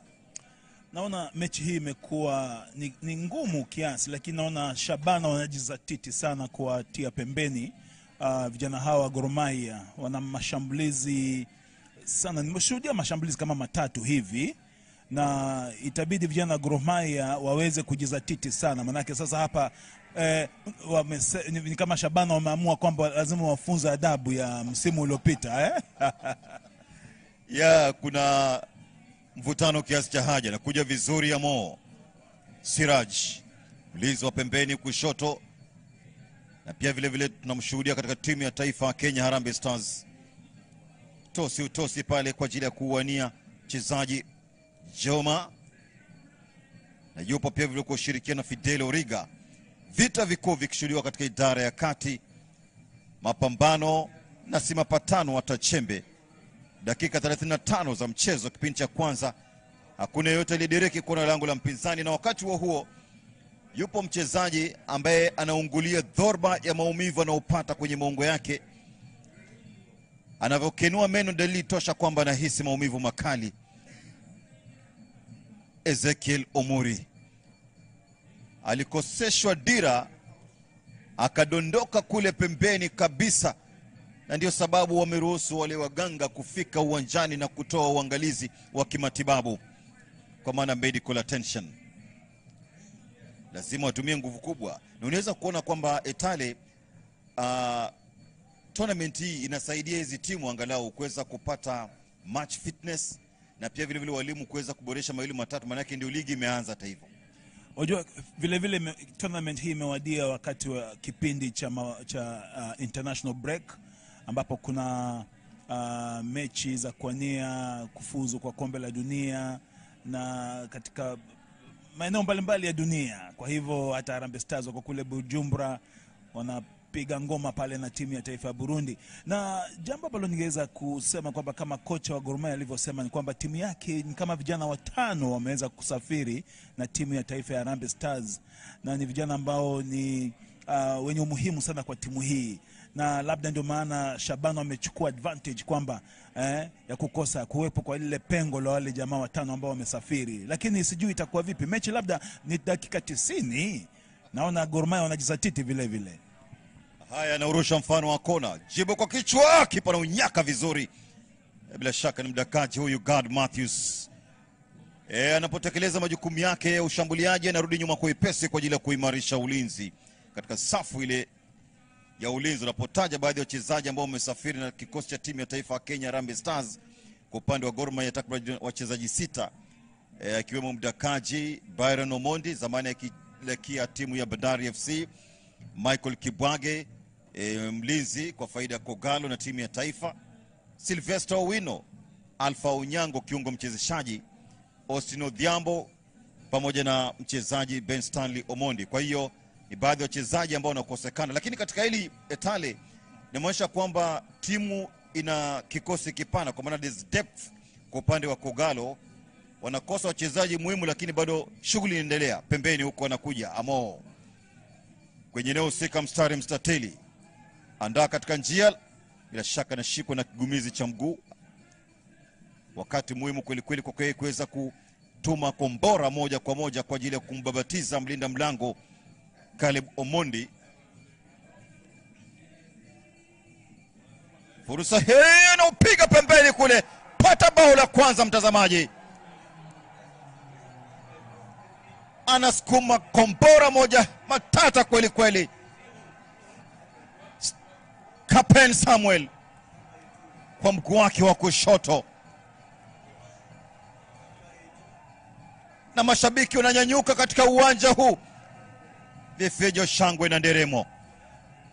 Michael, imekuwa ni vuta ni kuvute pale, imekuwa ni jitihada nzuri sana ya vijana hao kutoka pale kiungo cha kati kuelekea kule mbele hadi huyu Samuel Kapena akaweza kupata nafasi ya kuweza kutia ndani, kutingisha wavu. Kwa hivyo Gor Mahia wamejitolea mhanga kuweza kuna kwamba wameweza kuziba lile pengo la wale wachezaji ambao wamesafiri, na ni vizuri sana, wako na depth nzuri, wanacheza vizuri.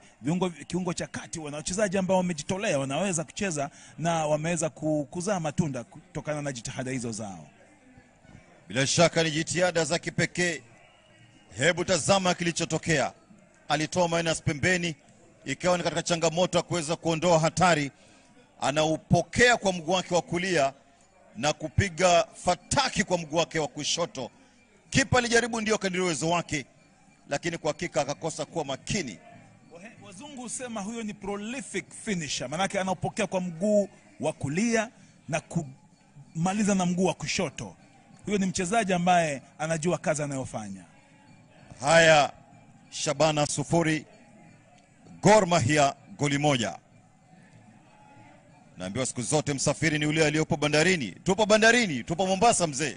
Kweli tuko bandarini na safari yaendelea pale. Meli haijatia nanga, bado inazidi kusonga tu. Haya, kati ya dimba tena Lawrence Juma. Mwamuzi anapuliza kipenga, anasema kuna tashwishi. Tunamuita Pilato wa mchezo.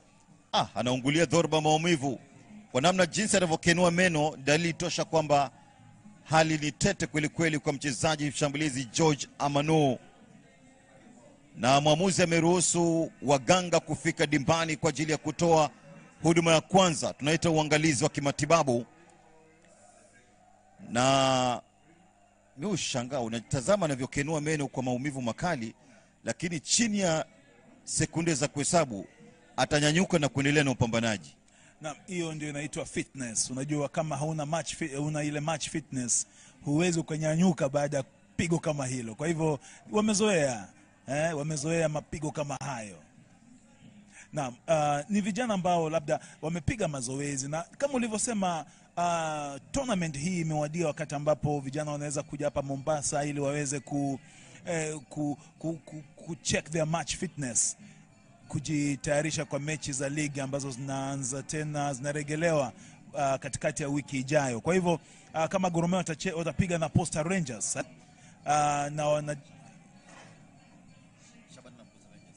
Shabana watapiga na Posta Rangers siku ya Alhamisi. Kwa hivyo wamekuja kujionyesha kwamba wanaweza cheza mechi hizo, kufanya match fitness, na vile vile imewapatia fursa ya kuweza kurefresh katika hapa Mombao, ili waweze kupata ile fresh air, kurudi Nairobi waseme kwamba wameweza kupata nguvu mpya za kuweza kukabiliana na wenzao katika kinyang'anyiro cha KPL. Walianza vibaya taratibu za kutafuta ubingwa wa ligi kuu taifa. Fursa hii, nafasi ya kipekee kwa Shabana, lakini amechelewa. It was a noble ama golden opportunity kwa wao kuweza kurudi mchezoni. Naambiwa mapuza sasa ndio majuta baadaye. Anza Siraj. Baada ya hapa Gor itakuwa inacheza dhidi ya APS Bomet, na APS Bomet imeanza vibaya sana mashindano haya. Manake wamepoteza dhidi ya Shabana magoli 4-2, wamepoteza dhidi ya Murangasil 2-0. Inakuwa ni changamoto kubwa dhidi ya Kenya Police, pia vile vile Police FC wamepoteza. Tena wanakutana na chuma kingine, kwa maana Gor Mahia unaambiwa limbukeni hana siri. Kweli limbukeni hana siri. Na vile vile unajua quality ya zile timu ambazo zinatoka kule chini, hizi timu ambazo ni limbukeni bado hazijabobea sana katika mechi kama hizi za Premier League, unajua exposure. Kwa hivyo ndio unapata kwamba timu kama hiyo ya APS Bomet inapigwa kupigwa. Unakumbuka mwanzo mwa msimu uliopita Murang'a Seals ilikuwa inapata kichapo kama hicho, lakini wakaweza kujizatiti na kuweza kuimarika. Kwa hivyo Premier League sio mahali pa malimbukeni tu, lazima wajizatiti na waweze kukomaa kuweza kucheza katika Premier League. Ni sauti yake mhusika mkuu, mwandishi wa habari wa siku nyingi aliyebobea na kukubuhu katika fani ya utangazaji, na pia vile vile ni mhusika mkuu katika chama cha ODM. Anakwenda mzima, fursa ya kipekee lakini anakosa dira, mpira kwa miguu unatoka nje. Sema kwamba ni goal kick. Noble opportunity. Sekunde za kuhesabu amuri kabla ya kwenda mapumzikoni. Alikuwa na kila sababu kwa ajili ya kuweza kurudi mchezoni na kufanya mambo kuwa sawa kama sana kawa. Akamkanganya kabisa mlinzi wa pembeni kushoto huyu, kwa maana Siraj Muhammad. Lazima awe makini sana. Bila shaka sauti yake afisa habari wa chama cha ODM Philip Etale, ambaye pia amekuwa ni mwanahabari wa siku nyingi kuanzia pale KBC kwa miaka na mikaka mpaka Citizen, na bila shaka unaendelea na nadhani ni fani tu ya utangazaji bado. Bado sijasahau, najikumbusha sana enzi zangu zile nikiwa mtangazaji, manake nilianza na habari za michezo. Nikaweza Peter Kimeo akiwa mwalimu wangu pale, Mati Nyongesa Kingasi wakanifunza pale. Kulikuwepo na Omole Asiko, Joseph Onyango walinifunza kazi hiyo, mzee marehemu Fred Nyongesa Ongalo. Kwa hivyo ni tasnia ambayo nimeweza kuwa ndani na nikaweza kuwa na wale ambao walikuwa watangazaji masogora sana katika fani hii ya utangazaji kwa miaka mingi. Kwa hivyo naweza sema kwamba bado ni kitu ambacho nafurahia sana. Naam. Kuja hatari pale, anatapatapa mdakaji huyu kwa maana God Matthews. Anawaambia tuliza jazba. Tunakwenda kimkakati zaidi kwa ajili ya kufanikisha mwendo. Sekunde za kuhesabu. Unataja nguli waliokuwepo BH katika utangazaji wa mchezo wa mpira wa miguu na michezo mbalimbali, wakati ambapo dakika ni 2 zinaongezwa kufidia muda uliopotea kipindi hiki cha kwanza. Gor Mahia ipo kifua mbele kwa goli 1-0 dhidi ya Shabana. Goli ambalo limefungwa kunako dakika 38 na mchezaji Samuel Kapen. Imepitia mikononi mwa Peter Kimeu marehemu vile vile. Sawia Mole Asiko, Mati Nyongesa Kingasia. Na bila shaka kina Jako Yo Sylvester Ali Salimanga alikosa kumpata akiwa ni Billy Omala marehemu. Marehemu Billy Omala nakumbuka nikiingia pale BH niliweza kufanya kazi naye. Alikuwa mzee ambaye alikuwa anaheshimu sana vijana wadogo ambao walikuwa wanataka kujifunza fani hii ya utangazaji. Azidi kulala pema peponi. Vile vile kulipepo na yule ambaye alikuwa anatangaza sauti nzito kama yako, alikuwa anaitwa Nick Okanga Naftali. Wamkumbuka bwana huyo marehemu vile vile. Naam. Vile vile kulikuwepo na mwingine Nathan Yembe siku hizo. Naam, kwa hivyo walikuwa Stephen Mwita Koroso Juzi nikasikia iko kule kwake Kehanja tu. Baada ya kustahafu sasa fanya kilimo kule Kehanja. Aweze kusalimiwa mahali alipo. Bila shaka tunasikizwa kote kote katika Jamhuri ya Kenya na mataifa mengine mbalimbali. Hapa narejelea Obutu akiwa kule Riyadh, Saudi Arabia, sawia na Edward Edu Dindi akiwa pia vile vile kule Saudi Arabia kwa ajili ya kuweza kujua ni yepi yanayoendelea katika Jamhuri ya Kenya. Harambee Stars pia vile vile inacheza dhidi ya Intamba Murugamba, timu ya taifa Burundi, na tuweze kusubiri itakwendaje. Baada ya hapo watasafiri kwenda Afrika Magharibi kucheza dhidi ya Unatembo kutoka Afrika Magharibi, kwa maana the Ivory Coast. Kwa hiyo ni mchezo wa mpira wa miguu, mchezo ambao siku zote inaleta watu pamoja. Dakika ndizo hizo zimechanika, sekunde za kuhesabu kabla ya mwamuzi wa kati ama Pilato wa mchezo kupuliza kipenga na kuamuru kuwa ni mapumziko. Kuja kurusha Michael, kunaye kocha Selebwa Gilbert anasema kwamba anatupokea kwa njia iliyo nzuri sana. Na anasema kwamba naotea kazi yake utangazaji. Namwambia bwana, nilikuwepo pale bwana. Yeye akiwa mchezaji, mimi nilikuwa mtangazaji. Coaches Gilbert Selebwa ni mwalimu wa mchezo wa mpira wa miguu, na sasa amefanya makao yake hapa Mombasa United kwa hakika akiwanoa. Zamani pia amewafunza wale Congo United na hata FC Leopards. Wakati huo basi mwamuzi wakati anapuliza kipenga, anasema kwamba ni mapumziko. Mwamuzi wakati ambaye ni Hamisi amesema kwamba ndio mmepambana kadri uwezo wenu, muda unazidi kuyoyoma. Gor Mahia wanakwenda mapumzikoni wakiwa kifua mbele kwa goli 1-0 dhidi ya Shabana FC ambayo inawaka mfano wakala moto. Shabana FC 0, Gor Mahia goli 1, ni mapumziko.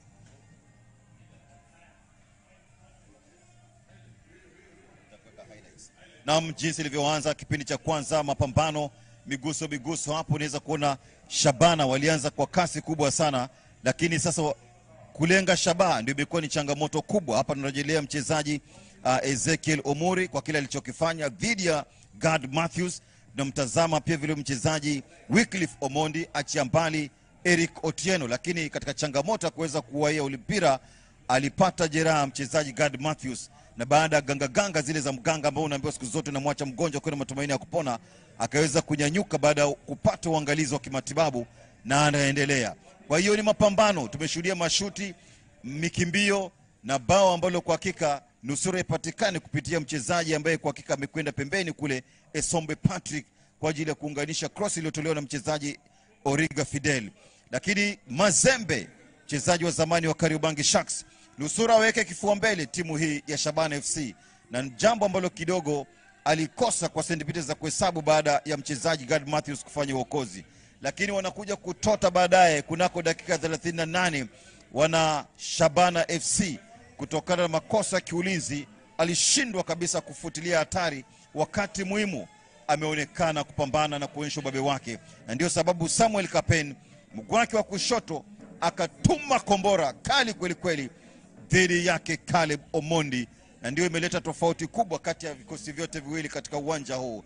Ni safari ya kuwania shilingi milioni 1 pesa taslim, na ndio sababu hata hivyo wapiga picha wako hapa kwa ajili ya kuweka kumbukumbu. Unaambiwa siku zote ni hazina isiyoweza kufutika katika kichwa cha binadamu yote ile. Nusra warudi mchezoni, lakini kabla ya hapo basi mwamuzi Hamisi akawa na hesabu sekunde za kuhesabu. Hebu tazama alivyotapatapa hapa mchezaji Caleb, na akapuliza kipenga kwamba ni mapumziko.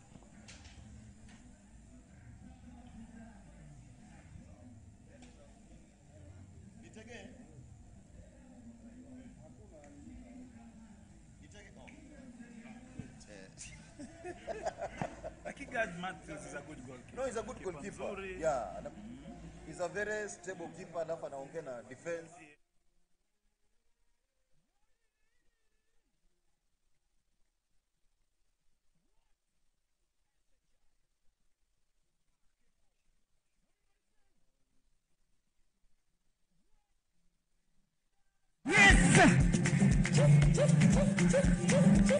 Leo ni sherehe, leo ni nini?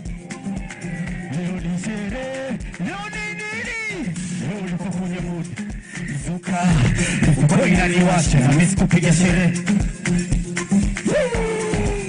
Nimeshashiba mifugo. Mfuka, muda ya kazi imekwisha. Sana kupiga sherehe. Oya, mwambie mwenzio hakuna kujini maloku spendio. Okay, waiter.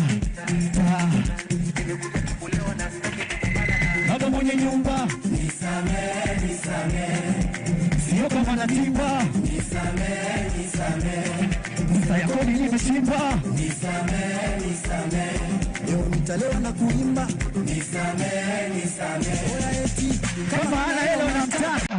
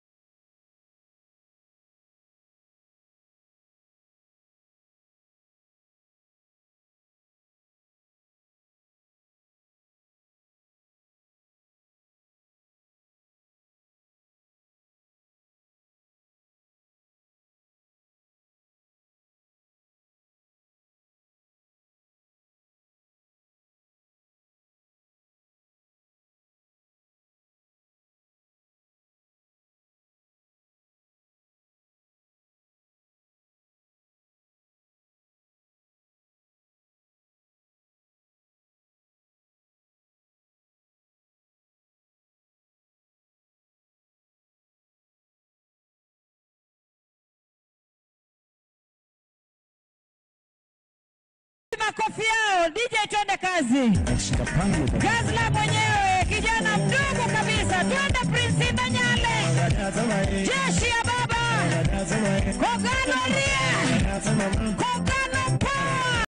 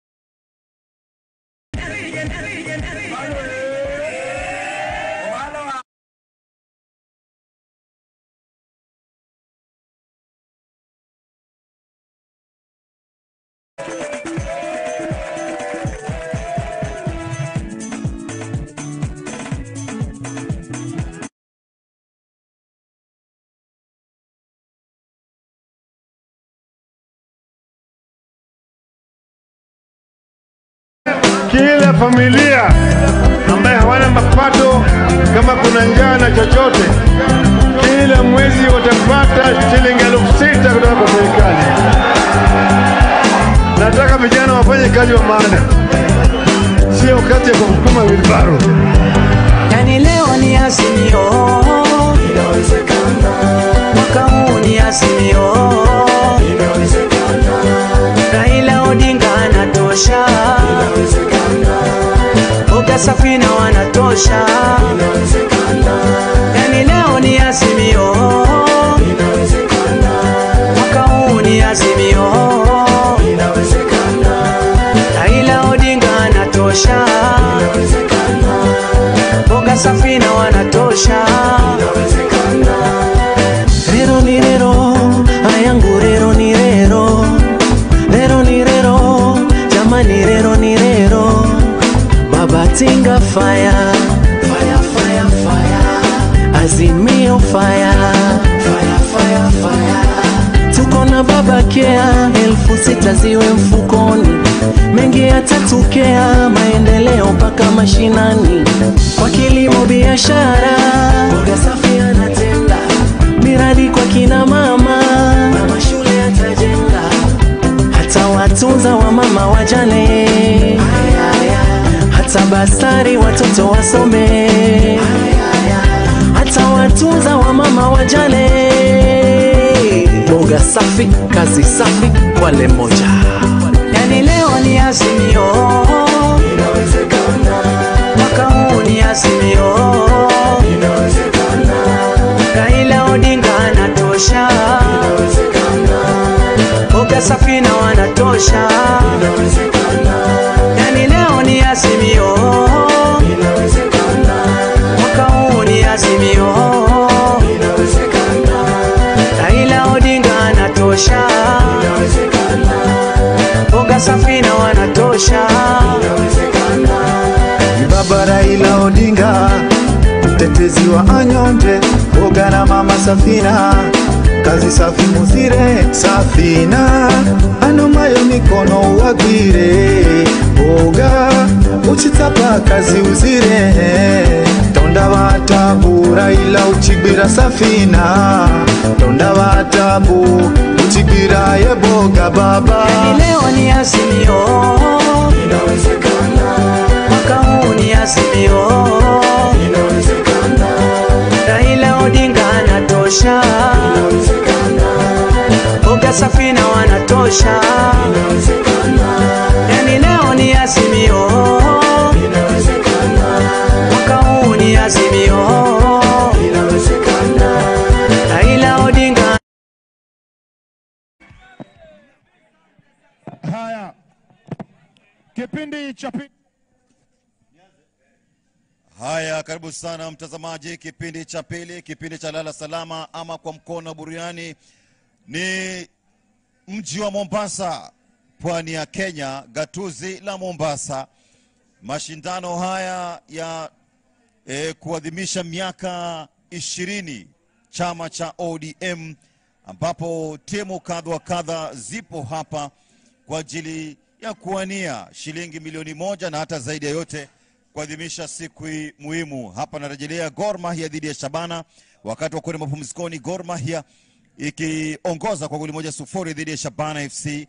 Na zaidi ya yote pia vile vile tunaangalia itakuwaje katika taratibu za kuweza kurudi mchezoni Shabana FC. Kwa hiyo ni uwanja wa kipekee hapa, uwanja wa Mbaraki. Niite Bonga Boli, Michael Were Muhusia, tayari kabisa kuendelea kutema madini mchezo wa mpira wa miguu. Awali tumeshuhudia FC Leopards ikipoteza kupitia changamoto ya mkojo wa penalti dhidi ya Bandari FC. Naungana na Aroshe. Karibu sana bwana. Nipo nyumbani hapa Mombasa. Bila shaka ni kuadhimisha miaka 20, lakini ni hizi timu ambazo kwa hakika zina uzito katika Jamhuri ya Kenya. Ni kweli kabisa. Kwanza ni michuano ambayo imeleta msisimko katika kaunti ya Mombasa. Timu hizi mbili wote wameshuhudia katika mechi za ligi kuu wanapocheza kwa kule pengine Nairobi ama Kisii, lakini hii inavutia zaidi kwa mashabiki wa soka. Unajua Mombasa ni sehemu ambayo watu wanapenda soka, ni wapenzi wa soka. Kwa hivyo timu hizi zinavyocheza, basi nadhani mashabiki wanavutiwa na timu hizi mbili kati ya Shabana na Gor Mahia. Timu zinajulikana tangu miaka 80 wakiwa na uhasama wa aina yao katika mchezo wa soka, hususan katika mechi za ligi kuu hapa nchini. Kwa hivyo tuseme kwamba kuadhimisha miaka 20 ya chama cha ODM hapa nchini kumesababisha kwa timu hizi kuweza kushuhudiwa moja kwa moja na mashabiki kutoka katika kaunti ya Mombasa ama eneo la Pwani kwa jumla, eneo ambalo ni mashabiki wakubwa wa soka wanapenda kufuatilia mchezo wa soka. Na unapata mchezo wa leo mashabiki wamejitokeza kwa wingi, yani uwanja umetapika kiasi kwamba inasababishwa na kwamba timu hizi ni timu kati ya zile timu kubwa katika taifa hili letu la Kenya. Kwa hivyo ni mechi ambayo imeshuhudia mchezo na hadi kufikia sasa naona timu zote bado zinang'ang'ana kuweza kujikakamua kuweza kuhakikisha kwamba wanafanya vizuri katika kipindi cha pili, licha kwamba Gor Mahia wanaongoza bao moja kwa bila, bao ambao wamelipata katika kipindi cha kwanza. Haya,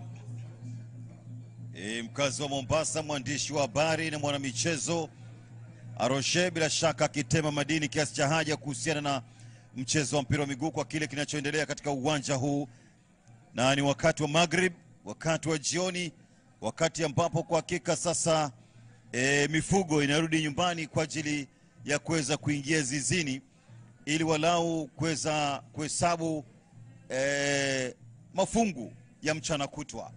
Yote 9-10 ni kwamba tupo hapa kwa ajili ya kuendelea na hali ya upambanaji, na tayari wamerudi. Ndio unaambiwa unapokwenda mapumzikoni ukiwa pungufu ama ukiwa tayari upo chini kwa idadi ya mabao, haupaswi kurudi kinyonge kipindi cha pili, manake katika mchezo wa mpira wa miguu chochote chaweza kutokea.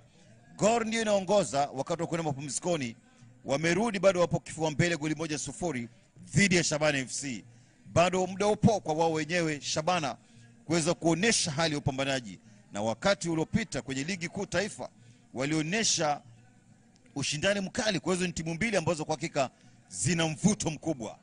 Naam, ni kweli timu hizi zinapokutana huwa kuna ushabiki wa aina yake ambao unatokea katika mechi hii kati ya Gor Mahia na Shabana, na unapata kwamba timu hizi zinapokutana ni timu ambazo kwanza zina mashabiki wa aina yake, licha kwamba Gor wanaongoza kwa mashabiki wengi. Shabana pia sasa hivi baada ya kurudi katika msimu wa ligi kuu, kuweza kurudi katika ligi kuu, nadhani kama msimu mmoja umepita, msimu iliyopita, ni kwamba wameanza kuvutia mashabiki. Kwa hivyo naona kwamba nusura Gor angepata bao la pili, lakini nadhani mashabiki kulikuwa safi ya ulinzi nadhani ni hatari katika lango lile la Shabana. Nadhani Shabana wanajitahidi, lakini Gor pia wanataka kuongeza bao la pili, huku Shabana wakiwa na kazi ya kuzuia bao lisiongezwe, huku wakitaka kuongeza bao ili waweze kusawazisha. Kwa hivyo timu hizi zinapokutana nadhani ni mechi ambayo inavutia kwa mashabiki wa timu zote mbili, hususan kwa upande wa timu ya Shabana ambao sasa hivi wameweza kuleta ushindano kwa wanapokutana na Gor Mahia. Kwa hivyo kuna uhasama ama wanasema derby wakati Shabana wanapokutana na timu ya Gor Mahia. Tuangalie kona itakavyokuwa kwa upande wa timu ya Shabana.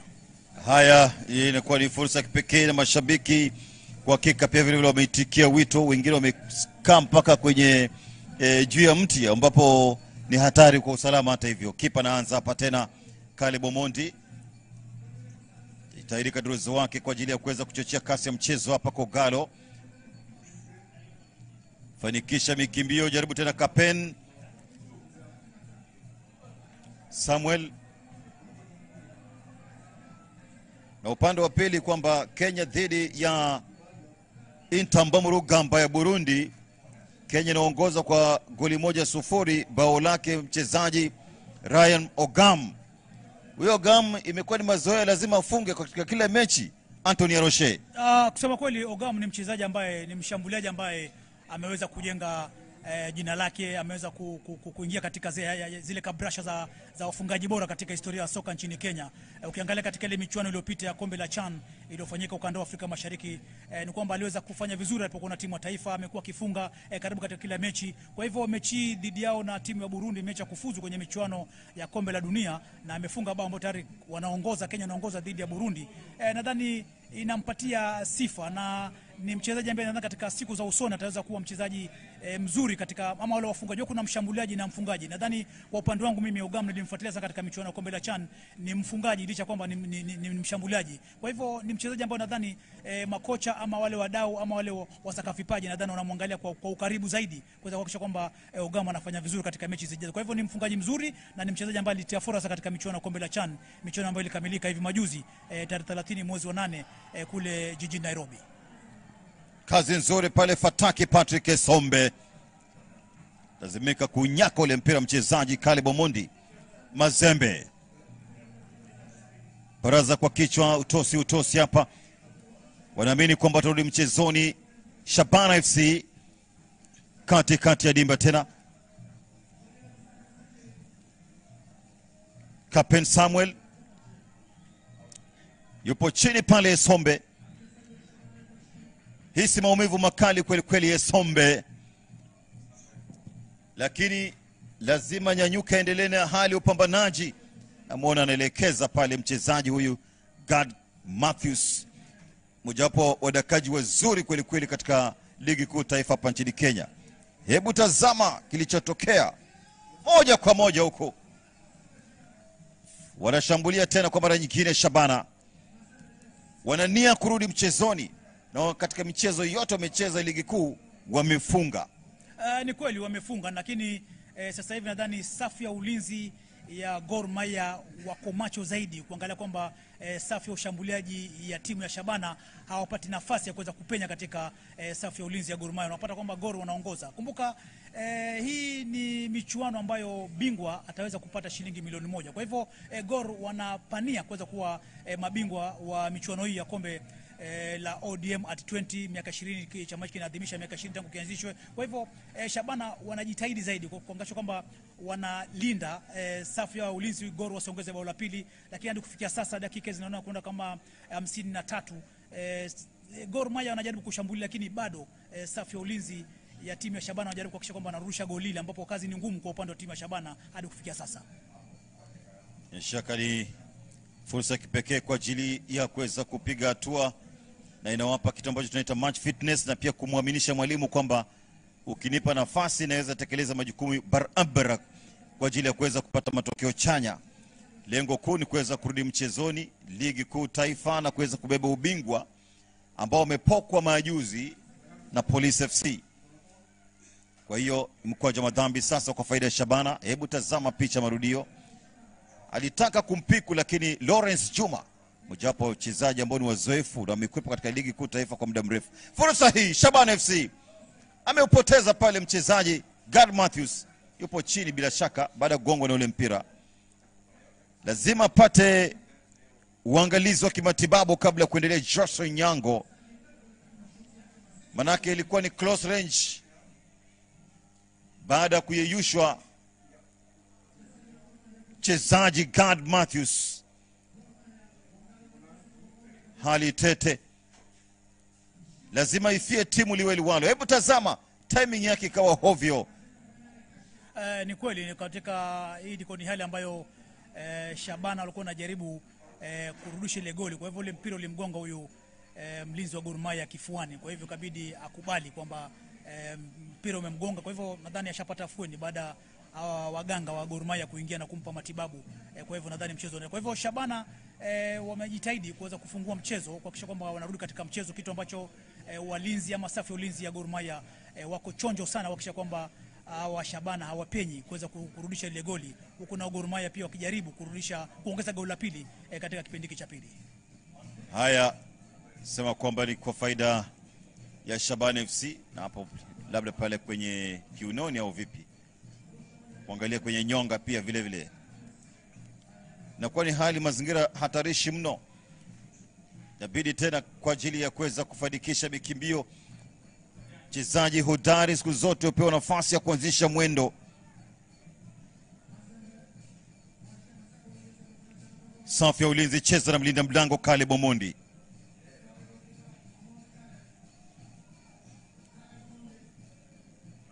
Ili kula njama akilini. Pembeni tena Ezekia. Utosi.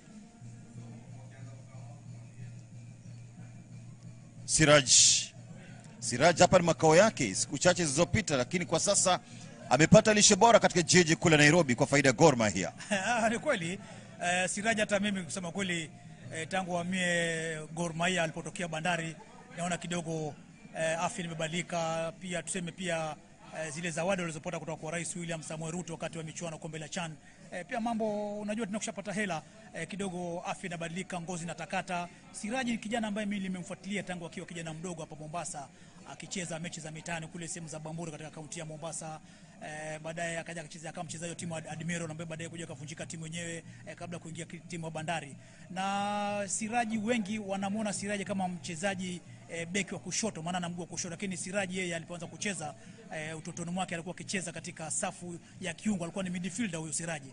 Alipokuja Bandari ndio akabadilishwa na akawa beki wa kushoto. Kwa hivyo ni mchezaji ambaye yuko nyumbani, ndio hata mashabiki wanamshabikia, wanamuita master, jina la msimbo. Haya, Siraj mlinzi wa pembeni kushoto kwa faida Gor Mahia, nafasi ambayo ameshika kwa muda mrefu George Cheng Simiti. Ni eneo ambalo pia vile vile na wachezaji wengi wa kina Sylvester na kadhalika, lakini yupo pia vile vile kwa ajili ya kuitendea haki Kogalo. Anatafuta namna kwenda kimataifa. Nguvu mpya Omwando, Victor Omondi na Obina, baadhi ya wachezaji ambao wamepewa nafasi kwa faida ya timu ya Shabana FC wameingia dimbani sasa. Ni badiliko la kiufundi kwa ajili ya kuweza kuongeza chachu katika safu ya kati na hata safu ya umaliziaji. So no nonsense midfielder siku zote pale ni Ernest Wendo. Pambana kweli kweli, tafuta namna kuweza kuingia kwenye eneo husika. Mtazamaji anakosa kupata kwa wakati Patrick Esombe. Ni vita vikuu, anaitisha mkwaju wa penalty ama ni free kick. Anasubiri huruma mwamuzi, tanalishwa kadi ya njano. Wanamzingira mwamuzi wakati wakitafuta namna kumchochea, labda pengine aoneshe kwamba ni mkwaju wa penalty. Hebu tazama mikimbio hii. Ni kweli, maana kama angezubaa huyu mlinzi wa Gor Mahia Onyango, nadhani tungekuwa tunazungumza mambo mengine, kwa sababu huyu ni foul ambayo ilikuwa nje kidogo tu ya sanduku la box, sanduku lile la 18, kwa sababu ilikuwa kama sentimita kama 3, ingekuwa ni ndani ingekuwa basi ingekuwa ni penalty, lakini mwamuzi alikuwa makini na akaona kwamba ilikuwa ni nje ya sanduku. Kwa hivyo nadhani huyu mchezaji wa Gor Mahia mlinzi Onyango amestahili kupewa kadi ya njano, ambayo tayari ni foul ambayo kama ingekuwa ndani ya sanduku nadhani ingekuwa ni penalty na ingekuwa ni kadi nyekundu, kwa sababu huyu mshambuliaji ambaye ameangushwa wa Shabana alikuwa tayari anamlenga goalkeeper. Kwa hivyo ikabidi iliwe kadi ya njano, lakini nje ya sanduku. Kwa hivyo hii foul na wanavyoiona itabidi kuwa na mtu ambaye yuko makini, kunataka mtaalamu kupiga foul kama hizi, wa wengine foul kama hizi ni penalty. Haya, wanawapa changamoto. Nguvu mpya yupo Humphrey Obina, anakuja kutengo Obina,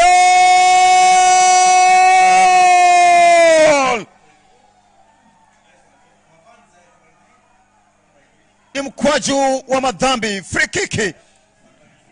Ameutenga kiutaalamu, anajaza kamba vizuri mno na kumwacha Hoi bin Tabani guard Matthew Sawino. Mashabiki wa timu ya Shabana wana kila sababu ya kujihisi nyumbani. Bila shaka unaambiwa safari ni hatua. Kama nilivyotangulia kusema kabla hajapiga huu mkwaju, nilisema kwamba unataka mtaalamu ambaye akitumia nafasi hii anaweza kufanya mambo, na ni kweli mchezaji huyo Obina ameweza kutumia utaalamu wake na akafunga. Maana wengine mikwaju kama hii kwa ni penalty, na ameweza kufanya kweli na amefunga na amerudisha lile bao. Kwa hivyo Shabana sasa hivi wamerudisha lile bao na wamerudi katika mchezo. Kwa hivyo Gor Mahia lazima wajitahidi, kwa sababu Shabana kukomboa bao hili basi wamepata nguvu zaidi. Kwa hivyo Gor lazima wawe makini, waangalie takavyokuwa, kwa sababu wasipozubaa basi nadhani Shabana wataongeza bao la pili ikiwa Gor Mahia watazubaa. Haya, Wahed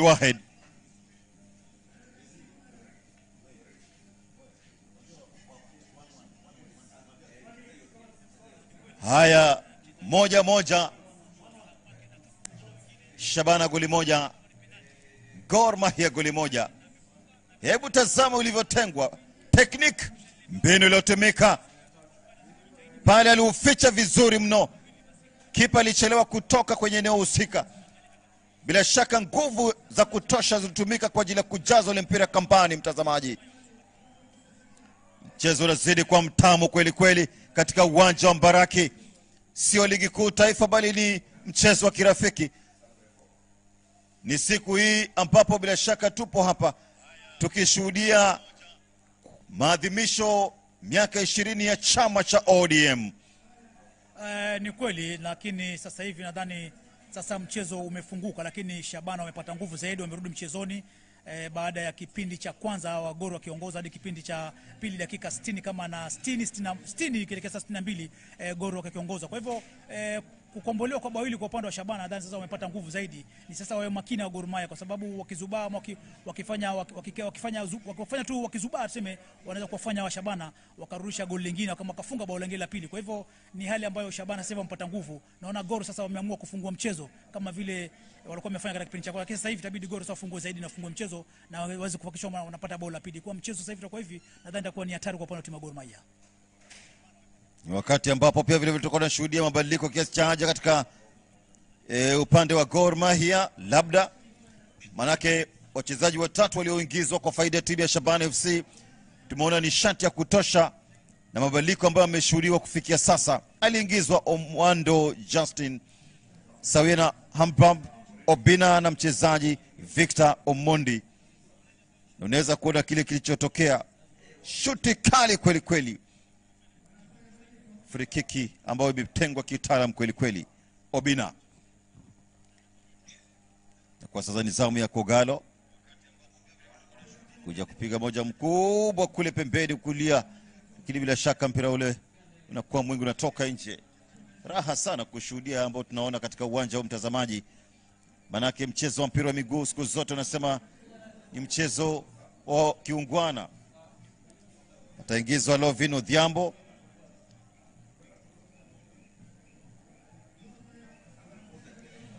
pamoja na Ogola, Regan Ogola. Siraja anapumzishwa, Mohamed Siraja anapumzishwa, chukua nafasi yake mchezaji Lovin Odhiambo. Yupo pia vile Adukwa Ebeneza anasubiri kupata nafasi. Amekwisha ingia Ebeneza pia vile vile kwa ajili ya kuweza kutekeleza majukumu yake. Inabidi pia pumzisho mhusika mkuu Kapen pande ule wa kulia. Mabadiliko ya kiufundi, mabadiliko matatu kwa mpigo kwa faida ya Kogalo. Kogalo nadhani wameona pengine kuna udhaifu katika safu ya kati, kwa sababu ukiangalia kwamba katikati kulikuwa wanachemsha, ndio kabidi benchi la kiufundi wafanye mabadiliko, ndio kaingiza wachezaji watatu kwa mpigo kwa sababu ya kuweza kuleta nguvu katika ile safu ya ushambuliaji ya Gor Mahia, kitu ambacho nadhani Shabana watakuwa kwa makini zaidi kuangalia kule vile mambo yanavyokwenda. Lakini hadi kufikia sasa nadhani bado mchezo umekuwa kwa upande wa Shabana wako makini sana, wanapanda wote, wanarudi wote, wanaangalia kwamba mipira mirefu inayopigwa na Gor Mahia katika lango lao wanajaribu kuirudisha wazuie, kwa sababu hii sabu ambayo imefanywa ama mabadiliko yamefanywa na Gor Mahia sasa hivi, nadhani ni njia ya kuweza kusukuma safu ya kiungo cha kati, kuweza kusukuma safu ya ushambuliaji upande wa Gor Mahia, ikiwa wataweza kufanikiwa kupenya safu ya ulinzi ya timu ya Shabana. Mchezo wa kwanza tulishuhudia mshindi akipatikana kupitia changamoto ya mikwaju wa penalti. FC Leopards ikifurushwa nje ya mashindano na Bandari FC katika uwanja huu. Na sasa tunashuhudia ni wahid moja kwa faida ya Gor Mahia dhidi ya Shabana FC. Kuja kurusha, tarusha mfano wa kona, fika mikononi mwa mlinda mlango ambaye kwa hakika ameunyaka pasi na kutetereka Caleb Omondi, teenager ambaye kwa hakika anazidi kutakata kweli kweli kuonyesha kwamba inawezekana chini ya jua. Piga moja mkubwa tena, safu ya ulinzi. Kapeni yupo, hakuondoka manake alikwenda kupata mawaidha kutoka kwa mwalimu. Haja guswa hata kidogo na kile ambacho kilitokea sekunde chache zilizopita, kutokana na mageuzi ya mabadiliko ya wachezaji watatu ambao walipewa nafasi ya kuingia kwa faida ya Kogalo. 3 upande wa Kogalo, 3 upande wa Shabana. Shabana waliingizwa Omwando Justin pamoja na Mukoya Douglas. Obina akipewa nafasi hata hivyo pembeni huku. Shabana FC wameonekana kuwa wapambanaji wa kweli kweli na wenye ufuasi mkubwa katika ligi kuu taifa.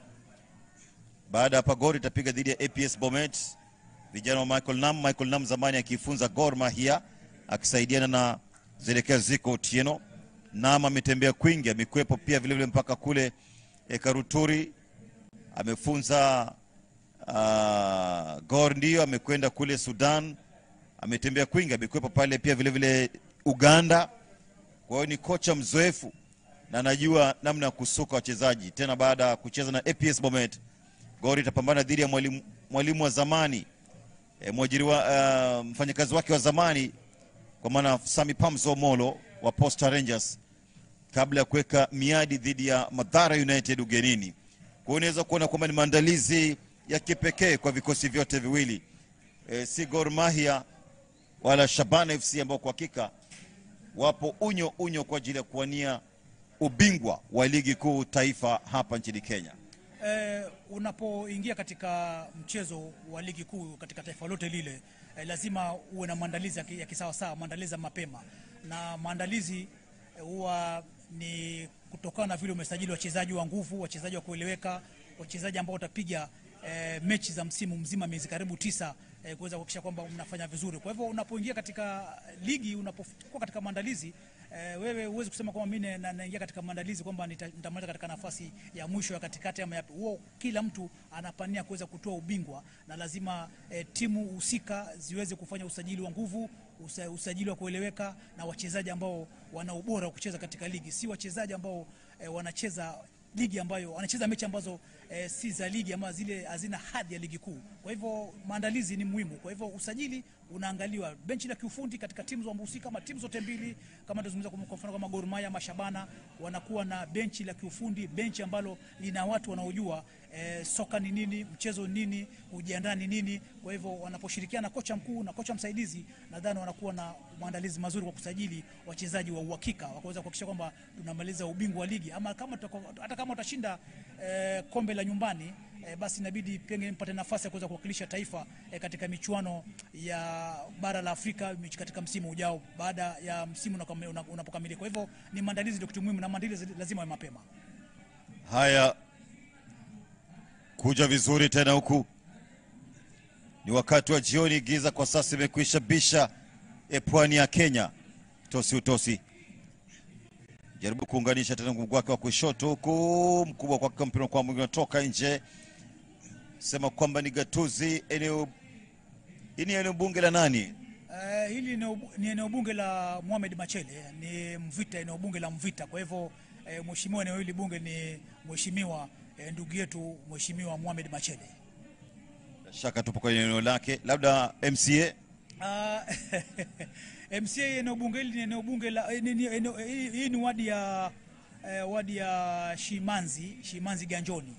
Ndio wadi ambapo Mama Shila ndio MCA wa eneo hili, ambao nadhani bila shaka yuko katika eneo hili akifuatilia mtanange wa leo. Bila shaka ni Mombasa na magatuzi. Kuna Changamwe, kuna Msambweni. Msambweni katika gatuzi la Kwale, lakini hapa Salikoni pia vile vile kuna. Hapa Likoni pia ni gatuzi, na ni gatuzi la Mombasa, lakini Likoni eneo bunge. Alafu kuna Changamwe, kuna Mvita, kuna Jomvu, kuna Kisauni na kuna Nyali. Ni maeneo bunge 6 yanayopatikana katika kaunti hii ya Mombasa. Haya, pembeni huko kuja vizuri kadiruzi wake sasa ni Shabana FC na ukokota pembeni kulia huku Ezekiel Omuri. Mshindi nafuu apatikane ndani ya dakika 90 kuepuka changamoto ya mkwaju wa penalti. Kwa sasa ni 1-1, vikosi vyote viwili katika uwanja huu vikionyeshana utemi.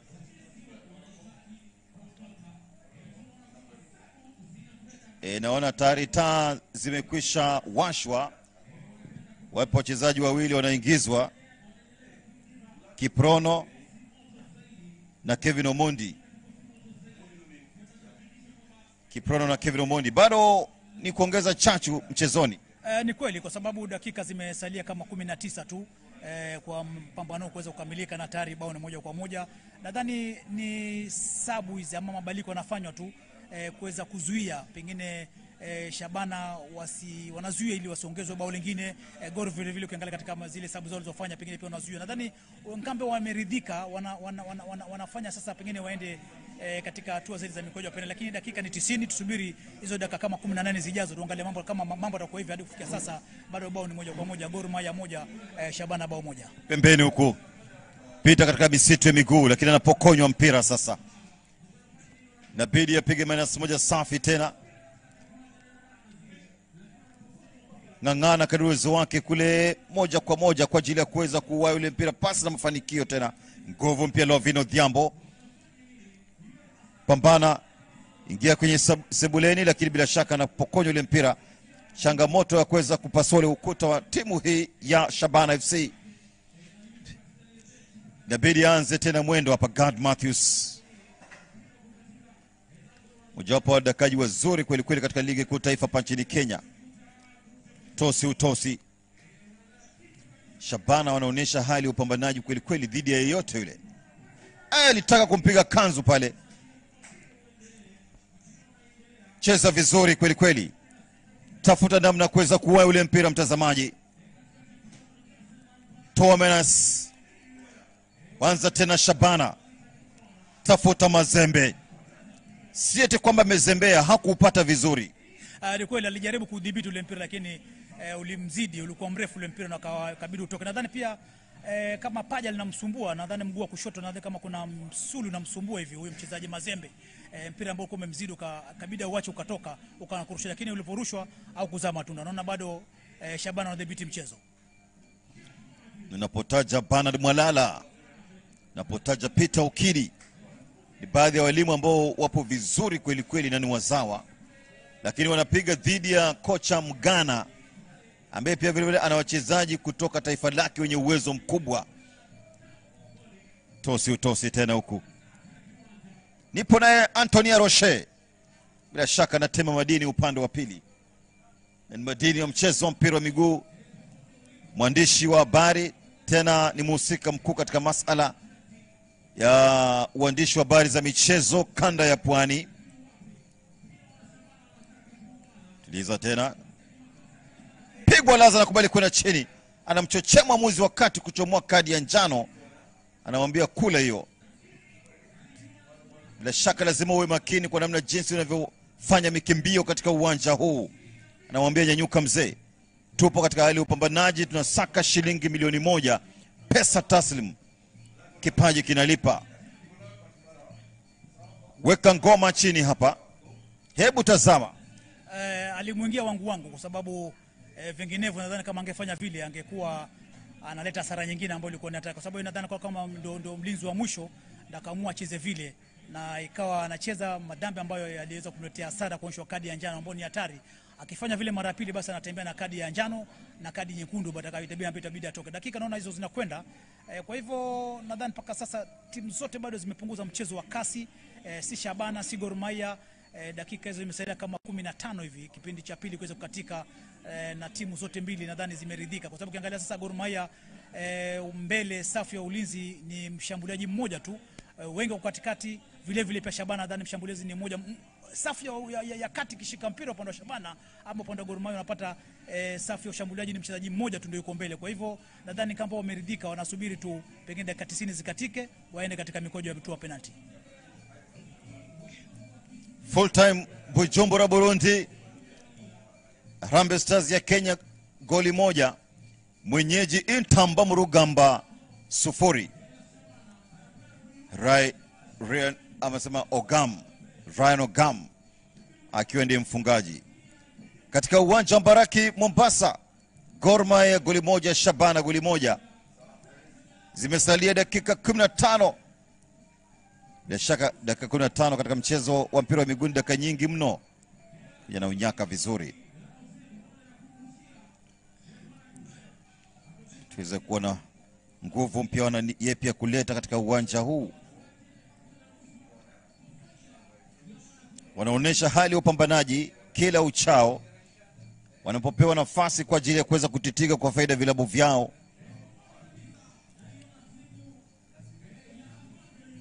Kuja kurusha ule mpira, jibu kwa kichwa vizuri pale ni Mazembe.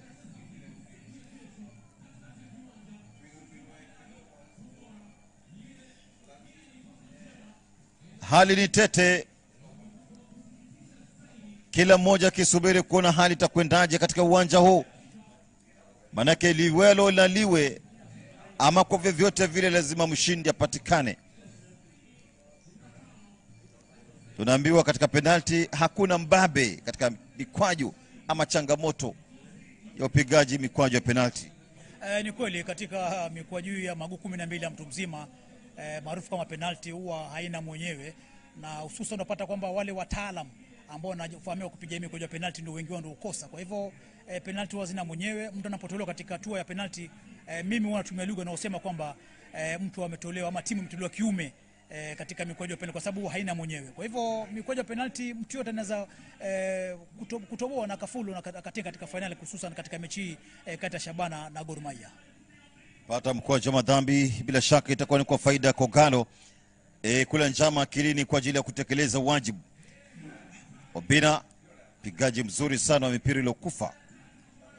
Kila mmoja anachukua nafasi yake, na ni wakati ambapo taa zimewashwa katika uwanja huu kumwaya mwanga na kufanya usiku kuwa mchana bandia, ili walau kuruhusu shughuli kuendelea barabara. Ni kweli, sababu sasa hivi Mombasa giza lishaweza kutanda na uwanja huu siku zote nadhani huwa hauna taa, lakini kulingana na mechi hii lazima taa zingine zishawekwa. Kwa hivyo taa tayari zimewaka, giza kuna mwangaza katika uwanja. Kwa hivyo ni kitu ambacho hatujazoea katika mechi kama hizi, kwamba taa zinawaka uwanjani. Wenzetu pengine jijini Nairobi wakati wa michuano kombe la CHAN tulishuhudia taa zikiwaka katika viwanja vya Nyayo, viwanja vya Kasarani. Kwa hivyo hapa taa naona zinawaka, giza, mwangaza, na kama ulivyosema utakulia mzangu Were kwamba bandia mchana bandia kwamba ni mchana, ni kweli mchana bandia, lakini sasa hivi Mombasa katika maeneo mengine giza lishatanda, lakini nadhani ni kitu ambacho kitavutia ikiwa kutakuwa na muendelezo kwamba siku za usoni viwanja viweze kukatana. Mechi kama ingekuwa pengine inaanza saa 12 jioni ingekuwa zaidi na mashabiki wangejitokeza kwa wingi, lakini nadhani kesho ikiwa mechi itakuwa namna hii, basi nadhani taa zitaweza kuwa mapema na taa zing'are zaidi katika uwanja huu wa KPA Sports Club Mbaraki katika kaunti ya Mombasa. Nadhani hadi kufikia sasa naona dakika kama 11 zimesalia mechi iweze kukamilika. Bado ni moja kwa moja, Shabana moja, Gor Mahia moja.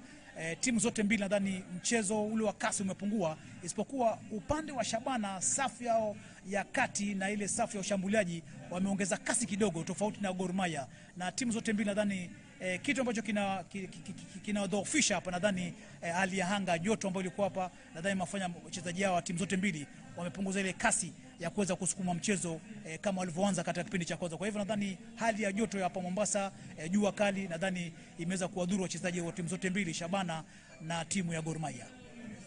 Uwanja ambao kwa hakika ulifanyiwa ukarabati na kaunti ya Mombasa. Bila shaka kaunti ya Mombasa chini ya gavana wa jimbo hili anaitwa Abdul Swamad Sharif Nasir, ndio gavana wa kaunti ya Mombasa. Ni mtu anapenda michezo, ni mtu anapenda michezo wa soka, na ni mfuatiliaji wa karibu sana wa michezo katika kaunti ya Mombasa, na yeye ni mshabiki mkubwa kule nchini England EPL, anashabikia klabu ya The Gunners Arsenal. Muhimu sana. Bila shaka naona pia shughuli imeanza katika uwanja Manispaa, na lazima ikamilike, manake ni eneo ambalo limetoa wanandinga wengi sana, wakina Mahmoud Abbas, zama za Nyundo FC, Faisal FC na kadhalika. Kwa hiyo Mombasa imetoa watu kwa miaka na mikaka. Ni kweli kabisa, umepiga ndipo. Mombasa kupitia uwanja ule wa zamani kwa wakati ukiitwa uwanja Manispaa ya Mombasa ulitoa wachezaji wengi sana walipitia uwanja ule, kama ulivyotangulia kusema, kina Mahmoud Abbas, kina Jamal Sketi, akina Douglas Mtua, kocha wetu kama mjuae mzee Mohamed Heri amekochi timu nyingi kupitia uwanja ule, timu ya Kenatco, timu za Mwenge, baadaye kabla jetu wa Mwenge kwa Liverpool, timu nyingi tu ambazo zimeweza kucheza na wachezaji wengi wametoka katika kaunti ya Mombasa kupitia uwanja ule wa kaunti ya Mombasa zamani Manispaa, kina George Nyango Fundi wameweza kucheza hapa, timu za Lake Warriors vile, kama unakumbuka Albert Oyo Wazimu, licha kwamba kucheza timu ya taifa, lakini ni jina tajika katika uwanja ama katika medani ya soka katika kaunti ya Mombasa na mkoa wa Pwani kwa jumla. Wako kina Francis Lubembe, kama unakumbuka, mlinda lango wa zamani wa AFC Leopards, alipitia Mombasa Lake Warriors, aliweza kucheza Lake Warriors kabla kuchukuliwa na AFC Leopards. Kuna marehemu Henry Omondi, alikuwa stopper yule nambani wa AFC Leopards, alikuwa Lake Warriors, alipitia Mombasa. Ni wengi ambao nikiweza kuwataja nadhani tutaweza kukesha. Kwa hivyo sasa hivi serikali ya kaunti ya Mombasa imeanza kuchangamka na kuzinduka na kuamua sasa waweze kuchangamkia uwanja wa kaunti ya Mombasa kuweza kuboresha na uwe uwanja wa kuweza kuchezwa mechi za kimataifa. Nadhani pia kujengwa kwa uwanja wa Mombasa ama kaunti ya Mombasa italeta chachu ya kuweza kuhakikisha kwamba mchezo wa soka unainuka kwa kiwango fulani na kuweza kupeleka katika ile anga ya kimataifa, kwa sababu usipokuwa na uwanja wa kueleweka ama uwanja wa kimataifa, uwanja ambao unaweza kukidhi zile mechi za kimataifa, nadhani tutakuwa tunaleta ile kitu inaitwa arijojo, kitu ambacho kitoka aleti tija. Kwa hivyo unapokuwa namna hiyo, basi mambo yanakuwa mazuri zaidi kwa kaunti ya Mombasa. Tumshukuru gavana wa Mombasa, mheshimiwa ama liwali wanavyosema zamani, liwali gavana Abdul Samad Sharif Nasri, kwa kuweza kuamua kuchukua jukumu la kuweza kurekebisha na kujenga uwanja wa kaunti ya Mombasa uwe uwanja wa kiwango cha kimataifa, tuweze kushuhudia mechi za kimataifa katika kaunti ya Mombasa, ambacho kitu tumeshuhudia zamani miaka ya 90. Sasa hivi kushuhudia mechi kama hizi kuwa ni nadra sana.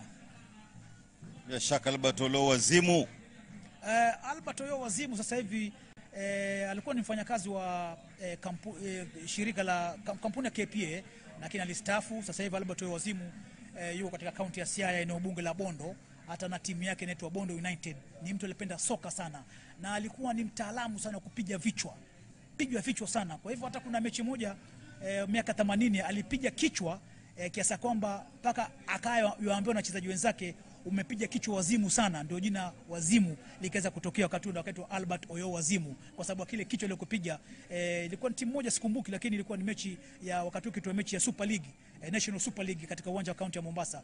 Na wakati goalkeeper Lake Warriors alikuwa ni Meki Kenyatta, kama unamkumbuka, alikuwa kidakia timu ya Lake Warriors miaka hiyo. Sasa hivi Meki Kenyatta pia amestaafu, yuko katika shughuli zake za kibinafsi, lakini miaka hiyo nadhani ilikuwa ni miaka ambayo ni kumbukumbu nzuri kwa timu zetu kuweza kukumbuka, wachezaji wetu kukumbuka. Nadhani hata mechi ambayo inachezwa sasa hivi ama michuano ya ODM at 20, nadhani kama kwa uwanja ule wa Manispaa upo ama uwanja wa kaunti kwa umekamilika, nadhani mechi ingekuwa mpigwa pale. Ni uwanja ambao ndiko maarufu na ulitoa wachezaji wengi sana katika anga, na wengi waliweza kucheza katika anga kimataifa, kucheza timu ya taifa ya Harambee Stars, kucheza timu za Gor Mahia, timu za wakati huo Kenya Breweries. Nakumbuka kama goalkeeper wa zamani wa Kenya Breweries Solengoi alitokea Mombasa.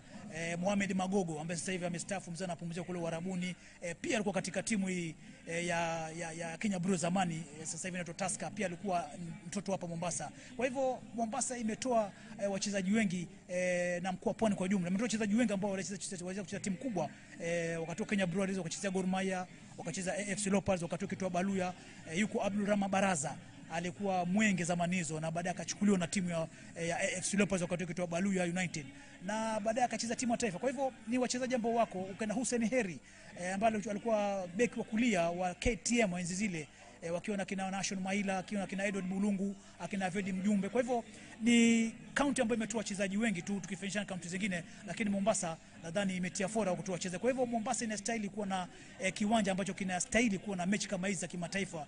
Hata nadhani kama ingewezekana pengine michuano ijayo ya kombe la CHAN, michuano kombe la AFCON kumradhi, ambayo itakuwa makala 35, ingekuwa tuna uwanja mzuri pengine kama itafikia hapo, tuna uwanja, nadhani mechi zingine zikichezwa Mombasa nadhani ingekuwa kitu cha kuvutia na kingetia fora zaidi.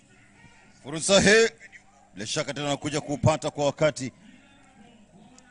Historia ndefu sana hapo ya kaunti ya Mombasa.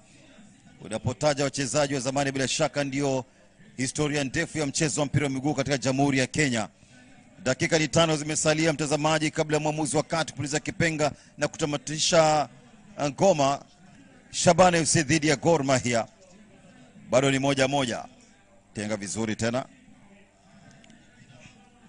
jaribu kunyanyua upande wa kulia, lakini bila shaka umetoshana nguvu pande zote, na ndivyo hivyo kwa hakika. Baada ya kutekeleza majukumu yake pasavyo, mwamuzi wa kati anasema twende tuamue pambano kupitia changamoto mkwaju wa penalti. Nadhani hatua ambayo imechukuliwa hata unaona mwamuzi amemaliza mchezo, lakini ni kama alikuwa anashauriana na wenzake kule nje. Nadhani hali ya anga pene giza, maana dakika zilikuwa zimesalia 5, lakini wanakubaliana kwamba penalty zipigwe. Sasa hivi tunataka kujua sasa ni nani anakwenda, ni nani atamfuata Bandari katika mechi ya finali. Sasa wanaamua ni upande gani wa uwanja penalty zitapigwa. Naona mwamuzi wa 4 katika mechi Francis Musyoka wa kutoka hapo Mombasa, wanamfahamu kama Mariga, pia anashauriana na mwamuzi yule wakati kuweza kuamua. Kwa hivyo ni upande wa kushoto, upande wa kulia mwa goli. Kama wewe ni unaofahamu uwanja huu vizuri, uwanja huu wa KPM Mbaraki Sports Club katika kaunti ya Mombasa, basi upande wa kulia mwa goli ndio penalty zinakwenda kupigwa. Kwa hivyo naona timu sasa zinajipanga kuamua ni nani atapiga penalty, ni nani ataanza. Baadaye tujue sasa mshindi anakwenda kucheza na Bandari atakuwa ni nani baada ya dakika hizi ambazo zimeweza kuchezwa. Kwa hivyo mechi imeshabao moja kwa moja. Kwa hivyo nadhani michuano kama hii ya ODM at 20 ni michuano ambayo inaleta pia mwashawasha wake kuweza kuhakikisha kwamba pia mashabiki wanapata ile afueni ya kuweza kufuatilia mchezo wa soka, kwa sababu mechi kati ya Shabana na Gor Mahia ni mechi ambazo ni nadra kuweza kushuhudia nje ya Kisii ama nje ya Nairobi kuja katika mkoa wa Pwani kushuhudia mechi, kwa sababu ni timu ambazo zina ushabiki, zina ufuasi na zinaheshimika katika ligi kuu ama katika soka ya hapa nchini Kenya, kwa sababu mechi timu zinapocheza iwe ni Kisii ama Nairobi. Lakini michuano kama hii ama nadhani mechi kama za kirafiki ambazo zina mechi maalum, nadhani mashabiki wanapata afueni. Nakumbuka miaka ya 90 kuna mechi kuja kachezwa Mombasa katika uwanja ule wa Manispaa, wakati AFC Leopards walipoamua kuwa nyumbani hapa Mombasa, walipoyalika timu Scarlet,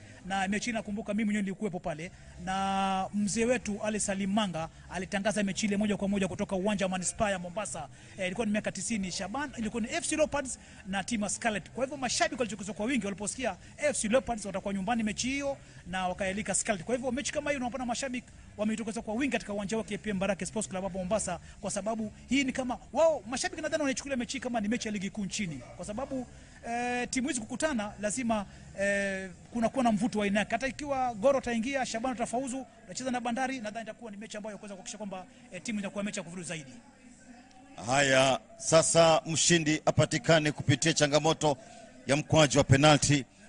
Historia ni muhimu sana katika mchezo wa mpira wa miguu, na ndio sababu kutokana na nguvu kubwa ya runinga hii watu wanaweza kuelewa safari ndefu ya kaunti ya Mombasa na Pwani kwa ujumla kuhusiana na mchezo wa mpira wa miguu, na ndio sababu tupo hapa kusherekea ndio siku ya siku, kwa maana miaka 20 ya tangu kuasisiwa kwa chama cha ODM.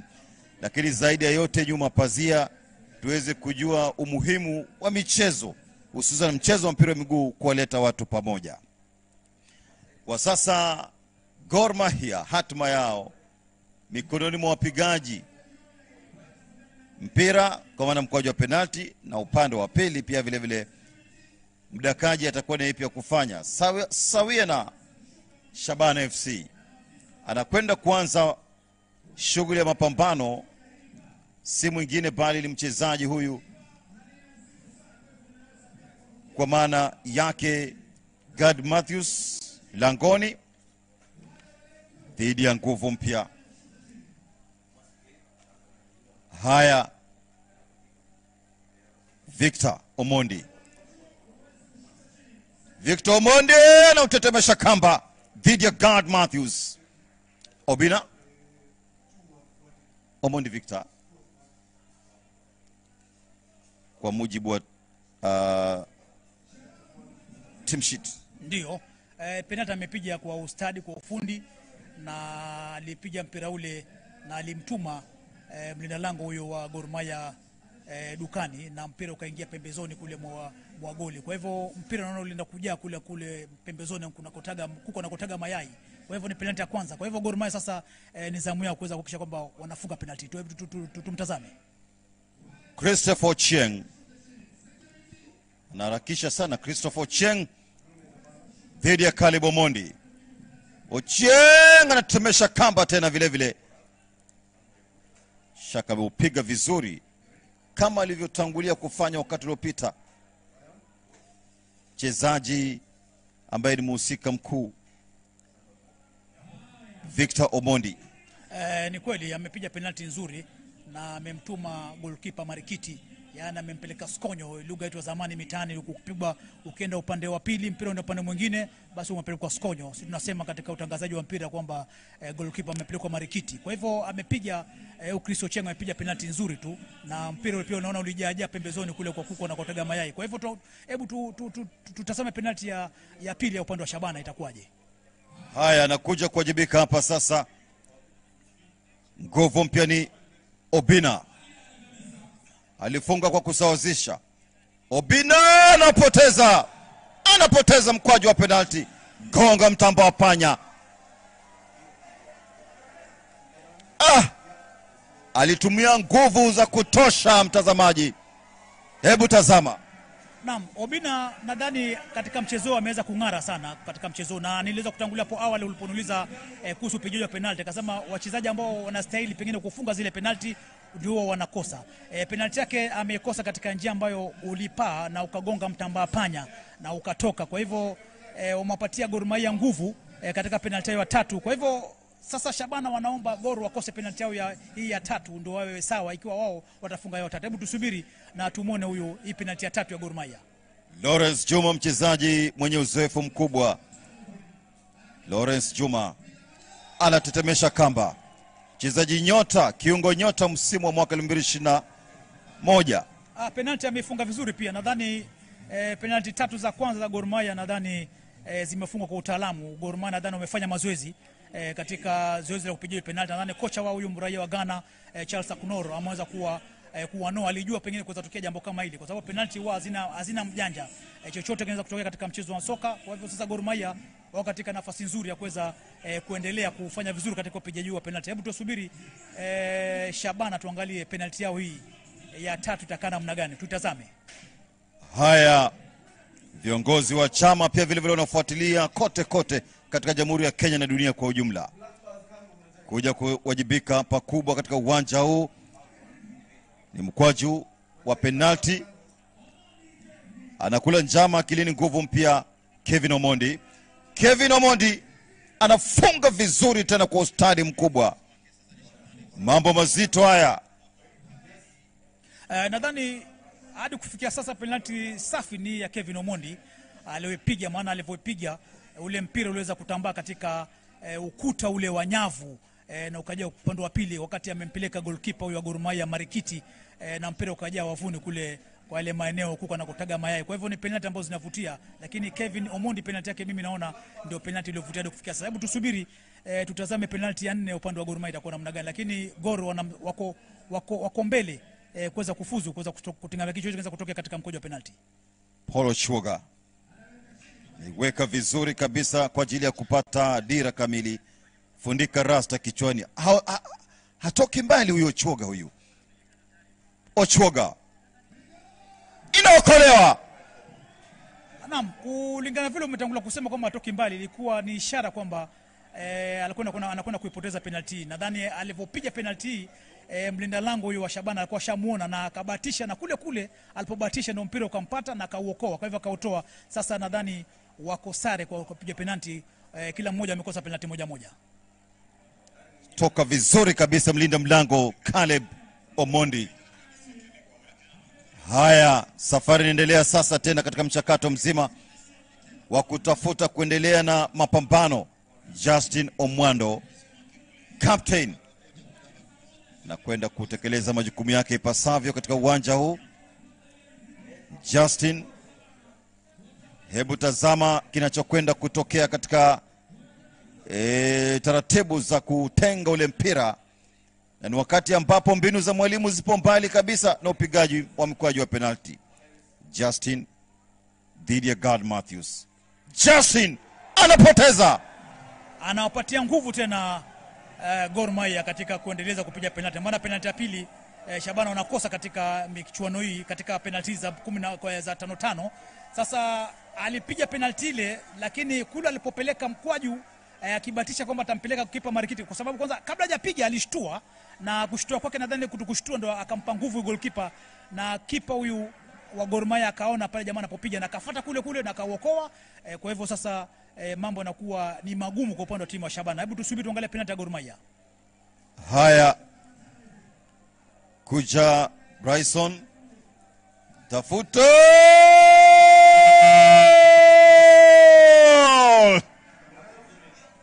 funga vizuri kabisa hapa muhusika mkuu. Mambo mazito kweli kweli katika taratibu za kufanikisha hapa. Ebeneza Adukwa, Penalty ya Adukwa nadhani sasa imefunika ile penalty ya Obina ya Shabana, kwa sababu alipiga na utaalamu wa hali ya juu. Ni penalty ambayo alilazimisha kumficha na kumtuma Marikitu huyu goalkeeper wa Shabana. Kwa hivyo Gor bado wako mstari wa mbele kuhakikisha kwamba wanafanya vizuri katika michuano hii ya katika mikwaju ya penalty. Nadhani Gor wana nafasi nzuri. Shabana ikiwa atakosa penalty, nadhani tutaweza kuzungumza mambo mengi. Tusubiri penalty ya Shabana, naona wanajiandaa. Nadhani pia naona kama wako baridi kama washaamua kwamba washapoteza mchezo huu. Mark Okola amebeba matumaini ya wana Shabana mabegani. Mark Okola dhidi ya God Matthews, piga fataki kweli kweli pale, bila shaka na mkomesha. Alipiga kwa nguvu zaidi ya kutaka kwamba kumpa nafasi huyu mlinda lango wa Gor Mahia kwamba aweze kufanya kama maamuzi. Alipiga kwa nguvu, na penalty siku zote unapigwa na mleo unapiga kwa nguvu, licha kwamba alimpeleka Marikitu goalkeeper Gor Mahia, lakini mpira ulijaa wavuni upande wa kushoto mwa goli, na goalkeeper Gor Mahia akaenda upande wa kulia mwa goli. Kwa hivyo penalty alipiga vizuri sana mchezaji Shabana. Kwa hivyo tusubiri tuangalie penalty ya ngapi, nadhani ya 4 kwa upande wa timu ya Gor Mahia. Ya 5 ni penalty ya 5 ya upande wa Gor Mahia. Nadhani akifunga tutasubiri mambo yatakuwa yanakamilika. Kwa hivyo penalty akifunga huyu ya Gor Mahia, akifunga penalty nadhani itakuwa Gor wanaingia finali. Enoch Morrison, raia wa Ghana, anategemewa pakubwa kwa ajili ya kuweza kuivusha Kogalo. Morrison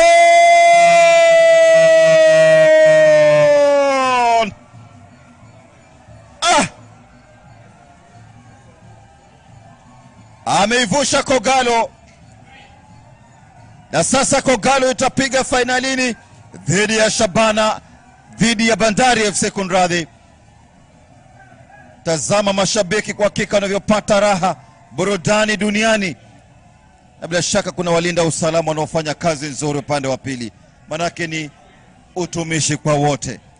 Kikosi cha GSU, ni kweli mechi kama hii lazima kuwe na usalama wa kutosha, usalama ambao umeweza kudumishwa hapa. Nadhani usalama wa hali ya juu, ni kitu ambacho vituko ama visa vile vya utovu wa nidhamu havijashuhudiwa katika mechi za leo. Mechi la kwanza kati ya Ingwe AFC Leopards na Bandari, na mechi ya kati ya Shabana na Gor Mahia, nadhani visa vyovyote vya uhalifu, visa vya vimeweza kudhibitiwa. Kwa hivyo penalty ya uamuzi ya kuamua kwamba Gor wanatinga, nadhani penalty alipiga, lakini goalkeeper huyu wa Shabana aliifuata ile, lakini nadhani aligusa kwa ncha yake ya vidole, ndio mpira ukamtoka na mpira ukajaa wavuni.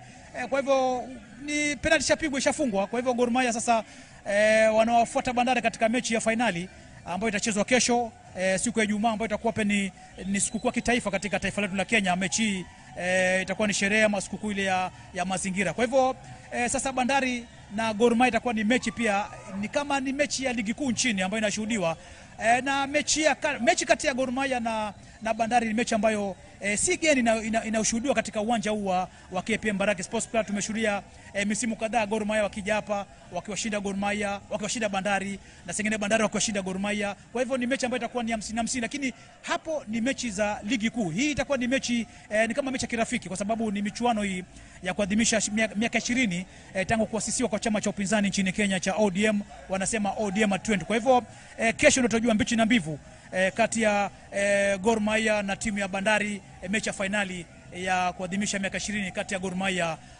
na timu ya Bandari.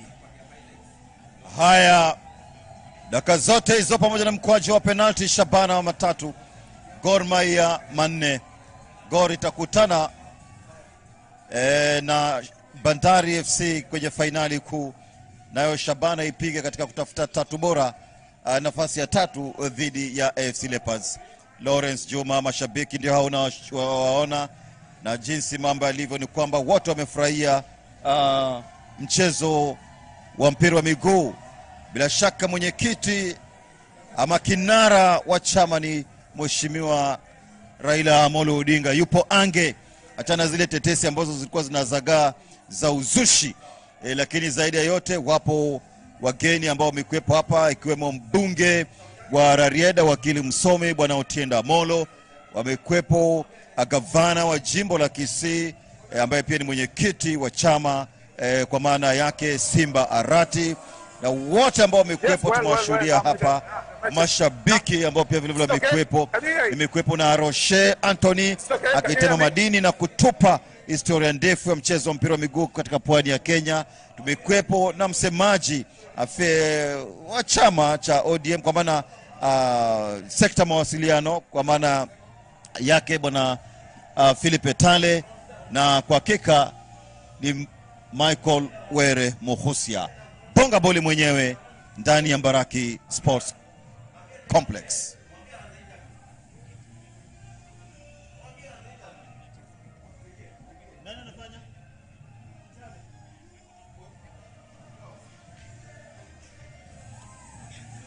Tutakuwa tunaungana na Etale kwa ajili ya mahojiano. Thank you. The match has just ended.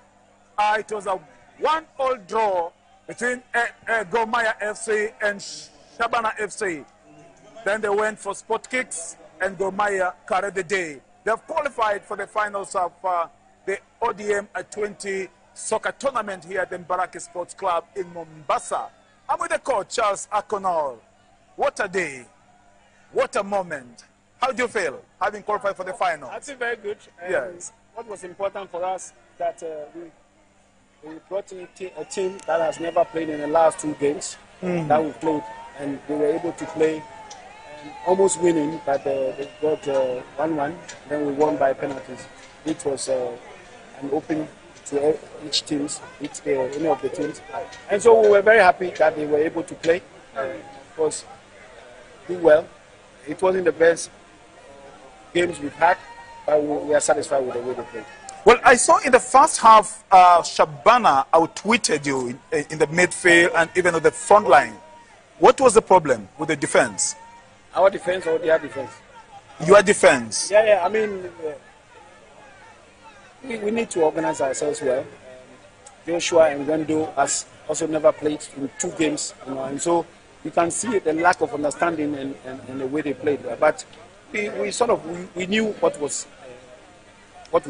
happen, and so the fact that they were able to contain the pressure and did well in 90 minutes, we are satisfied, and there's room to improve. We will improve in that sense. But again, it was a big test for them because none of them have played 90 minutes, in the last 2 weeks that we played, and so they were able to do well, and we are satisfied.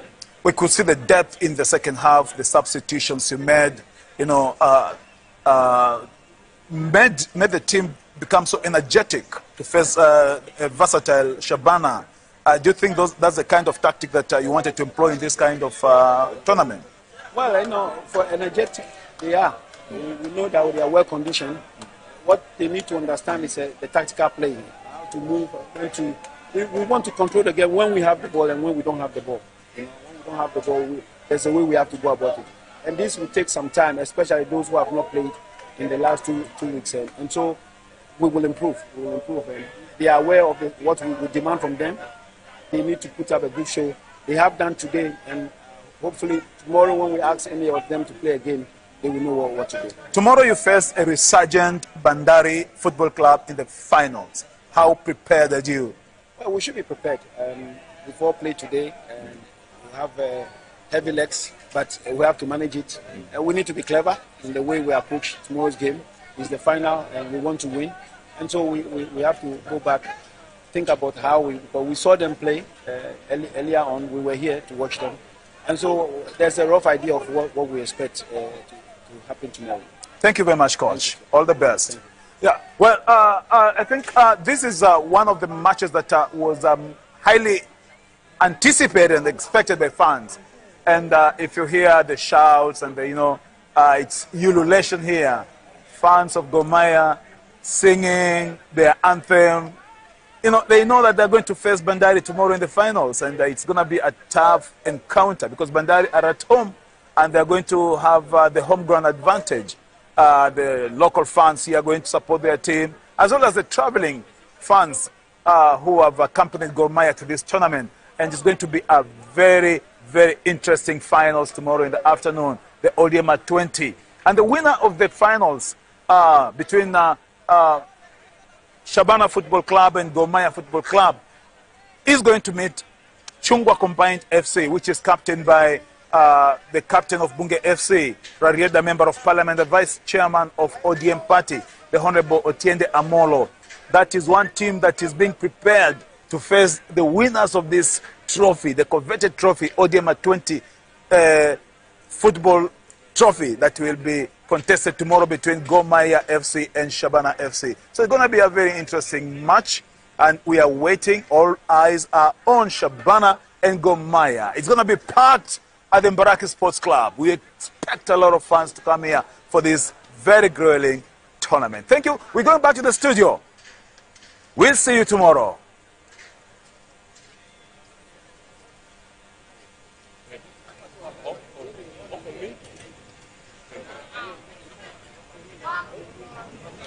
Thank you.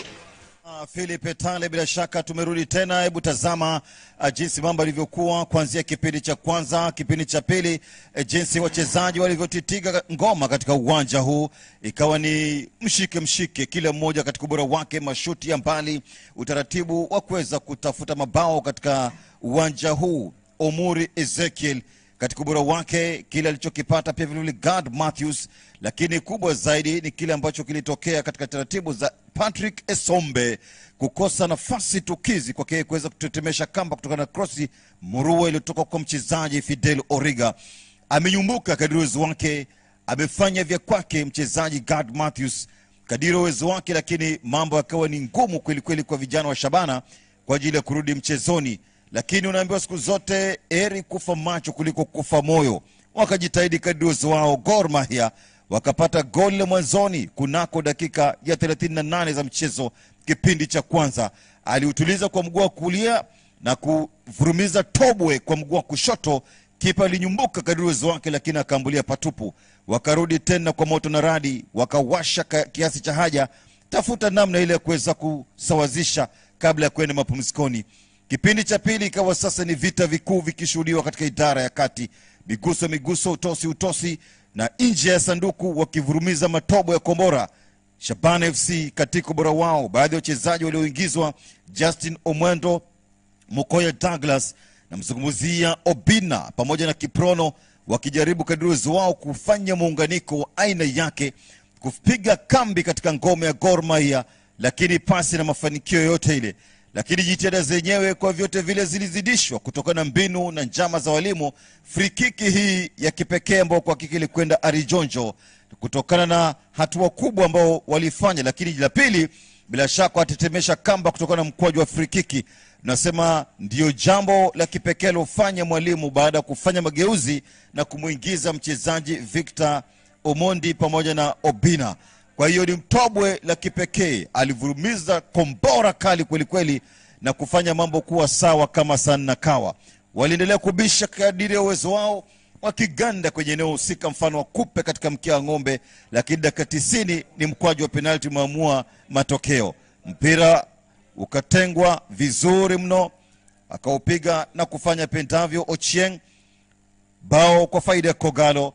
Akaja tena mchezaji ambaye alifunga goli la kusawazisha Obina kwa upande wa timu hii ya Shabana akiupoteza, Lawrence Juma akitetemesha kamba akiwa ni moja wapo wa usiku wakuu wanaofunga katika uwanja huu, na upande wa pili pia vile vile akifanya vivyo hivyo kwa ajili ya kuweza kufunga Kevin Omondi.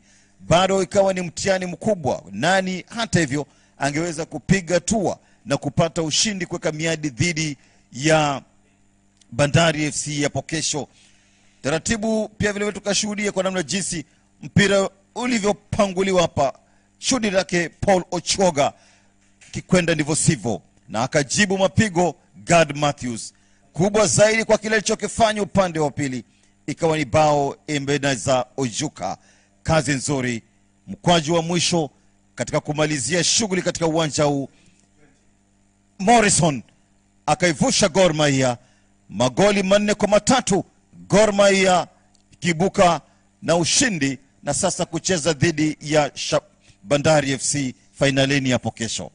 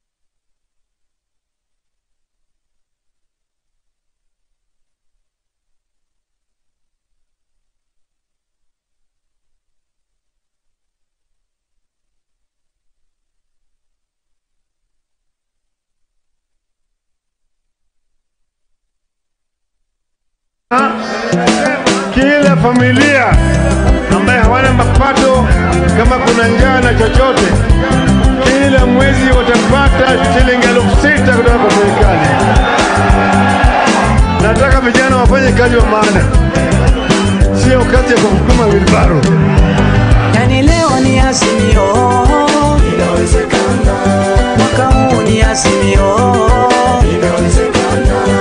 Raila Odinga anatosha, inawezekana. Boga Safina wanatosha, inawezekana. Yani leo ni Azimio, inawezekana. Mwaka huu ni Azimio, inawezekana. Raila Odinga anatosha, inawezekana. Boga Safina wanatosha, inawezekana. Rero ni rero, ayangu rero ni rero. Rero ni rero, jamani rero ni rero. Baba Tinga fire, fire, fire, fire. Azimio fire, fire, fire, fire. Tuko na Baba Kea, 6,000 ziwe mfukoni. Mengi yatatokea, maendeleo mpaka mashinani. Kwa kilimo biashara, Boga Safi anatenda. Miradi kwa kina mama, na mashule yatajenga. Hata watunza wa mama wajane, hata basari watoto wasome, hata watunza wa mama wajane.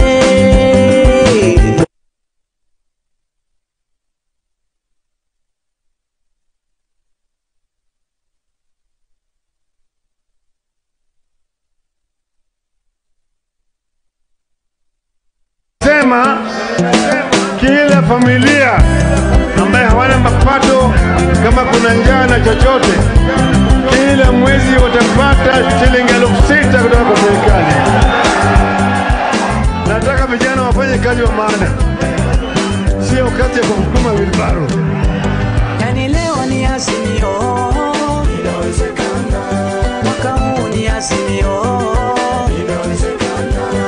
Raila Odinga anatosha, inawezekana. Boga Safina wanatosha, inawezekana.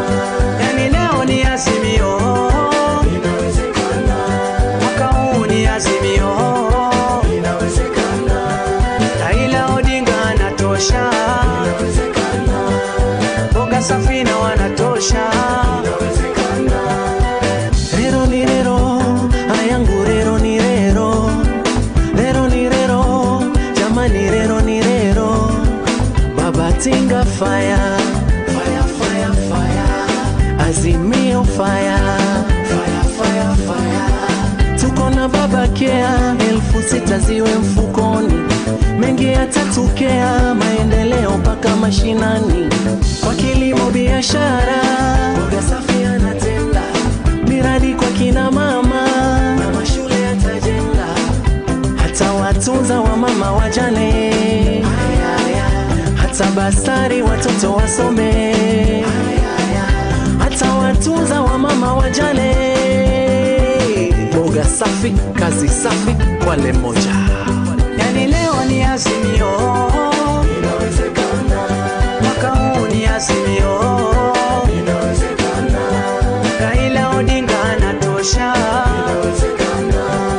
Boga safi na wanatosha. Yani leo ni Azimio, mwaka huu ni Azimio,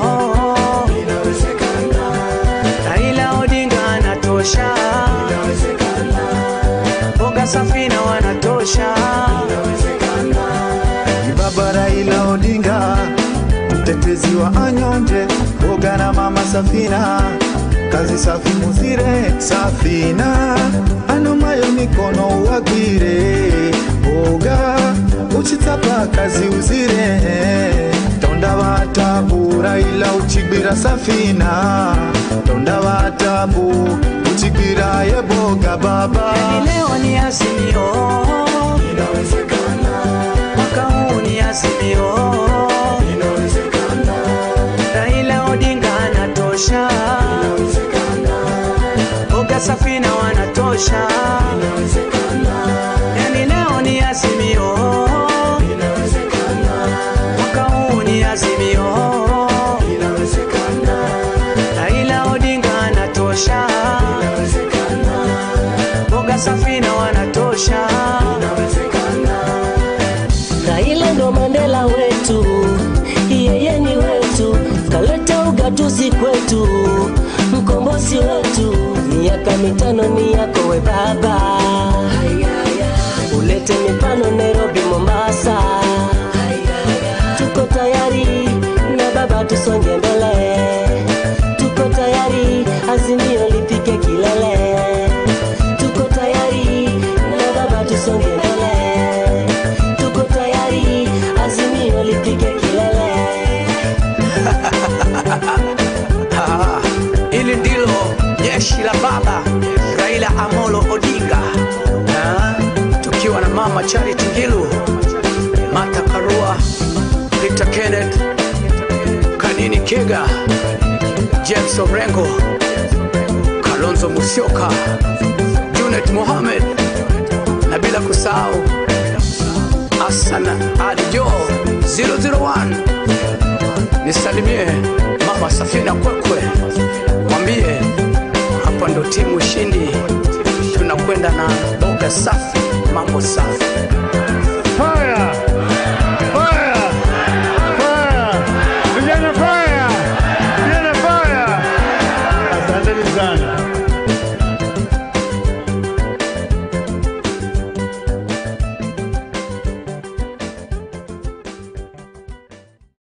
Na nimesema kila familia ambaye hawana mapato, kama kuna njaa na chochote, kila mwezi watapata shilingi 6,000 kutoka kwa serikali. Nataka vijana wafanye kazi wa maana, sio kazi ya kusukuma wilbaro. Yani leo ni Azimio, mwaka huu ni Azimio, Raila Odinga anatosha, Boga safi na wanatosha. Yani leo ni Azimio, mwaka huu ni Azimio, Raila Odinga anatosha, Boga safi na wanatosha. Rero ni rero, ayangu rero ni rero, rero ni rero, jamani rero ni rero. Baba Tinga fire, fire, fire, fire. Azimio fire, fire, fire, fire. Tuko na baba Kea, 6,000 ziwe mfukoni, mengi yatatokea, maendeleo mpaka mashinani, kwa kilimo biashara, Boga safi anatenda, miradi kwa kina mama, mama shule atajenga, hata watunza wa mama wajane, hata bastari watoto wasome, hata watunza wa mama wajane. Boga boga safi, kazi safi, Kwale moja. Yani leo ni Azimio, inawezekana. Mwaka huu ni Azimio, inawezekana. Raila Odinga anatosha, inawezekana. Boga safi na wanatosha, inawezekana. Yani leo ni Azimio, inawezekana. Mwaka huu ni Azimio, inawezekana. Raila Odinga anatosha, inawezekana. Boga safi na wanatosha, inawezekana. Baba Raila Odinga, mtetezi wa anyonde, Boga na mama Safina, kazi safi muzire Safina, anomayo mikono wagire, Boga uchitapa kazi uzire, tonda watabu Raila uchibira Safina, tonda watabu uchibira ye Boga baba. yani leo ni Azimio,